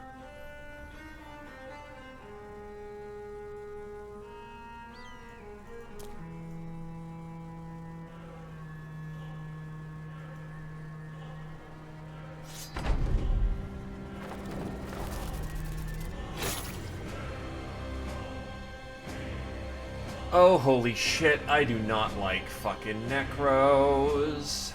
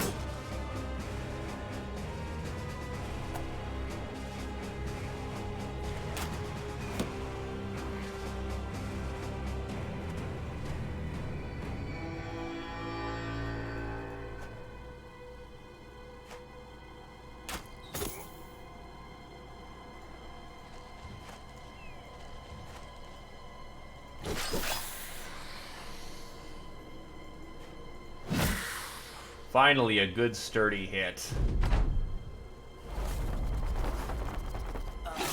Never mind, he apparently can steal more health than someone has in a single strike.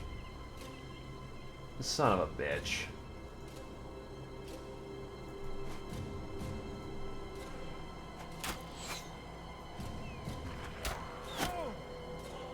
Oh, and you still have fear traits.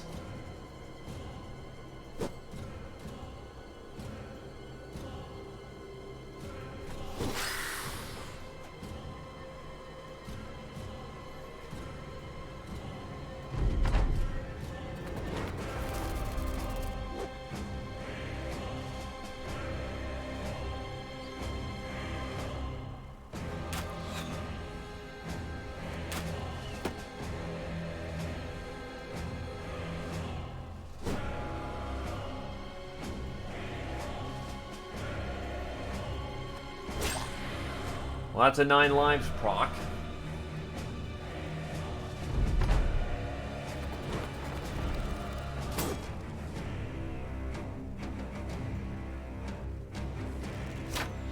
How many arrows do you have?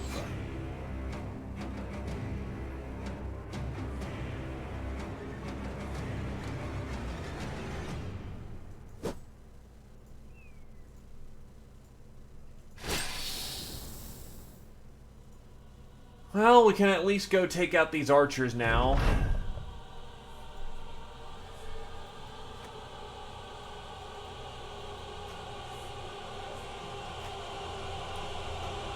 Problem with archers is they will run until the end of days.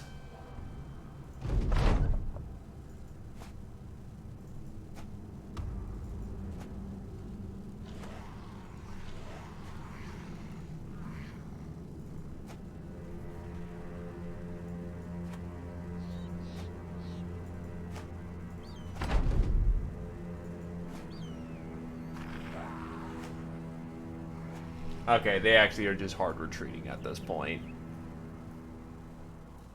Cook, Granatier, and Alotavo are all dead.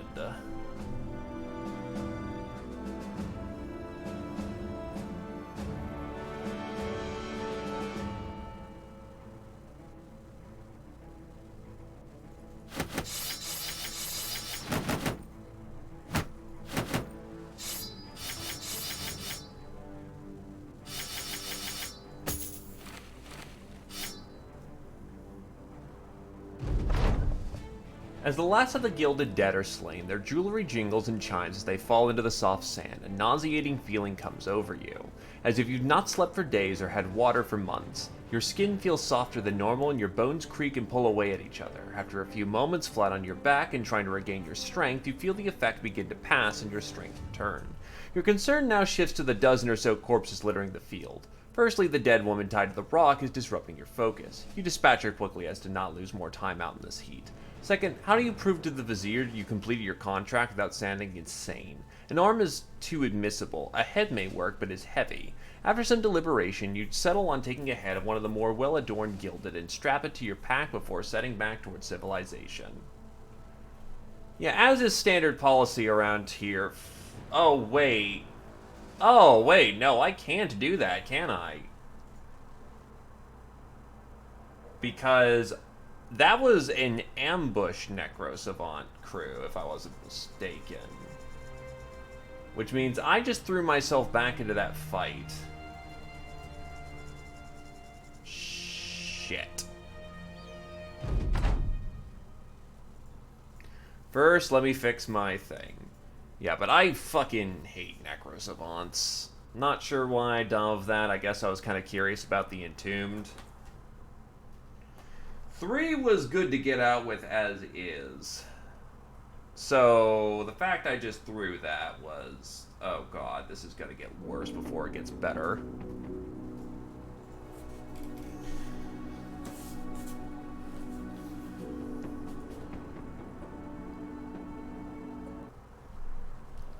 I'm wondering how the fuck I get this party to not just end up dead.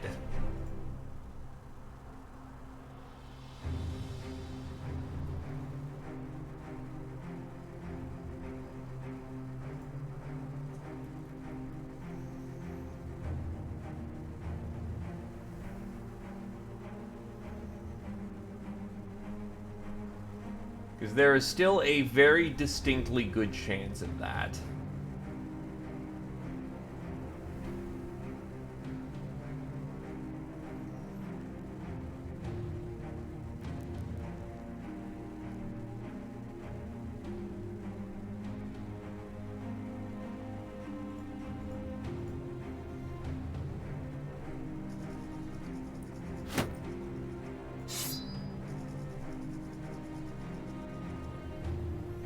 Because, yeah, Necrosavants will just fucking murder you. Doesn't seem like the Entombed, struggle too much with, we can shoot them, so that is an option.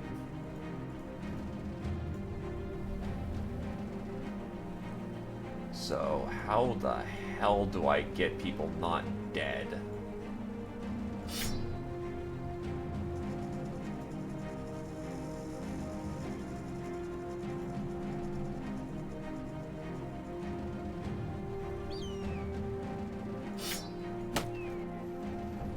Do I just shoot for dear glory and hope it works?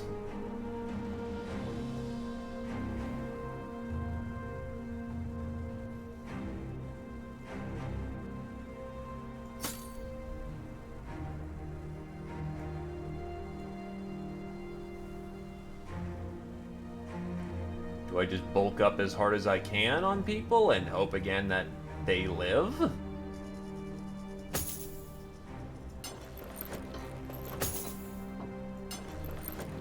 Need to find an answer to the Necrosavant equation, or else we are in for some bad shit.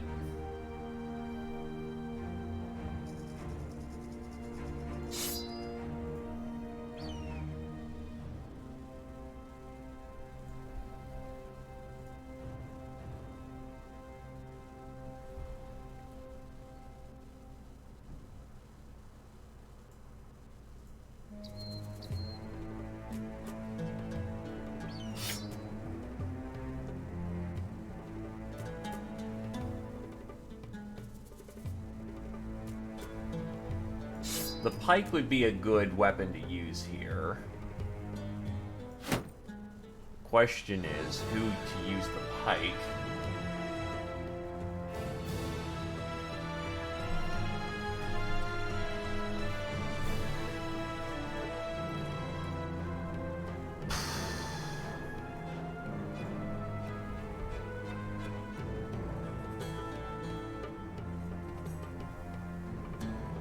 I know some people are dying. There's no fucking way in hell we get out of this clean.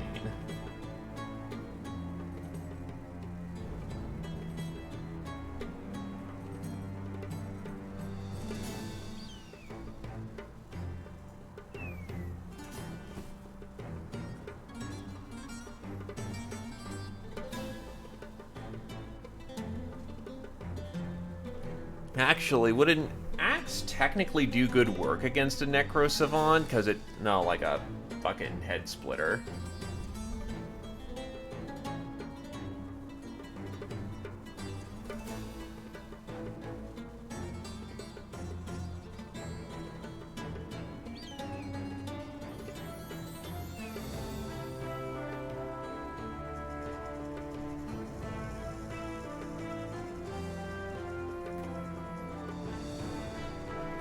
Ah, okay.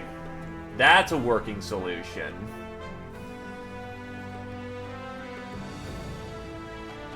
Don't go for swords. Bring out the maces.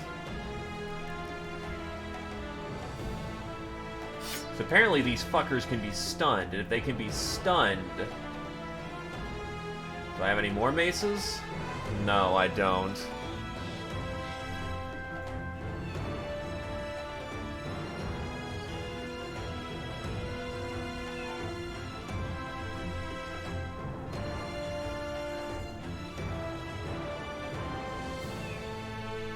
I have 2 maces to throw around in the party. Not ideal, but it'll do.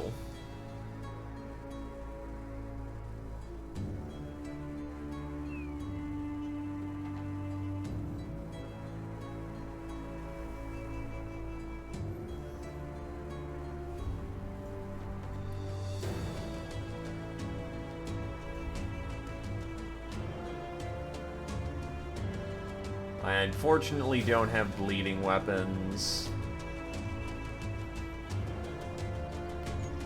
Haven't gotten any. I've been getting rid of my cleavers.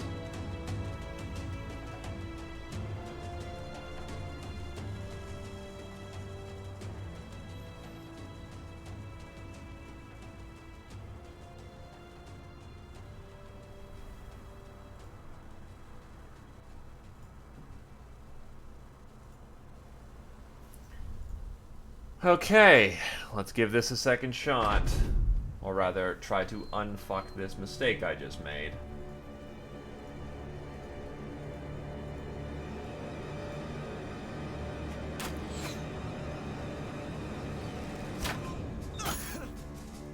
Okay, you lucky ass.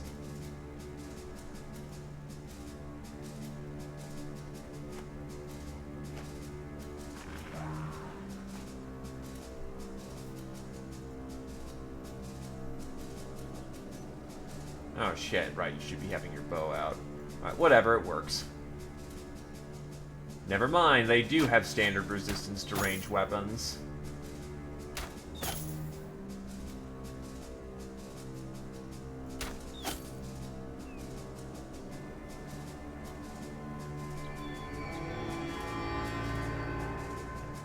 This makes life a whole hell of a lot more complicated.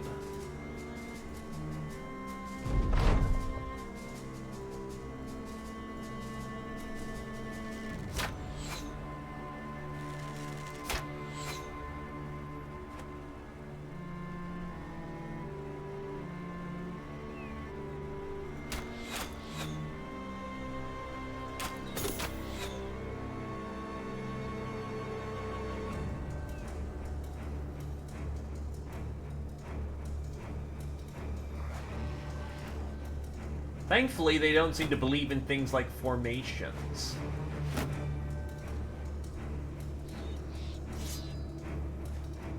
Here they come.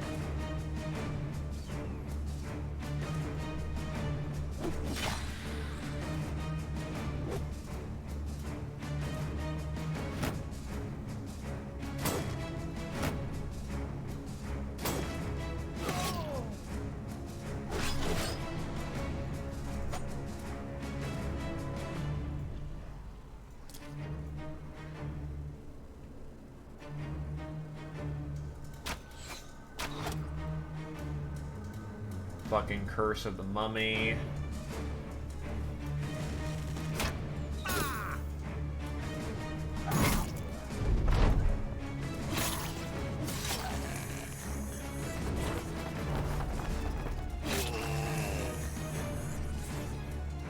Yeah, she's super dead. No saving her ass.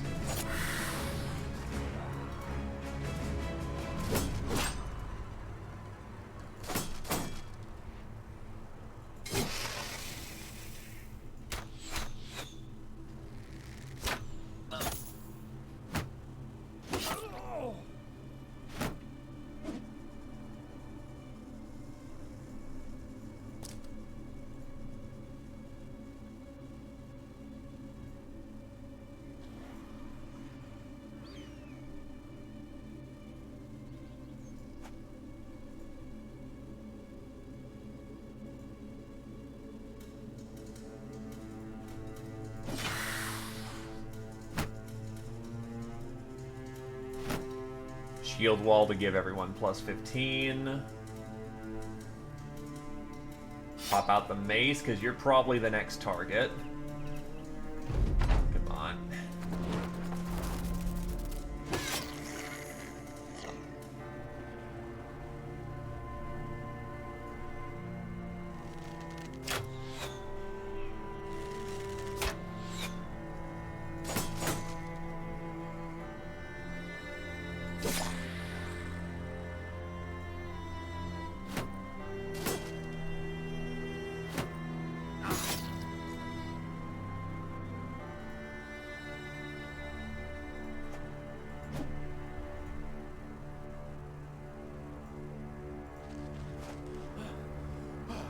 Fuck. That's a mistake.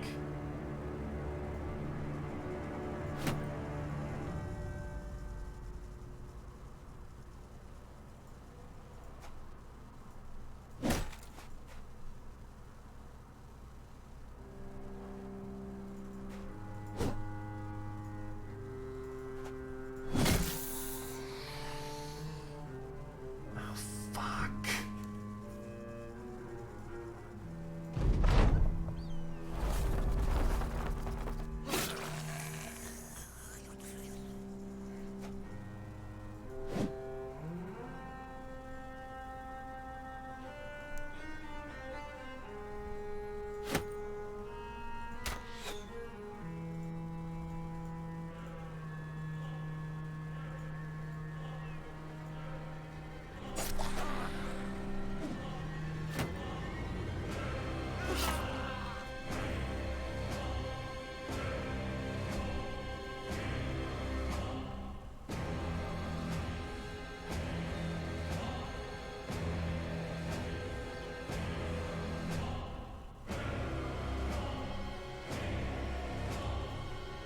Gran, I really need you to be so fatigued you can't do shit.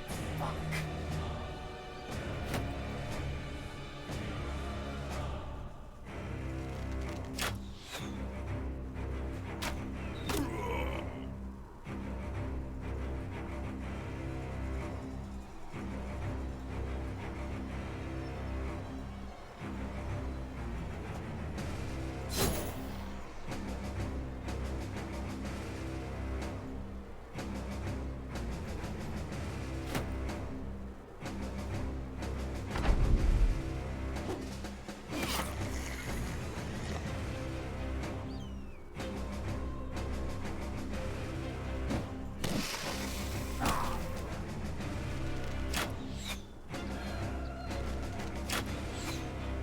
About the best job we could have done there.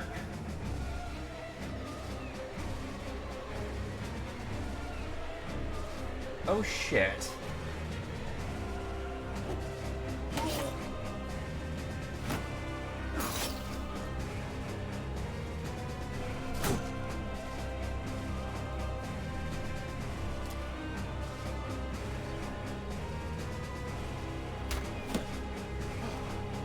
I think Brick Can just bleeds out at this point.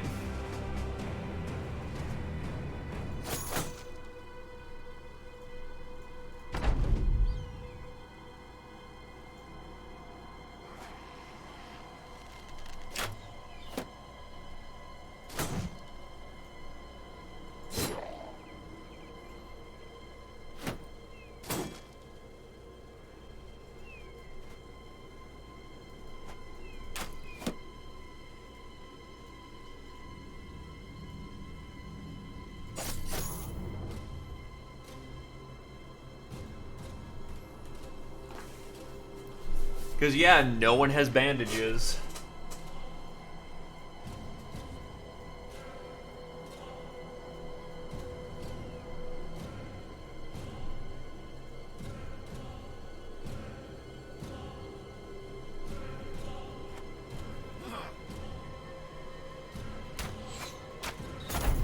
You mock me.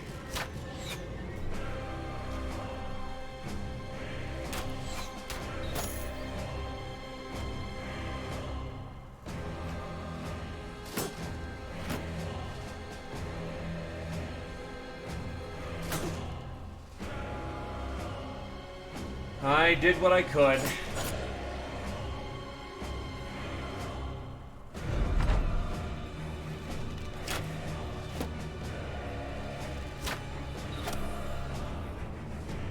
Oh, Krios also just died. Nice.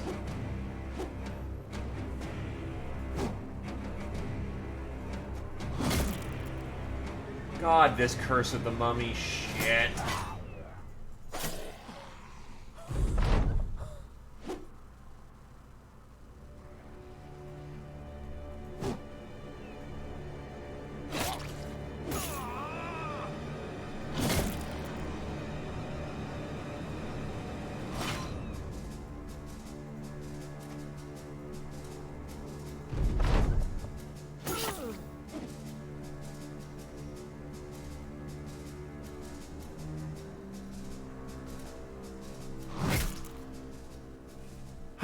Four people dead this time. Britgan and Krios. Fucking rip.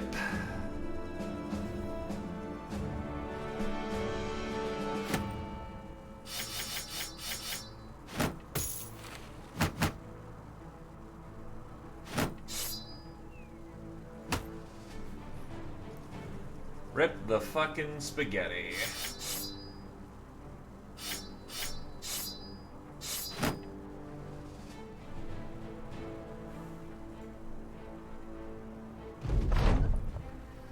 Alright, I've already cheated it once, so...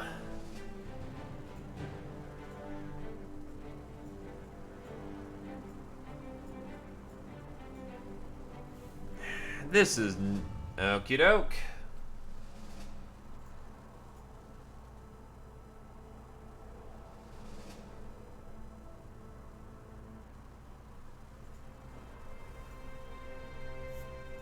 Gotta do the reload glitch again.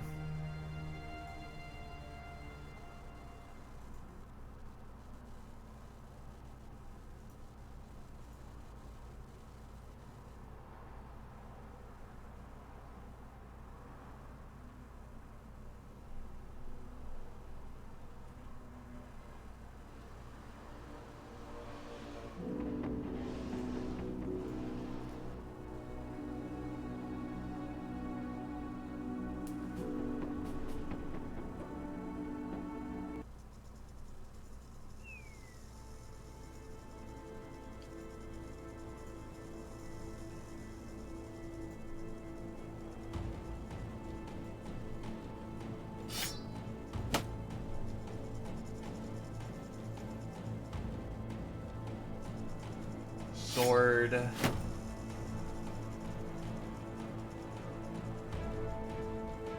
Spare ammo.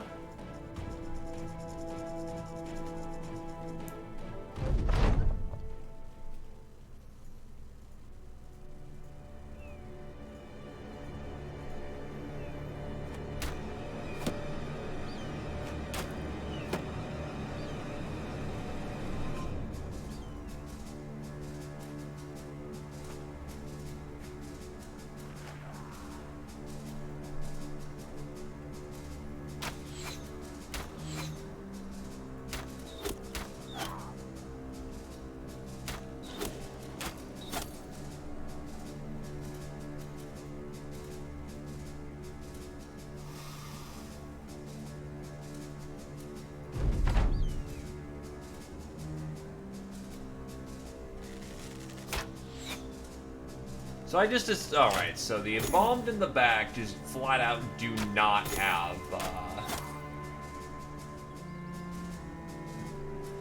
hard arrow counts. They will shoot until the end of days.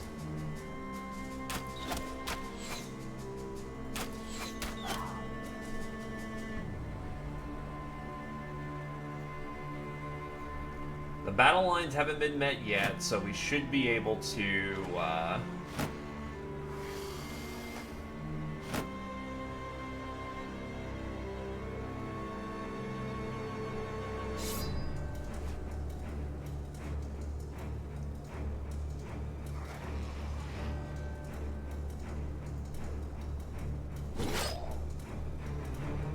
and now Krios has the fucking Curse of the Mummy.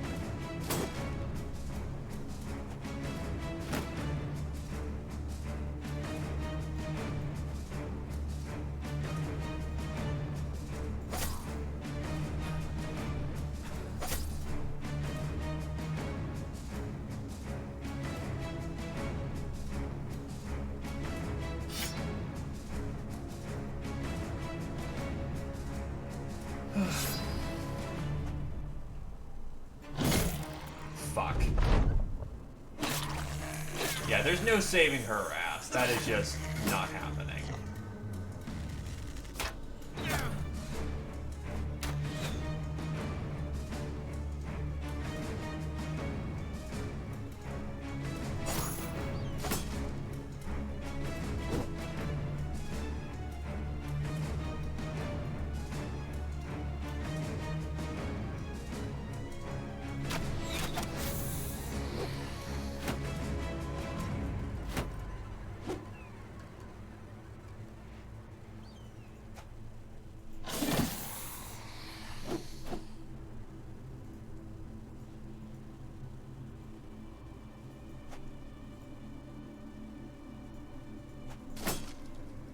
What gets me is some of my best swordsmen can barely even tap the fuckers.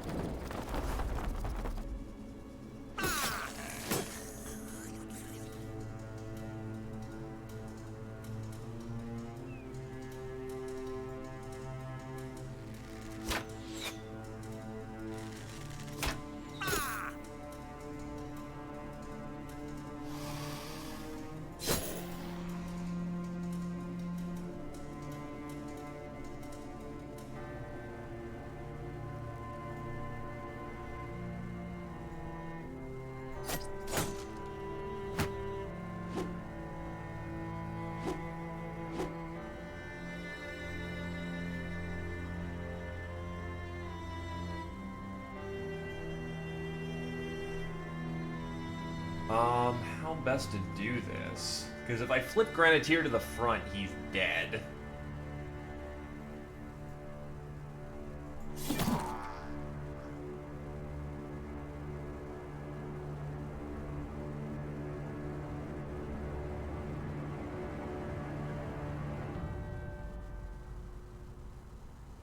Also, I'm now cursed at the goddamn mummied.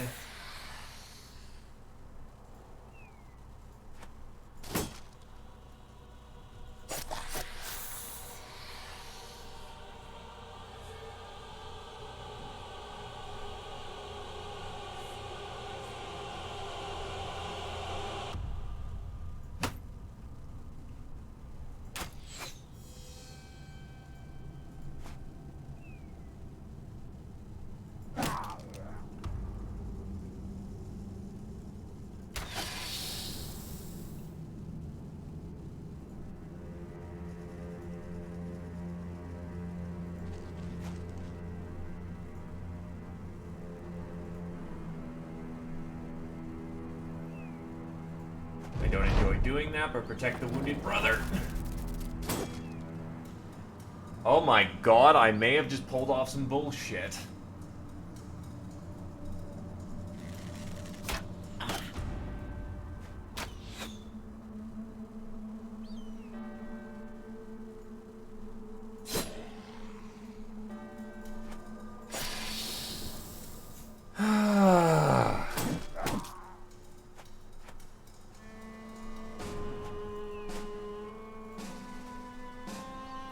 That was RNG'd as fuck, and I did not deserve that, but I will take it.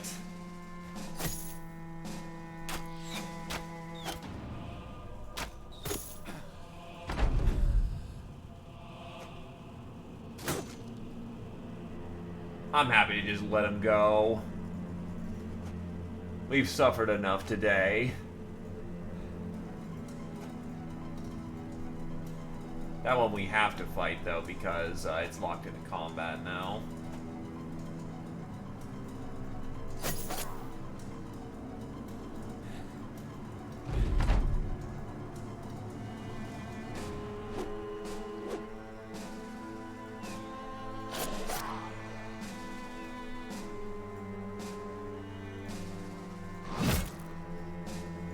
Curse of the Mummy also stacks. That's good to know for the future.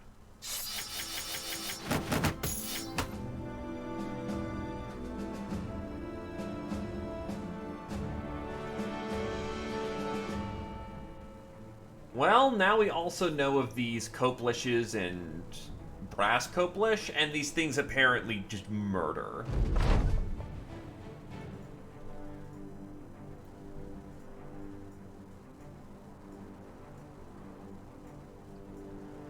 That's honestly the best we're gonna swing.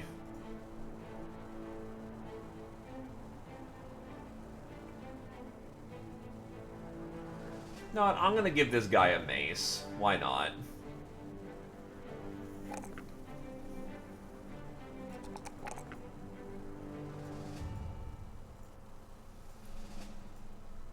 It's fitting.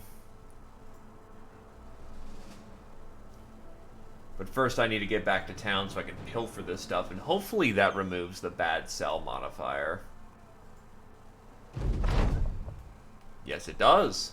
You stride into the Vizier's main chamber, dutifully placing the head on the table here the arm once sat. The servant in the far corner with a strained rag lets out a miserable sigh and exits the room. The Vizier inspects the head closely from their seat. It is done?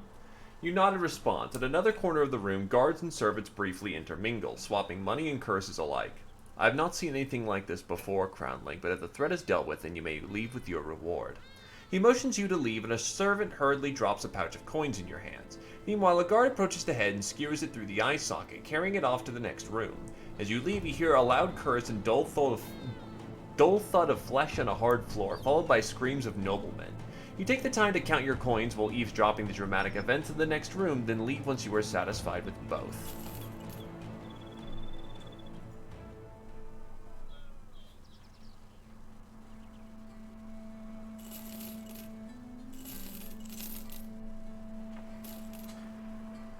All for barely making a profit. Welcome to Battle Brothers.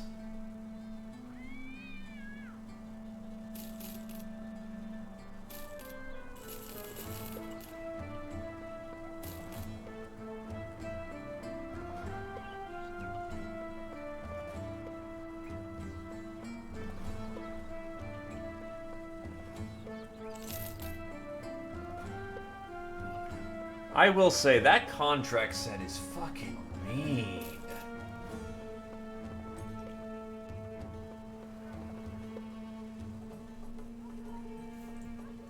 Alright, who do we have for personnel here?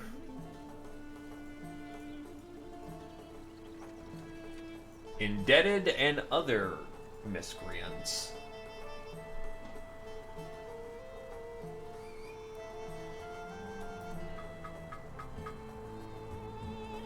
And, of course, everything's jacked up in price. Imperishable Knightly. The helm of a noble house champion bearing the design of the stag. Unparalleled craftsmanship, but quite unwieldy.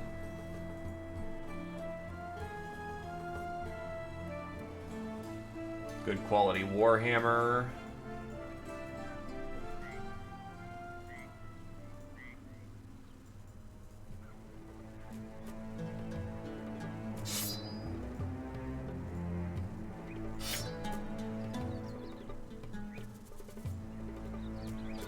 Alright, time to get some more personnel.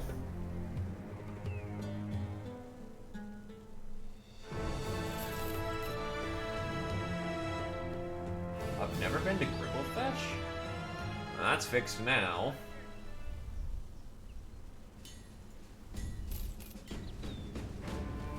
Talented and fearless. Not bad, not great.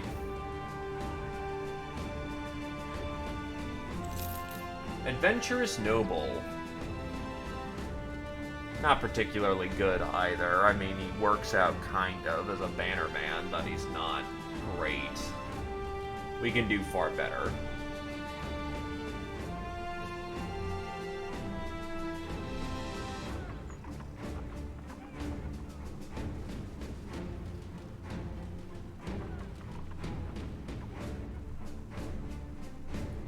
Everything here is overpriced per standard. God, 44% wealth. That town's gone soon.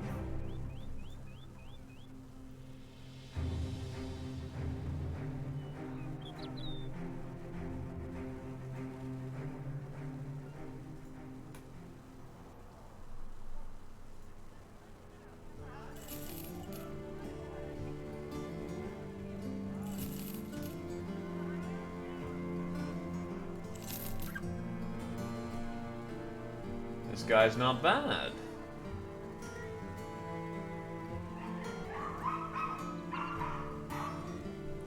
Unfortunately...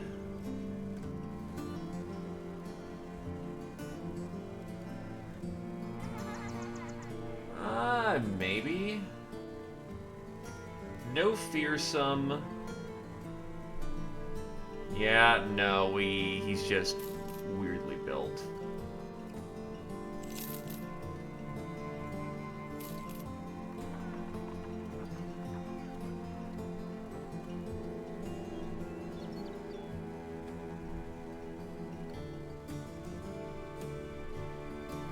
Nah, none of these people interest me.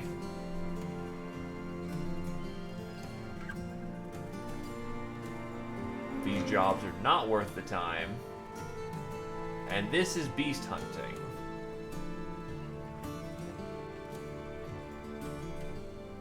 I don't even know where the... Okay, so the cat's meadow is up there, but honestly, I'll move on.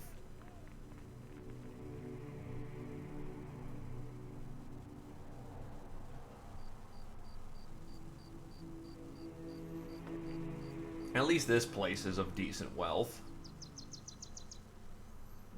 Probably because it's an in-between town.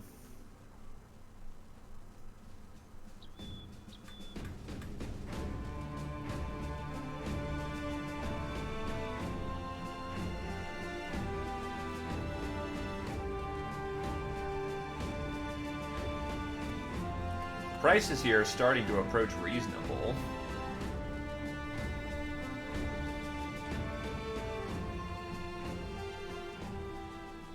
But my problem is I need bodies, not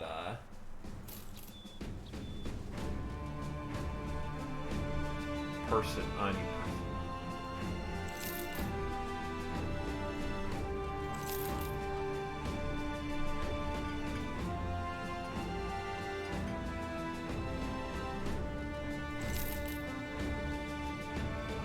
Oh, this guy's noble house warriors are drawn from peasant backgrounds, been trained in two-handed weapons and heavy armor. Oh, this is a starter background. Interesting why that rolled up for us, but okay. Greenskins.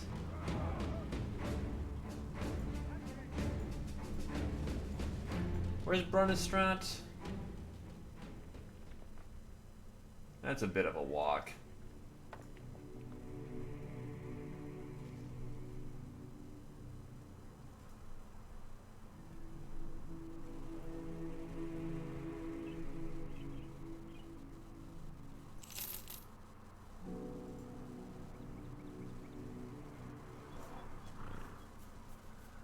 Hexen!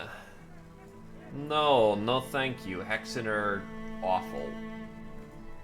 Unfortunately, I've nearly tapped the reserves of our coin base again.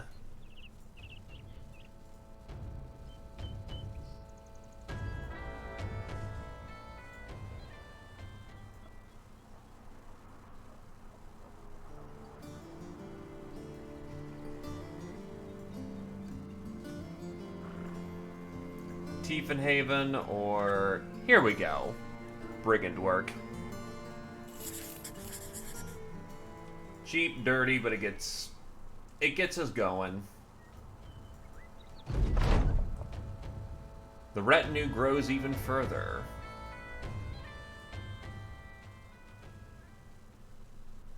Honestly, the bounty hunter would be nice.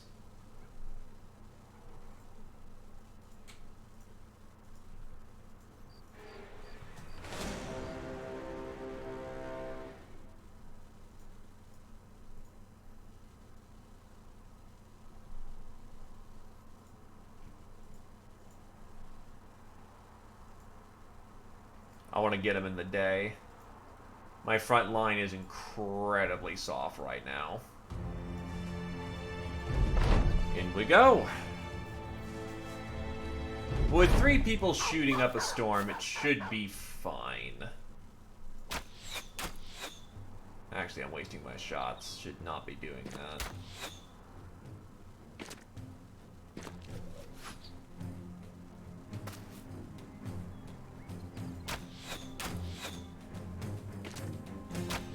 Sometimes you just flat miss.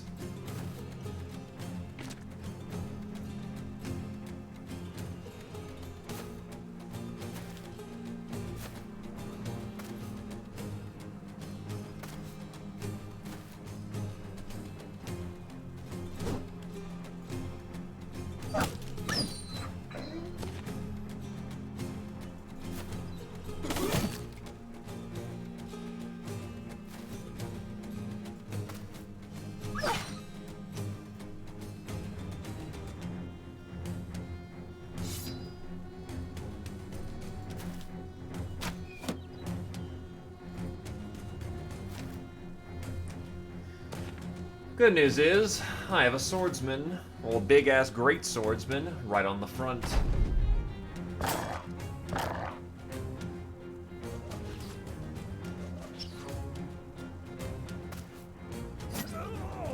Ow. Wait, you seriously got me with a puncture? You lucky shit.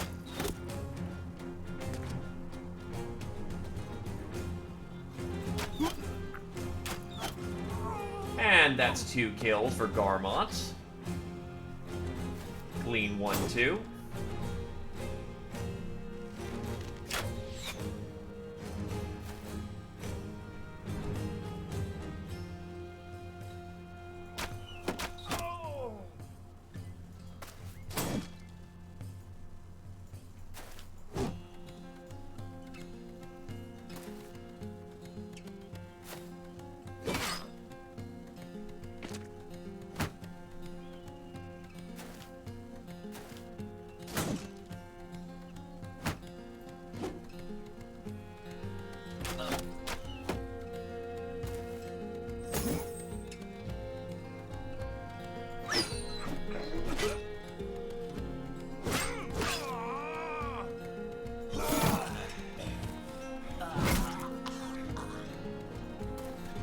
Ah yes, terror bombing.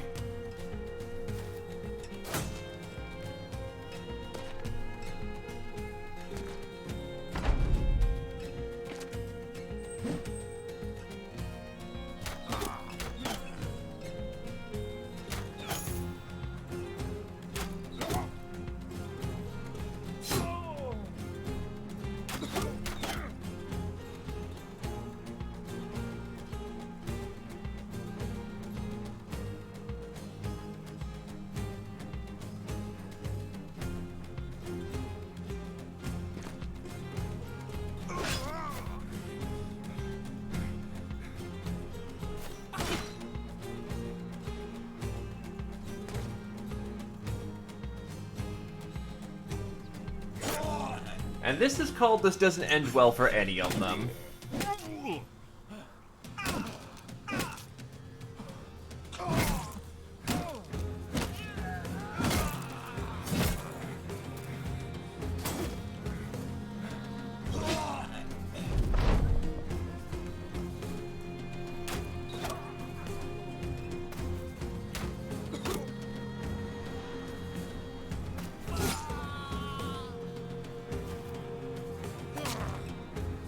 Oh, ow, ow, ow, ow, ow.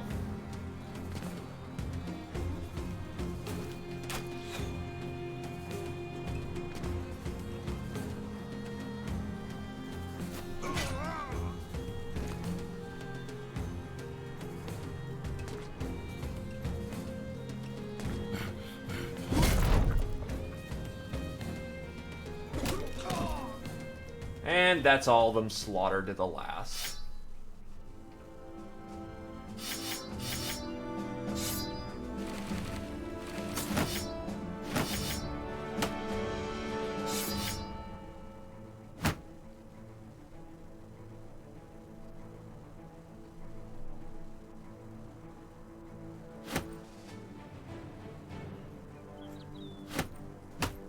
Alright, let's head back to town.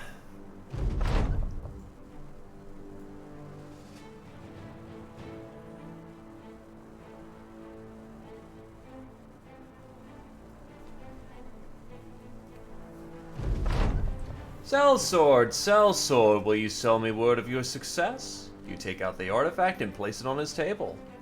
Sure. The man jolts forward in his chair and takes the item away. He turns to you, calming himself, returning his composure. Good, you did good. Very good. 820 crowns as promised.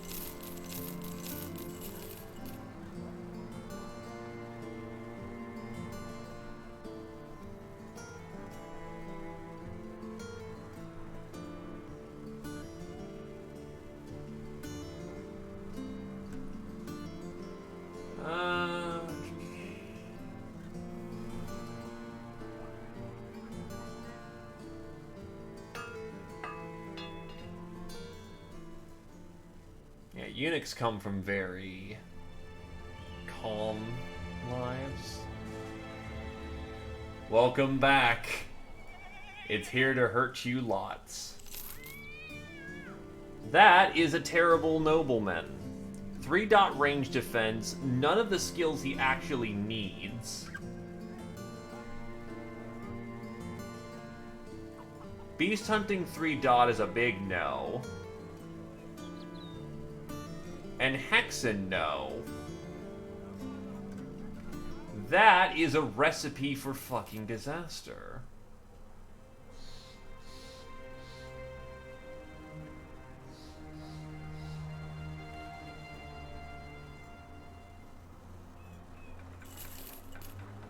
Nope.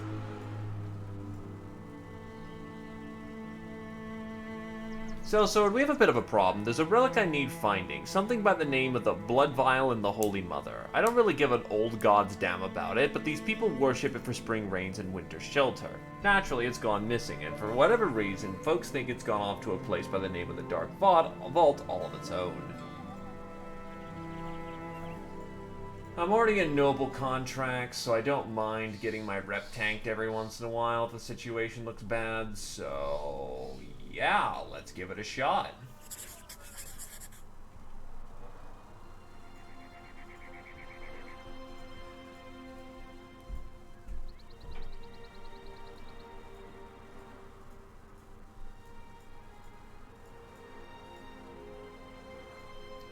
Grenadier has no berserk.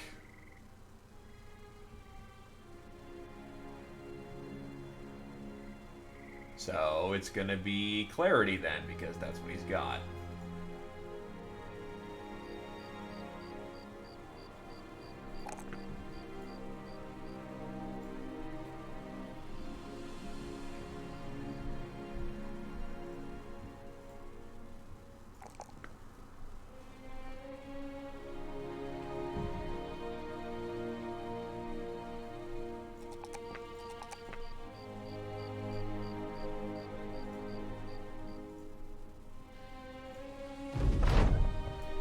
Finding and bagging the blood vial of the Holy Mother was easier than expected. Finding a group of undead men, top-heavy with rustic armor and wielding spiels in tighter military formation than even the highest-paid army in the realm, not some... Oh my fucking god.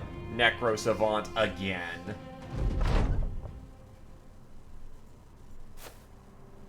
That's called We Run Like Hell.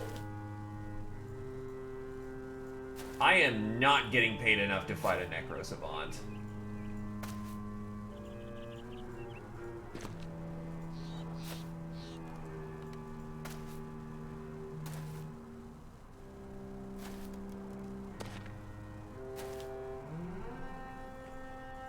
Especially with a full pike line and a priest as support, that's a big fat fucking no.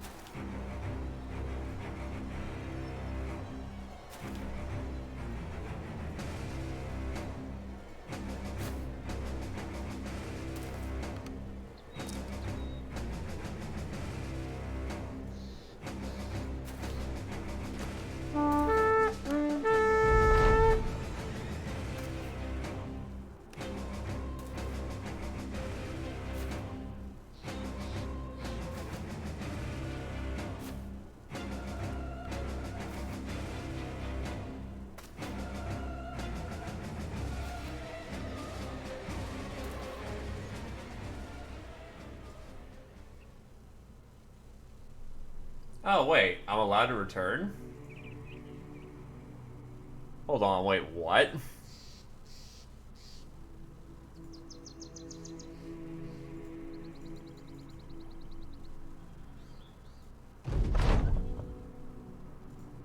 Oh. Oh, wow. Okay, we didn't have to fight that. What? Okay, now I'm curious. Did I glitch that, or...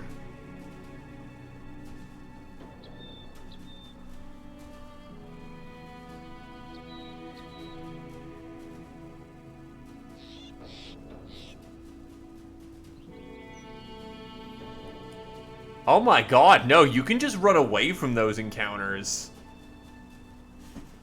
Are you kidding me? You can just run.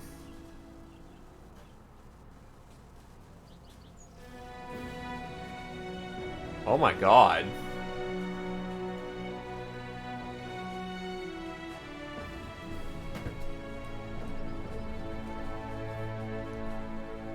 Olm of Groenberg meets you in the town square. You hand over the blood vial to the Holy Mother, and the man cradles it as if it were an infant he thought lost. After a moment of awkward embrace with the relic, he holds up high, letting the people see it. They cheer for a time.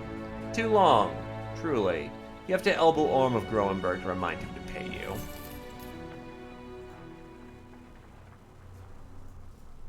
I guess from now on, all we have to do is run away from those encounters, and it's free money.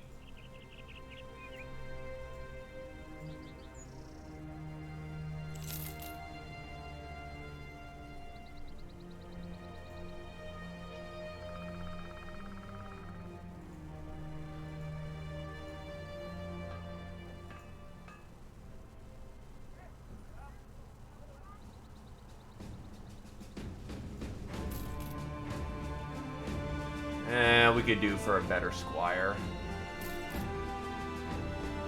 Sergeant's not very good. Not very good. No Colo.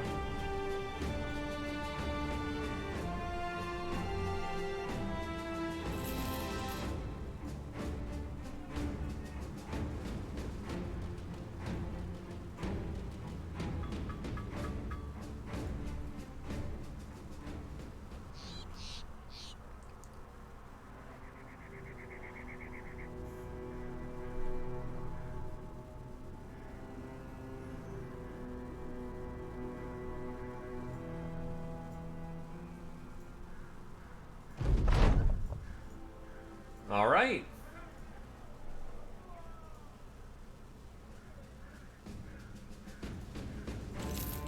No. Nope.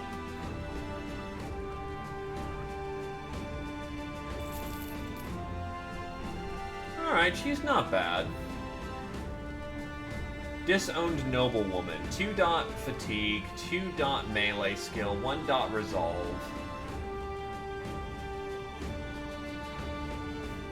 Obviously has a battle forge.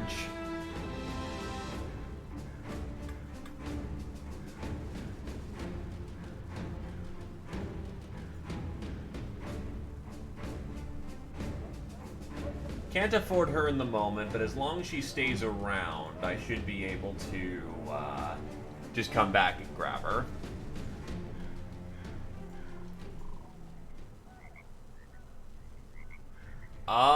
If you want, but yeah, I can't afford. And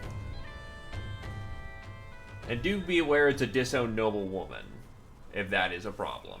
If it is not, ooh, wow, that's a cheap bastard. Not very good.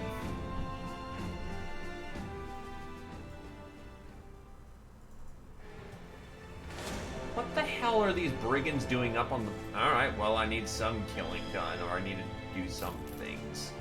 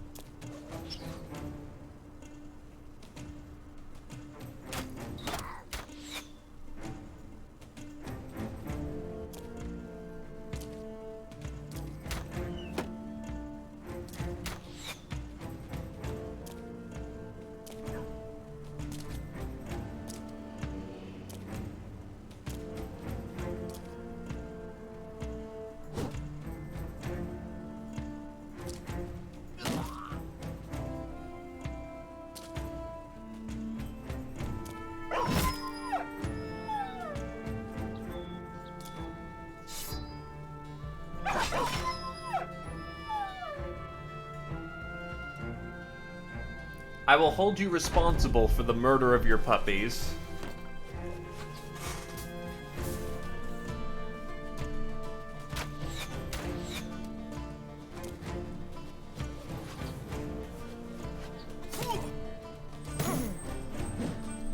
Ow, these guys are actually hitting pretty good. Shit.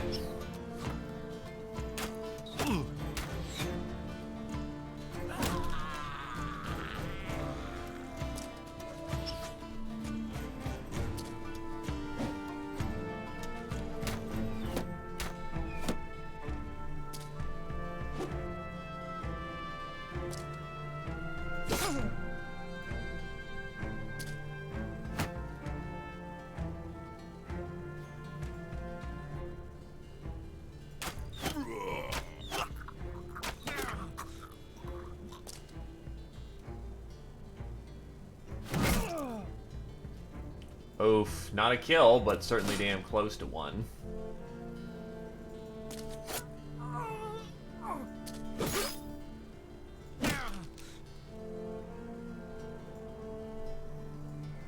The yeet.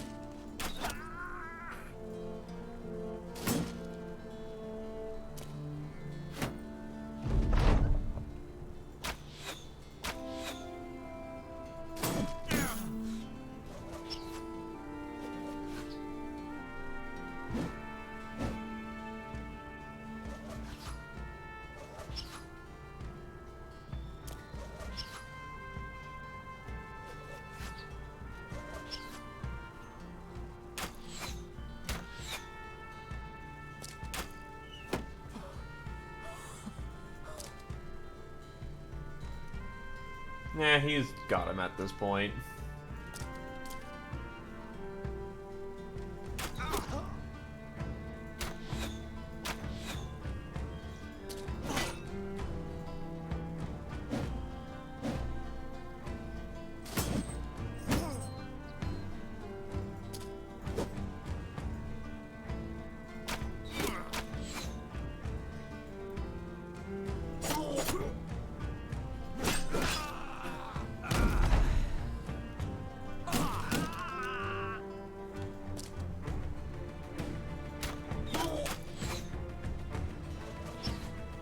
Oh wow, he still wants to fight.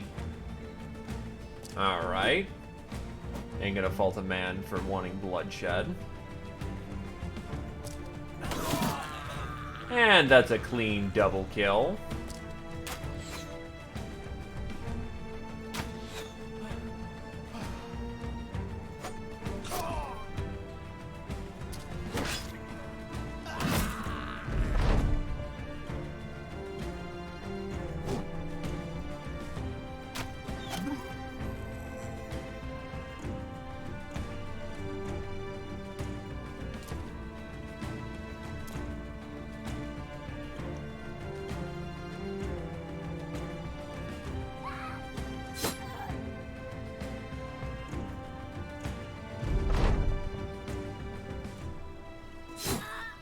And the job is done.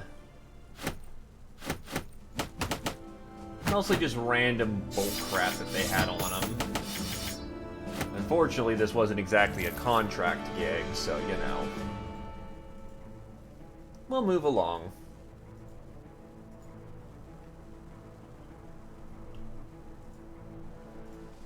Actually, what are the prices on your armored goods? It's still really expensive. What I wouldn't give for some better prices.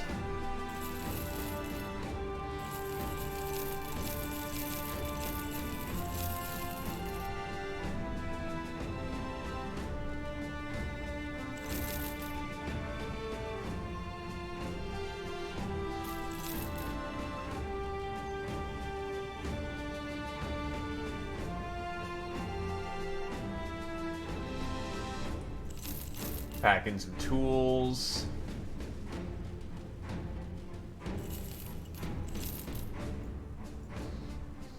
And on the road we go again.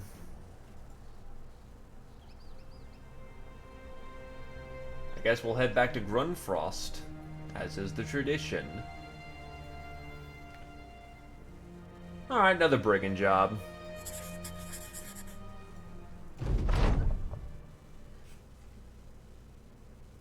While taking inventory last night, Brickcan of Oxfordshire had little too much to drink and ended up losing a wooden shield.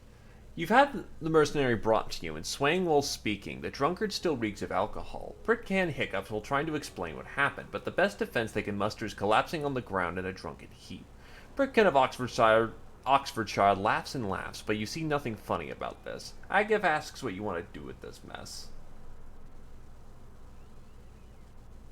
The mercenaries' drinking must be the result of something. You set out to find what the cause was. You give some water and food to the drunkard and have them exercise until they sober up. You gaze into the fire and talk on the concerns that gnaw at them. Brickcan tells you of their story of a witch's curse. You talk for a time, not letting the past color the future. Despite the in-depth conversation, you fear the issue is not yet resolved.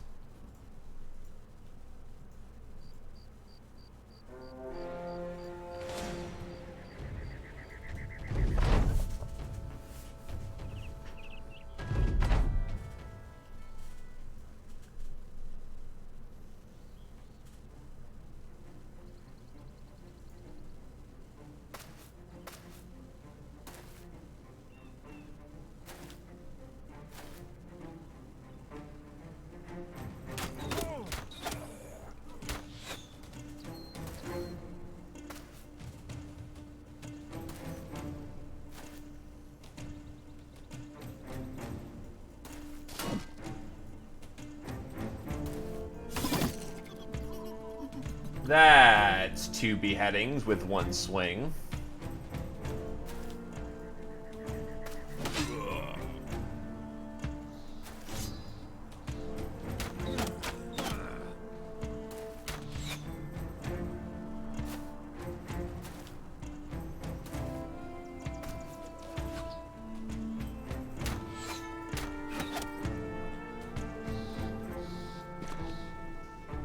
Right, with clarity, he can step up 1 and take the double shot. Which is quite nice, I must say.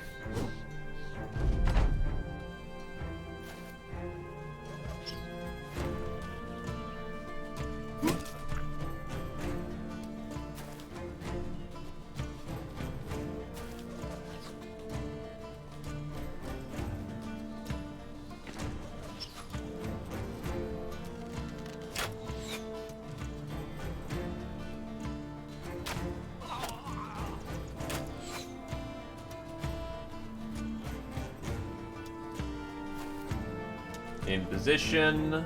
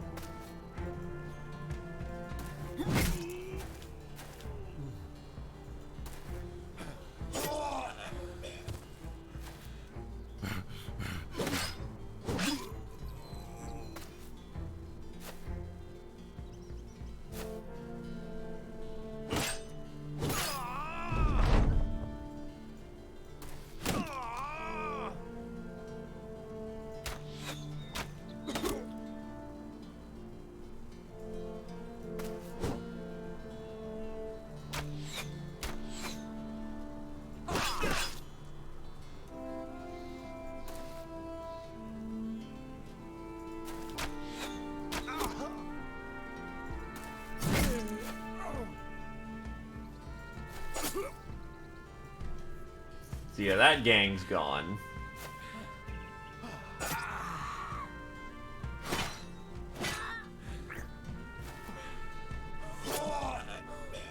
And it's over.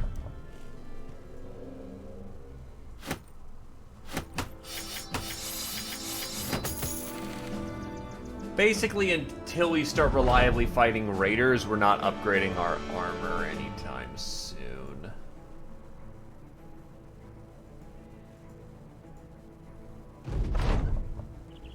These beasts could... Ernard the councilman's resting his legs on 2 dogs, each one passed out on top of the other. These beasts could rip out my throat, yet look at them. How does that happen? I didn't even train them, someone else did. I'm a stranger to them, yet here they are. He placed the artifact on the man's table and slid it across. He leans forward, takes it, then places it under the desk. When his hand returns, he's got a satchel in hand. He tosses it over. As promised. Good work, Sellsword.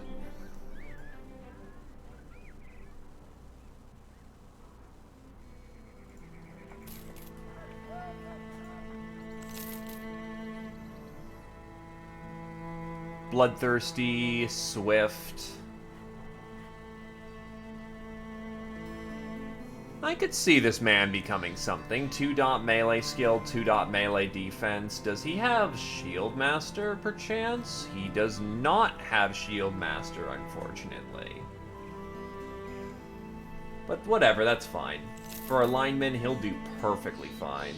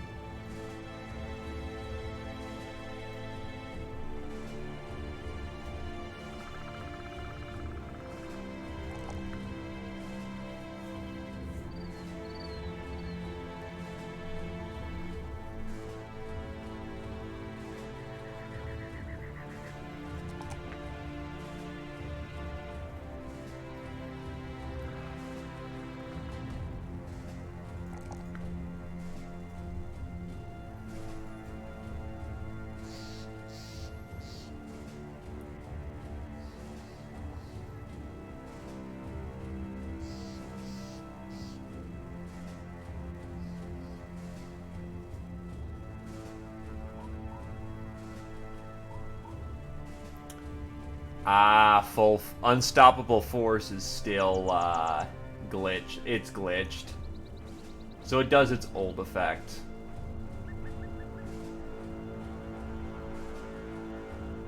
I'll go quickly report that, honestly.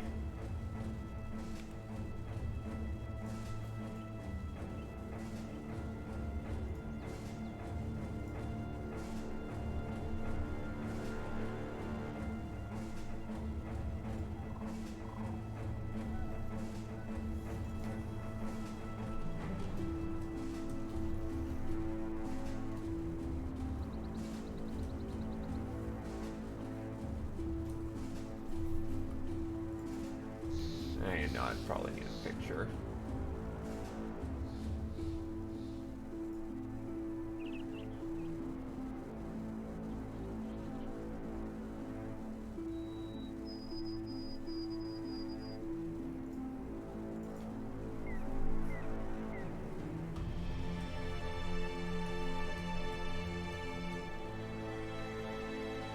Actually, you know what? I can test this.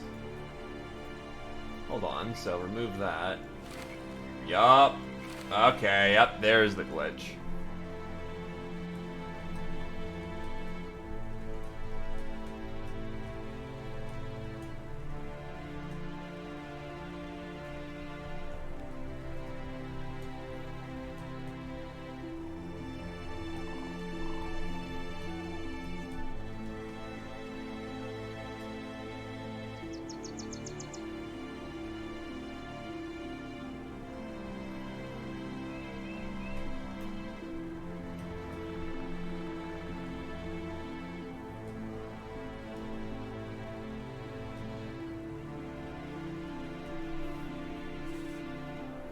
Alrighty, so glitch reported. Clarity is quite nice for you.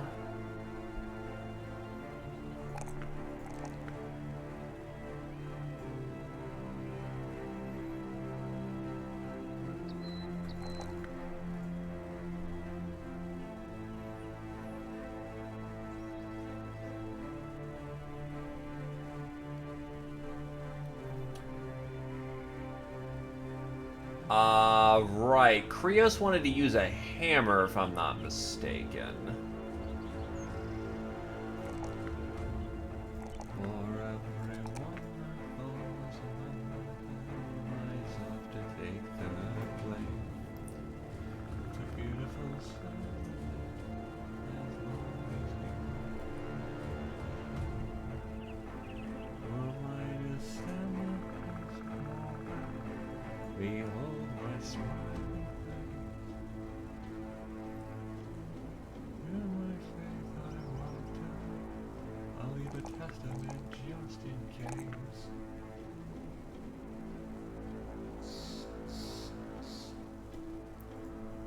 Keep getting that AP economy all nice and cycled out.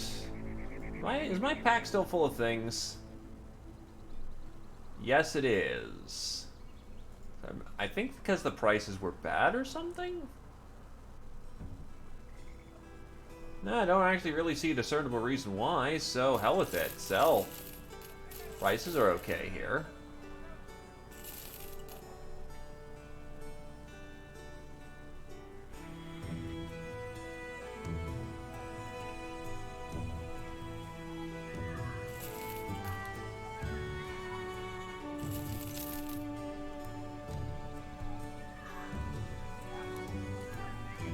Actually, hold on, just to make sure I'm not spamming up that chat.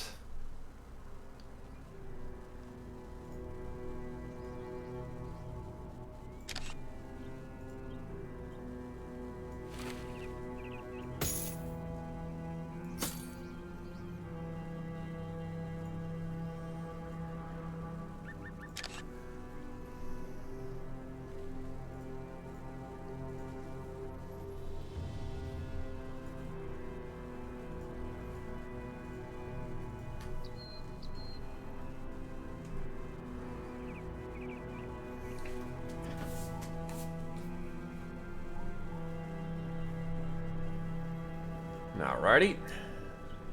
Due diligence being done. Let's give Alativo back his armor. Actually, thought occurred. Wait, it's literally just the same okay. Why not?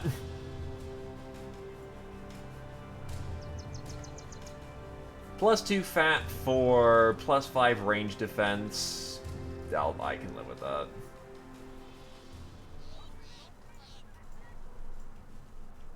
I might just need to head up north and just go punk on some barbarians. That may be the right call. I'll check with Grunfrost because, well, Grunfrost has been a pretty chill place for us, but,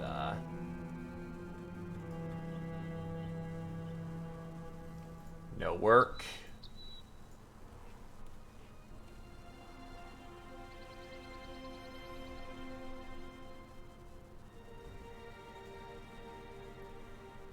Okay, they got work here. Haunted by beasts.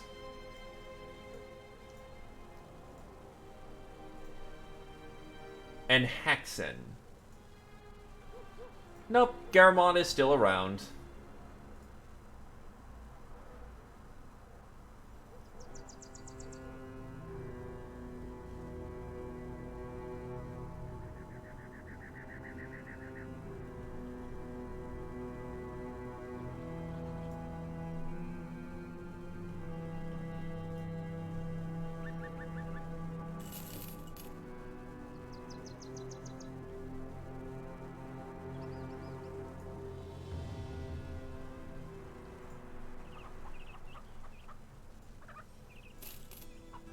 Female thief, but she's not very good.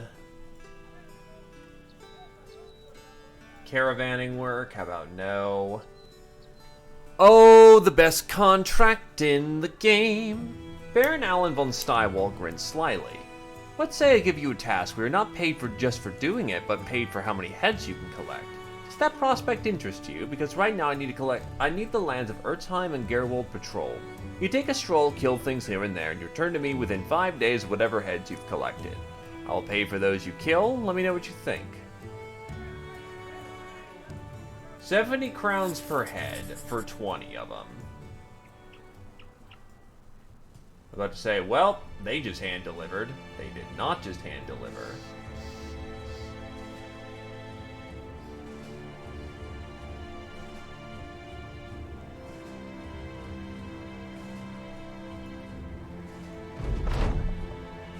The first leg of the patrol is finished. Now you move on to the next one.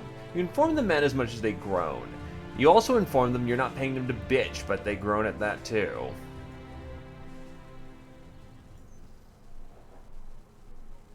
Oof, that's,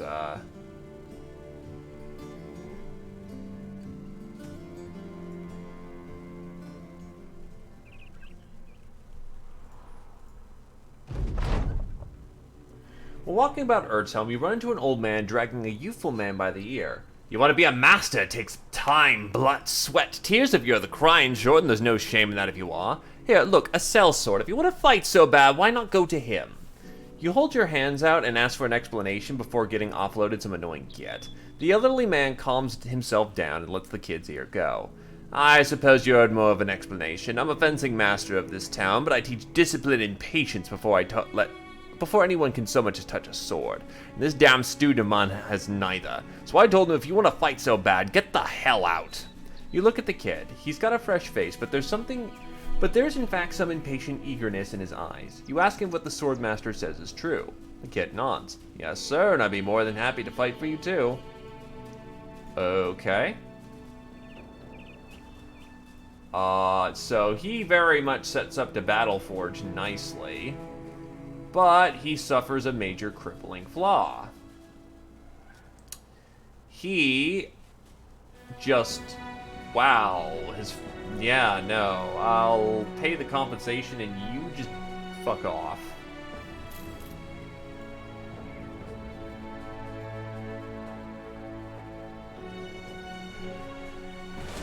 Brigand Hunters. I meant to pause there for a moment and hit the wrong button, but, well, provided this goes well, that's gonna be our max pay right there. What the hell? Oh, right, shit, I did not.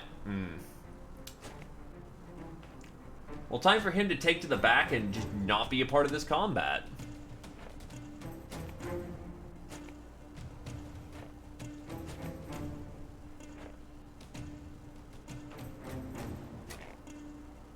Yeah, starting off these contracts aren't the best. You basically do need to go actively hunting to find what you're looking for. But eventually they start paying like $250 a head. And any head will do.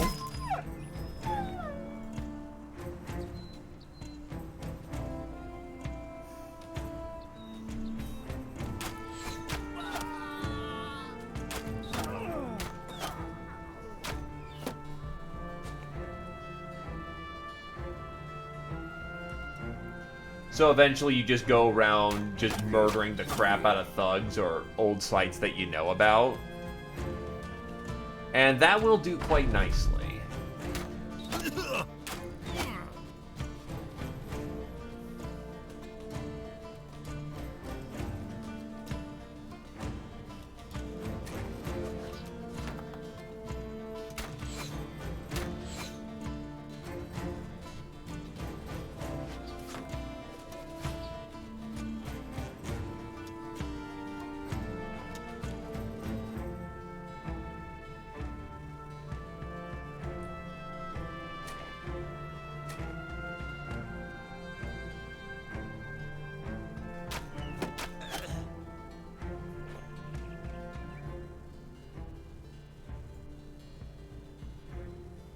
Ironically enough, we want to shoot their runners before they get away because I can't get to them.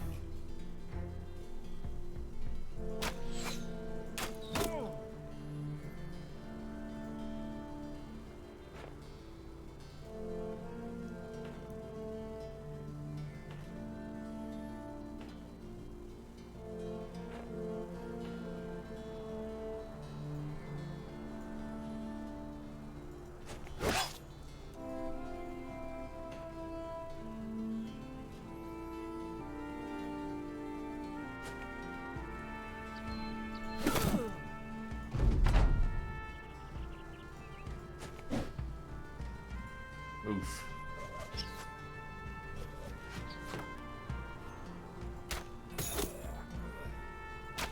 And that entire line just cracked.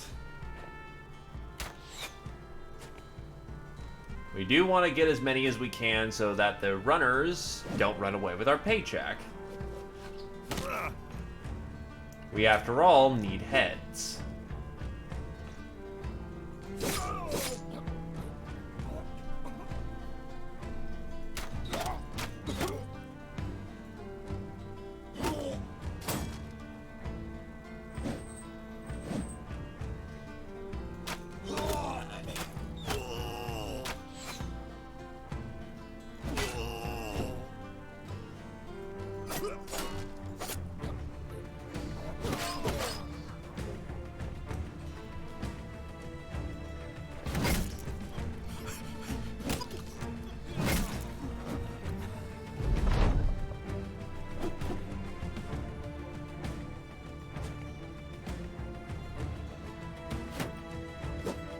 Oof, that was a little lucky, admittedly, because he does not have a helmet on.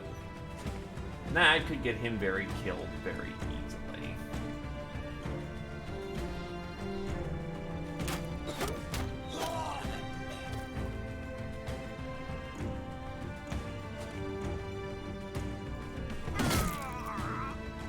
Alright, one goes away. We have 18 heads to bring home. That's more than plenty for the contract. 17, right. He's gonna get away, isn't he?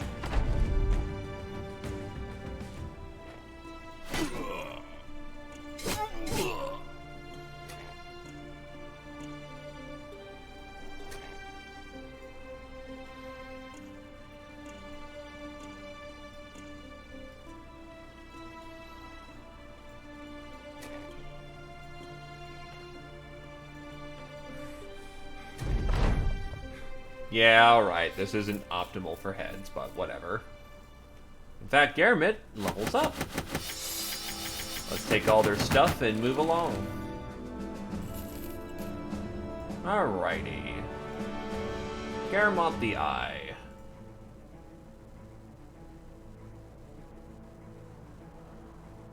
All really good levels. I think I will go for a Resolve level just to thicken up his back. Give him Bow Mastery, and we are good to go. So not forgetting to actually get the new recruit all armored, kitted up, and good to go. Shield. Hatchet for a slightly heavier weapon. A full-on actual Gamerson. One that actually still has its protections good to go.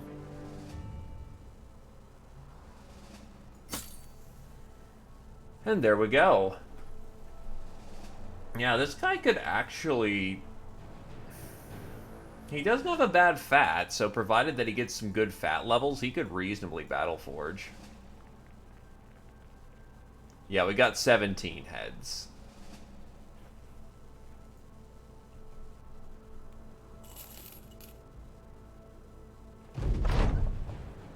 The men fan out into Gerwold's pubs. You simply take stock of your supplies and wonder if resupplying is a good idea.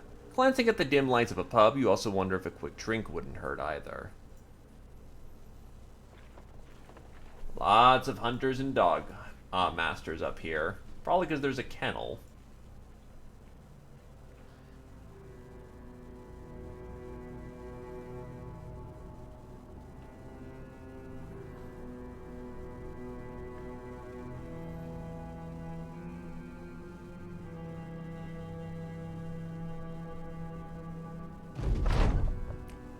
You return to Baron Alan von Steinwall is met with curiosity. He's counting crowns before giving you any, asks how many heads you collected on your journey. After reporting 17 kills, he purses his lips and nods.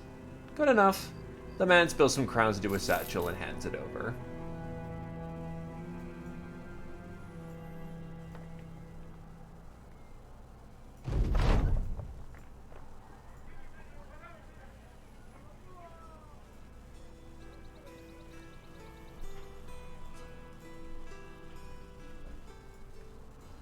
Lots of veteran monster slayers up in the north, but unfortunately, what I need is more money.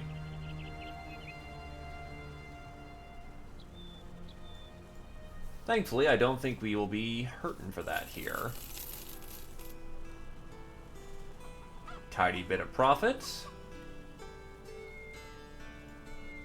A bandit raid. Well, not raid. And then a Brigand King. Oh fuck no, not a Brigand King without hammers. And even then, maybe arguably with hammers.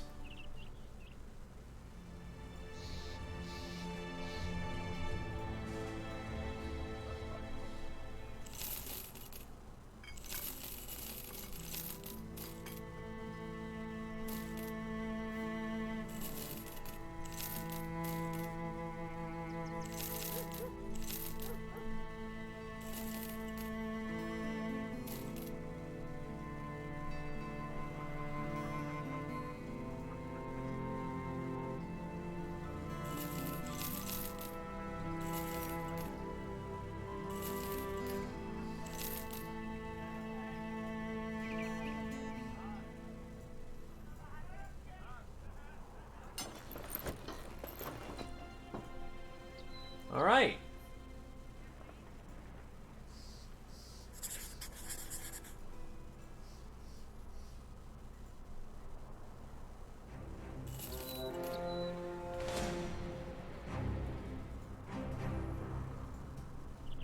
Should be a quick, easy, scoot and loot.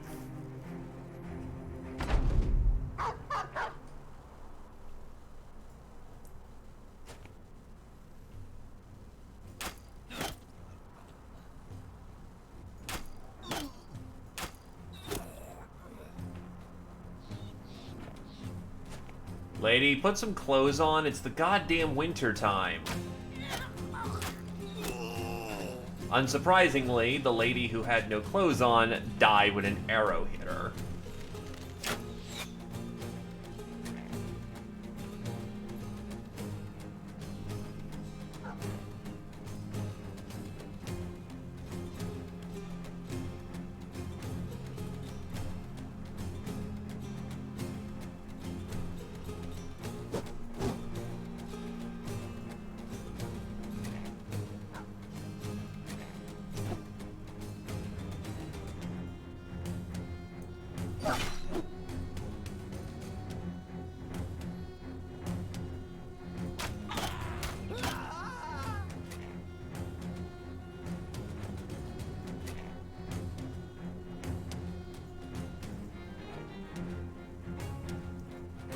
Should be enough to get the dog to scoot.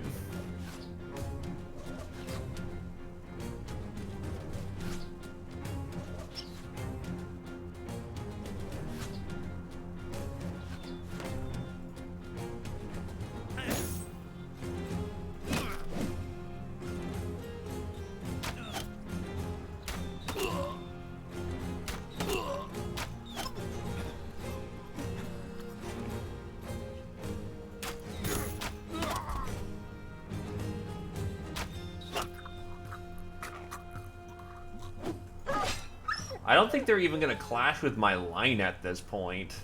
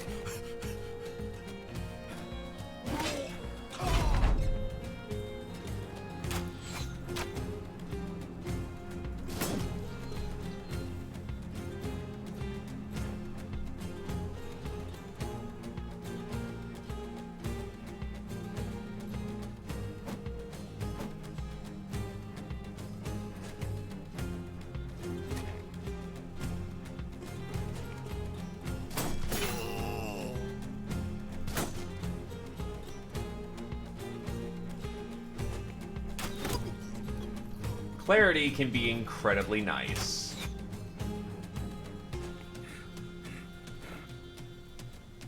I'm cool to let it go.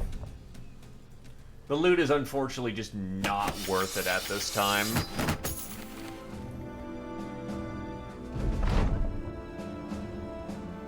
The battle over, you pick up the crystal skull and look it over. Was it really worth the lives of so many people? I know what you're thinking, Sellsword. The voice breaks in. You draw your sword and aim it at the stranger who has seemingly appeared from nowhere. You're thinking, what if someone paid good money to steal that artifact? What if someone would pay me a good deal of money? Perhaps more than the man who paid you to retrieve it in the first place. You lower your weapon and nod. An interesting thought. The man smiles. 1,180 crowns, that's how much I'll give you for it. That was the thieves' share plus extra. A more than fair deal. Of course your employer will be most unhappy, but, well, that's not my choice to make. Yeah, those only really become valuable to burn those bridges when you get, like, 4,000 to 5,000 crowns out of the deal.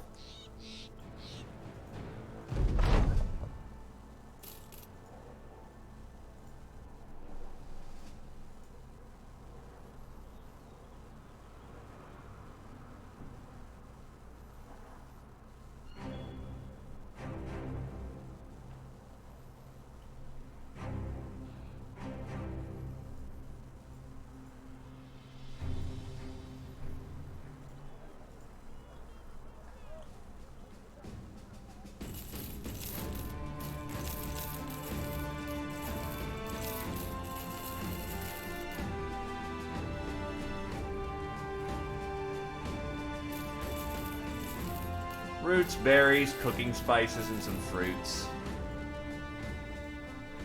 Oh yeah, that's right, my cook's dead, isn't she?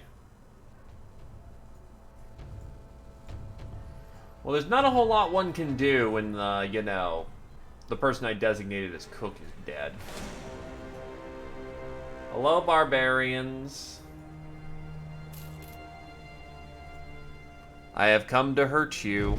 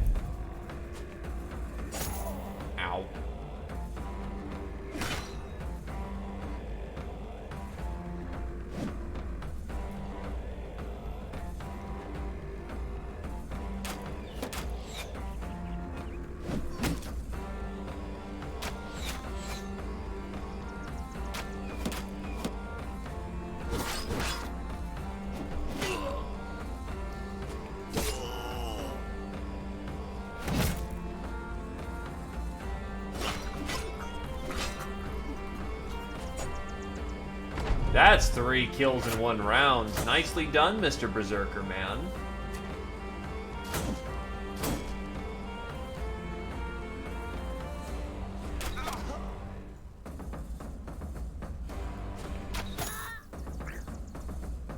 And that's a clean sweep. Over on the 3rd round, the archers are putting in good work. This is why we specifically curate for good archers. Because the amount of ridiculous damage they can push out is great.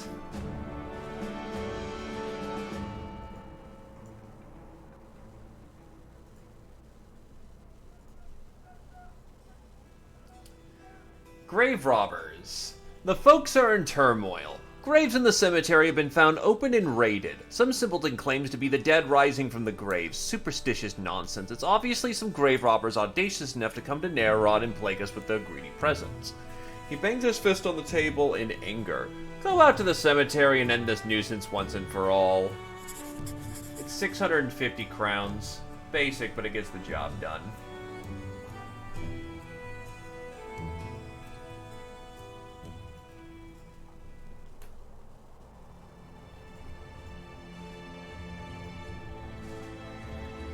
Also the first level for the Axe Boy.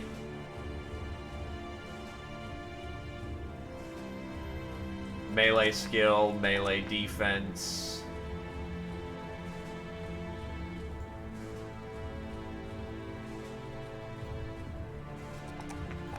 Yeah, I'll go for some fat as well. Let's see if we can't Battle Forge this guy. That would be awesome.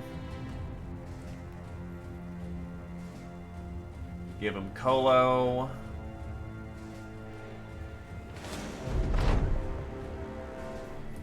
As you enter the graveyard, to find the grave robbers right where Anselm the treasurer thought they'd be, knee-deep in someone else's afterlife. Drawing your sword, you tell them to put down whatever jewelry they think they're going to make off with. One of the men stands up, arms raised, and makes his case. Before you kill us, can I just say something? We have a map. I know it sounds like a lie, but hear me out. We have a map that can lead you to immense treasures. You let us go, I'll give it to you. Kill us, and well, you'll never see it. What do you say? Well, usually this doesn't end up working out for anyone, so...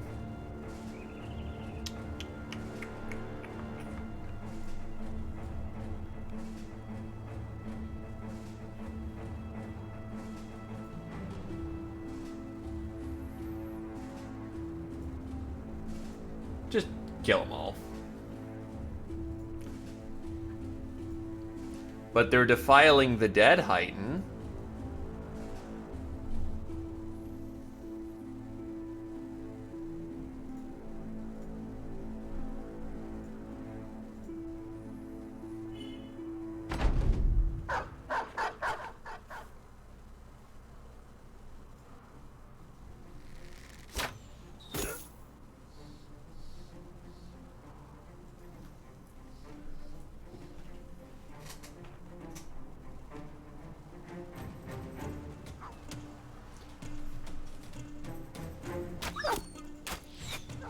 Actually, why did I do that?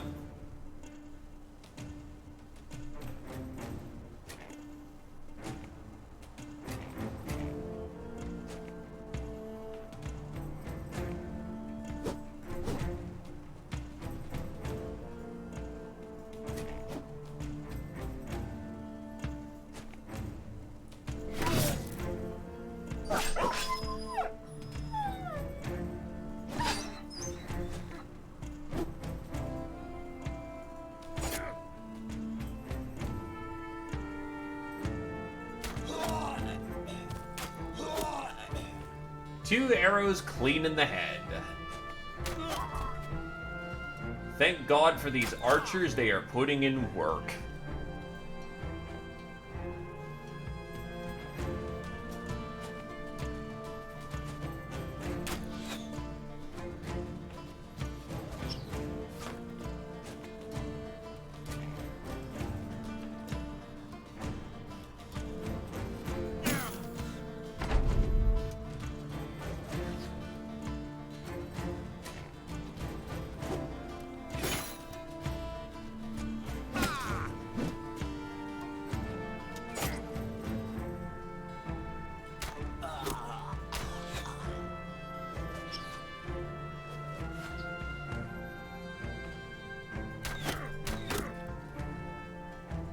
Gotta love hack level aim.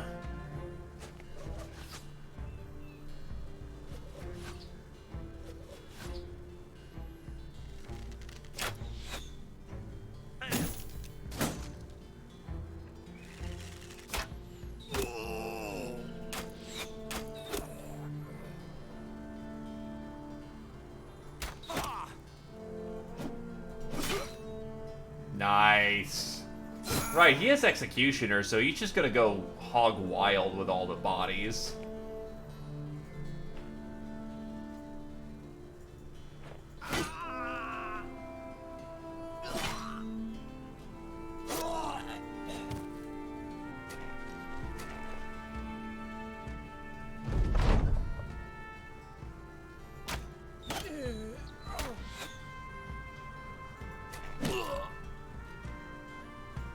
Hey buddies, are you ready to have a bad time?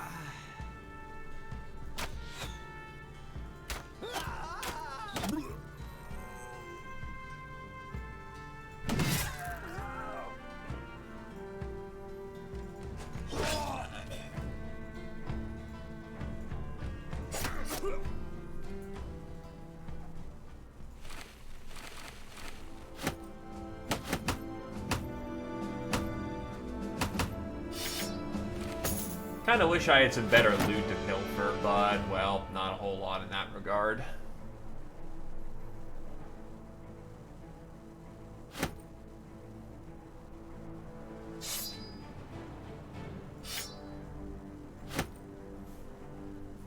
Alright, that'll do.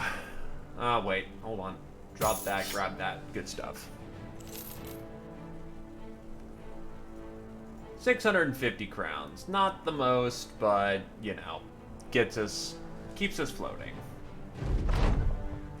Anselm the Treasurer is talking to some of his men when you return to his room. He parts them and asks you of the task. You report that it's, again, safe to bury Nerad's loved ones. Oh, Nerad's loved ones. Anselm the Treasurer smiles. Good, your payment. He snaps his fingers and one of the men steps forward, handing you a satchel. There's crowns in it, as promised.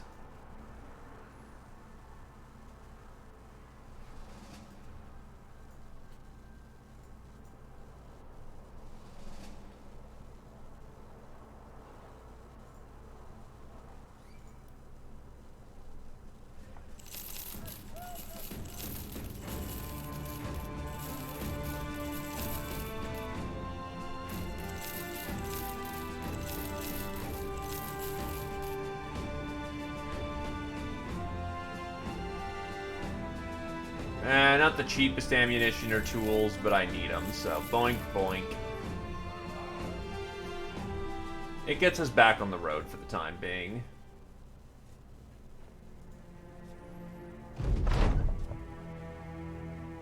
While on the path, you come to a man being dangled upside down from a tree branch. A bunch of men are sitting around him sharing a goatskin flask. Looks like they're at the end of a day's hard work. When you ask what's going on, one of them looks up and smiles. Whipping this fella till he's raw? You ask what for. Another man answers. Fornicating with this fella's wife. A man's drinking spurts and chokes on his drink. He wipes his mouth. Hardy fucking har. Very funny. No, this scumbag was caught farking my horse. Let's talk to the dangling man. You walk over to the dangling man. There's blood running down his back, streaking from a dozen slashes. He's got a cloth covering his eyes, which you pull down. Blinking, he asks what it is what you want, as though you're interrupting his own hiding. You ask him what they say is true. He spits and clears his throat. I mean, yeah, but the horse was dead, so what matter was it? Can't a man have his fun? The horse owner gets up, brandishing a dripping whip. Oh, you want us to go back at it? We got all day. Sighing, the dangling man asks you a question. You're a sellsword, right? Why don't I come and fight for you? I'm strong and able-bodied man, a little horse, I mean, worse for wear, but that aside and the dead animal thing, I'm a man of upstanding and moral sensibilities. Sure, we'll cut you down. You take out your blade and cut the man down. He falls right on his head and his neck breaks with a disgusting crack. The rest of his body crumbles with his legs awkwardly heaved over his own chest, a position no doubt strange to this sexual deviant. The horse owner springs to his feet. Well, shit, sir, we're just gonna whip him up good. Why'd you go and kill him for? He pauses and then waves a dismissive hand. Shit, man. Well, alright, we'll just depart our own way and say nothing of what happened here. Ain't that right, fellas? The rest of the men nod.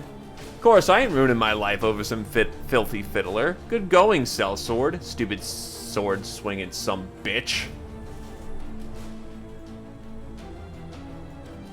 Whoops. Alright, this place is busy. Oh, wow. It's like a cramp in my neck. Fucking hard. You know what? I'm gonna stretch then.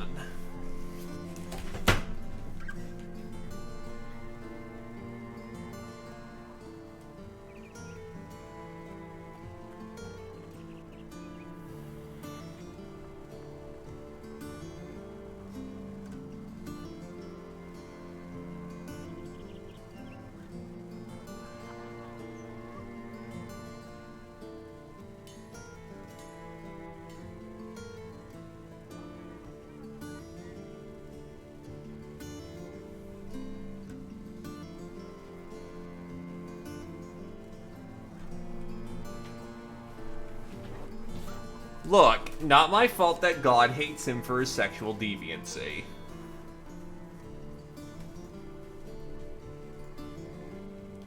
Hubbard the Guildmaster has his head in his hands and it turns side to side. You ask if you should come back another time. He slams his fists into the table. No, this is the perfect time. The townsfolk have been complaining of strange dreams for days now, and last night was a nightmare visited upon me. I can't even make sense of it. I was standing in a field of wheat and I saw shadows passing through the stalks, but they weren't just shadows. They were flattening the wheat as they went, and well, when I woke I saw the legs of something as they just ran out my door. I mean, we want you to stay the night and see if anything comes for you too. Are you interested? 20 crowns, that's quite nice. Welcome back, you mill vet son of a bitch. How's it going?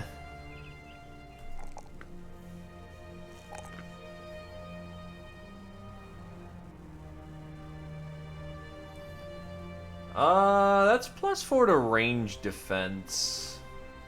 That may be important to him.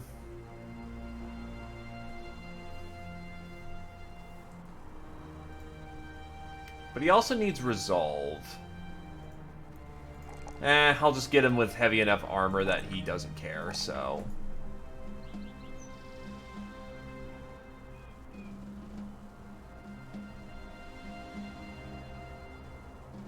Gifted, resolve, fat, and honestly, some health. Then I don't have to care forever. Bert can. Shooting. Shooting. And then melee defense level. Fearsome.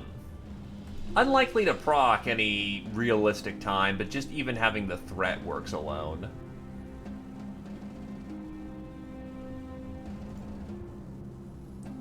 Oh, wow, that's a great level. Weapon skill, weapon defense, and then resolve.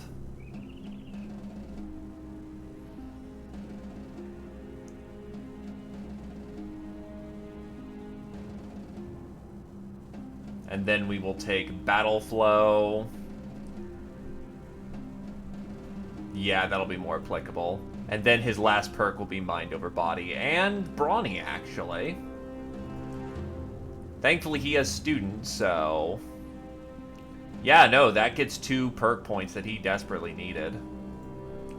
And the other job is... Humboldt the Guildmaster's got a cat in his lap, but as you draw near, you realize it's just a head, and he's been thumbing a delimbed tail around his thumb. He purses his lips.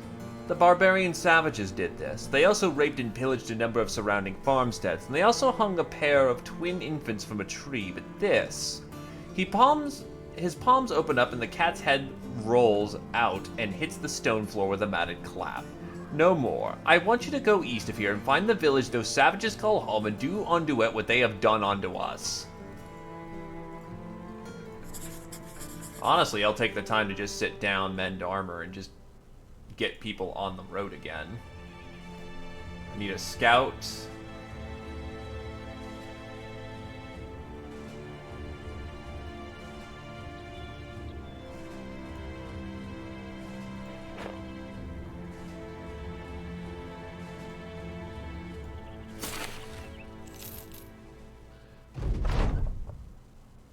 As you pass the time, an old man comes down the path. Without any prompting, he states that it is the pale men you seek, then it is best you wait till night.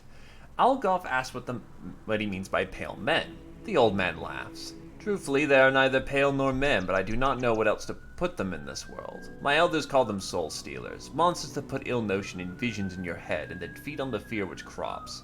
But you're a sturdy lot. You'll do well. He thumbs his nose and wishes you good luck.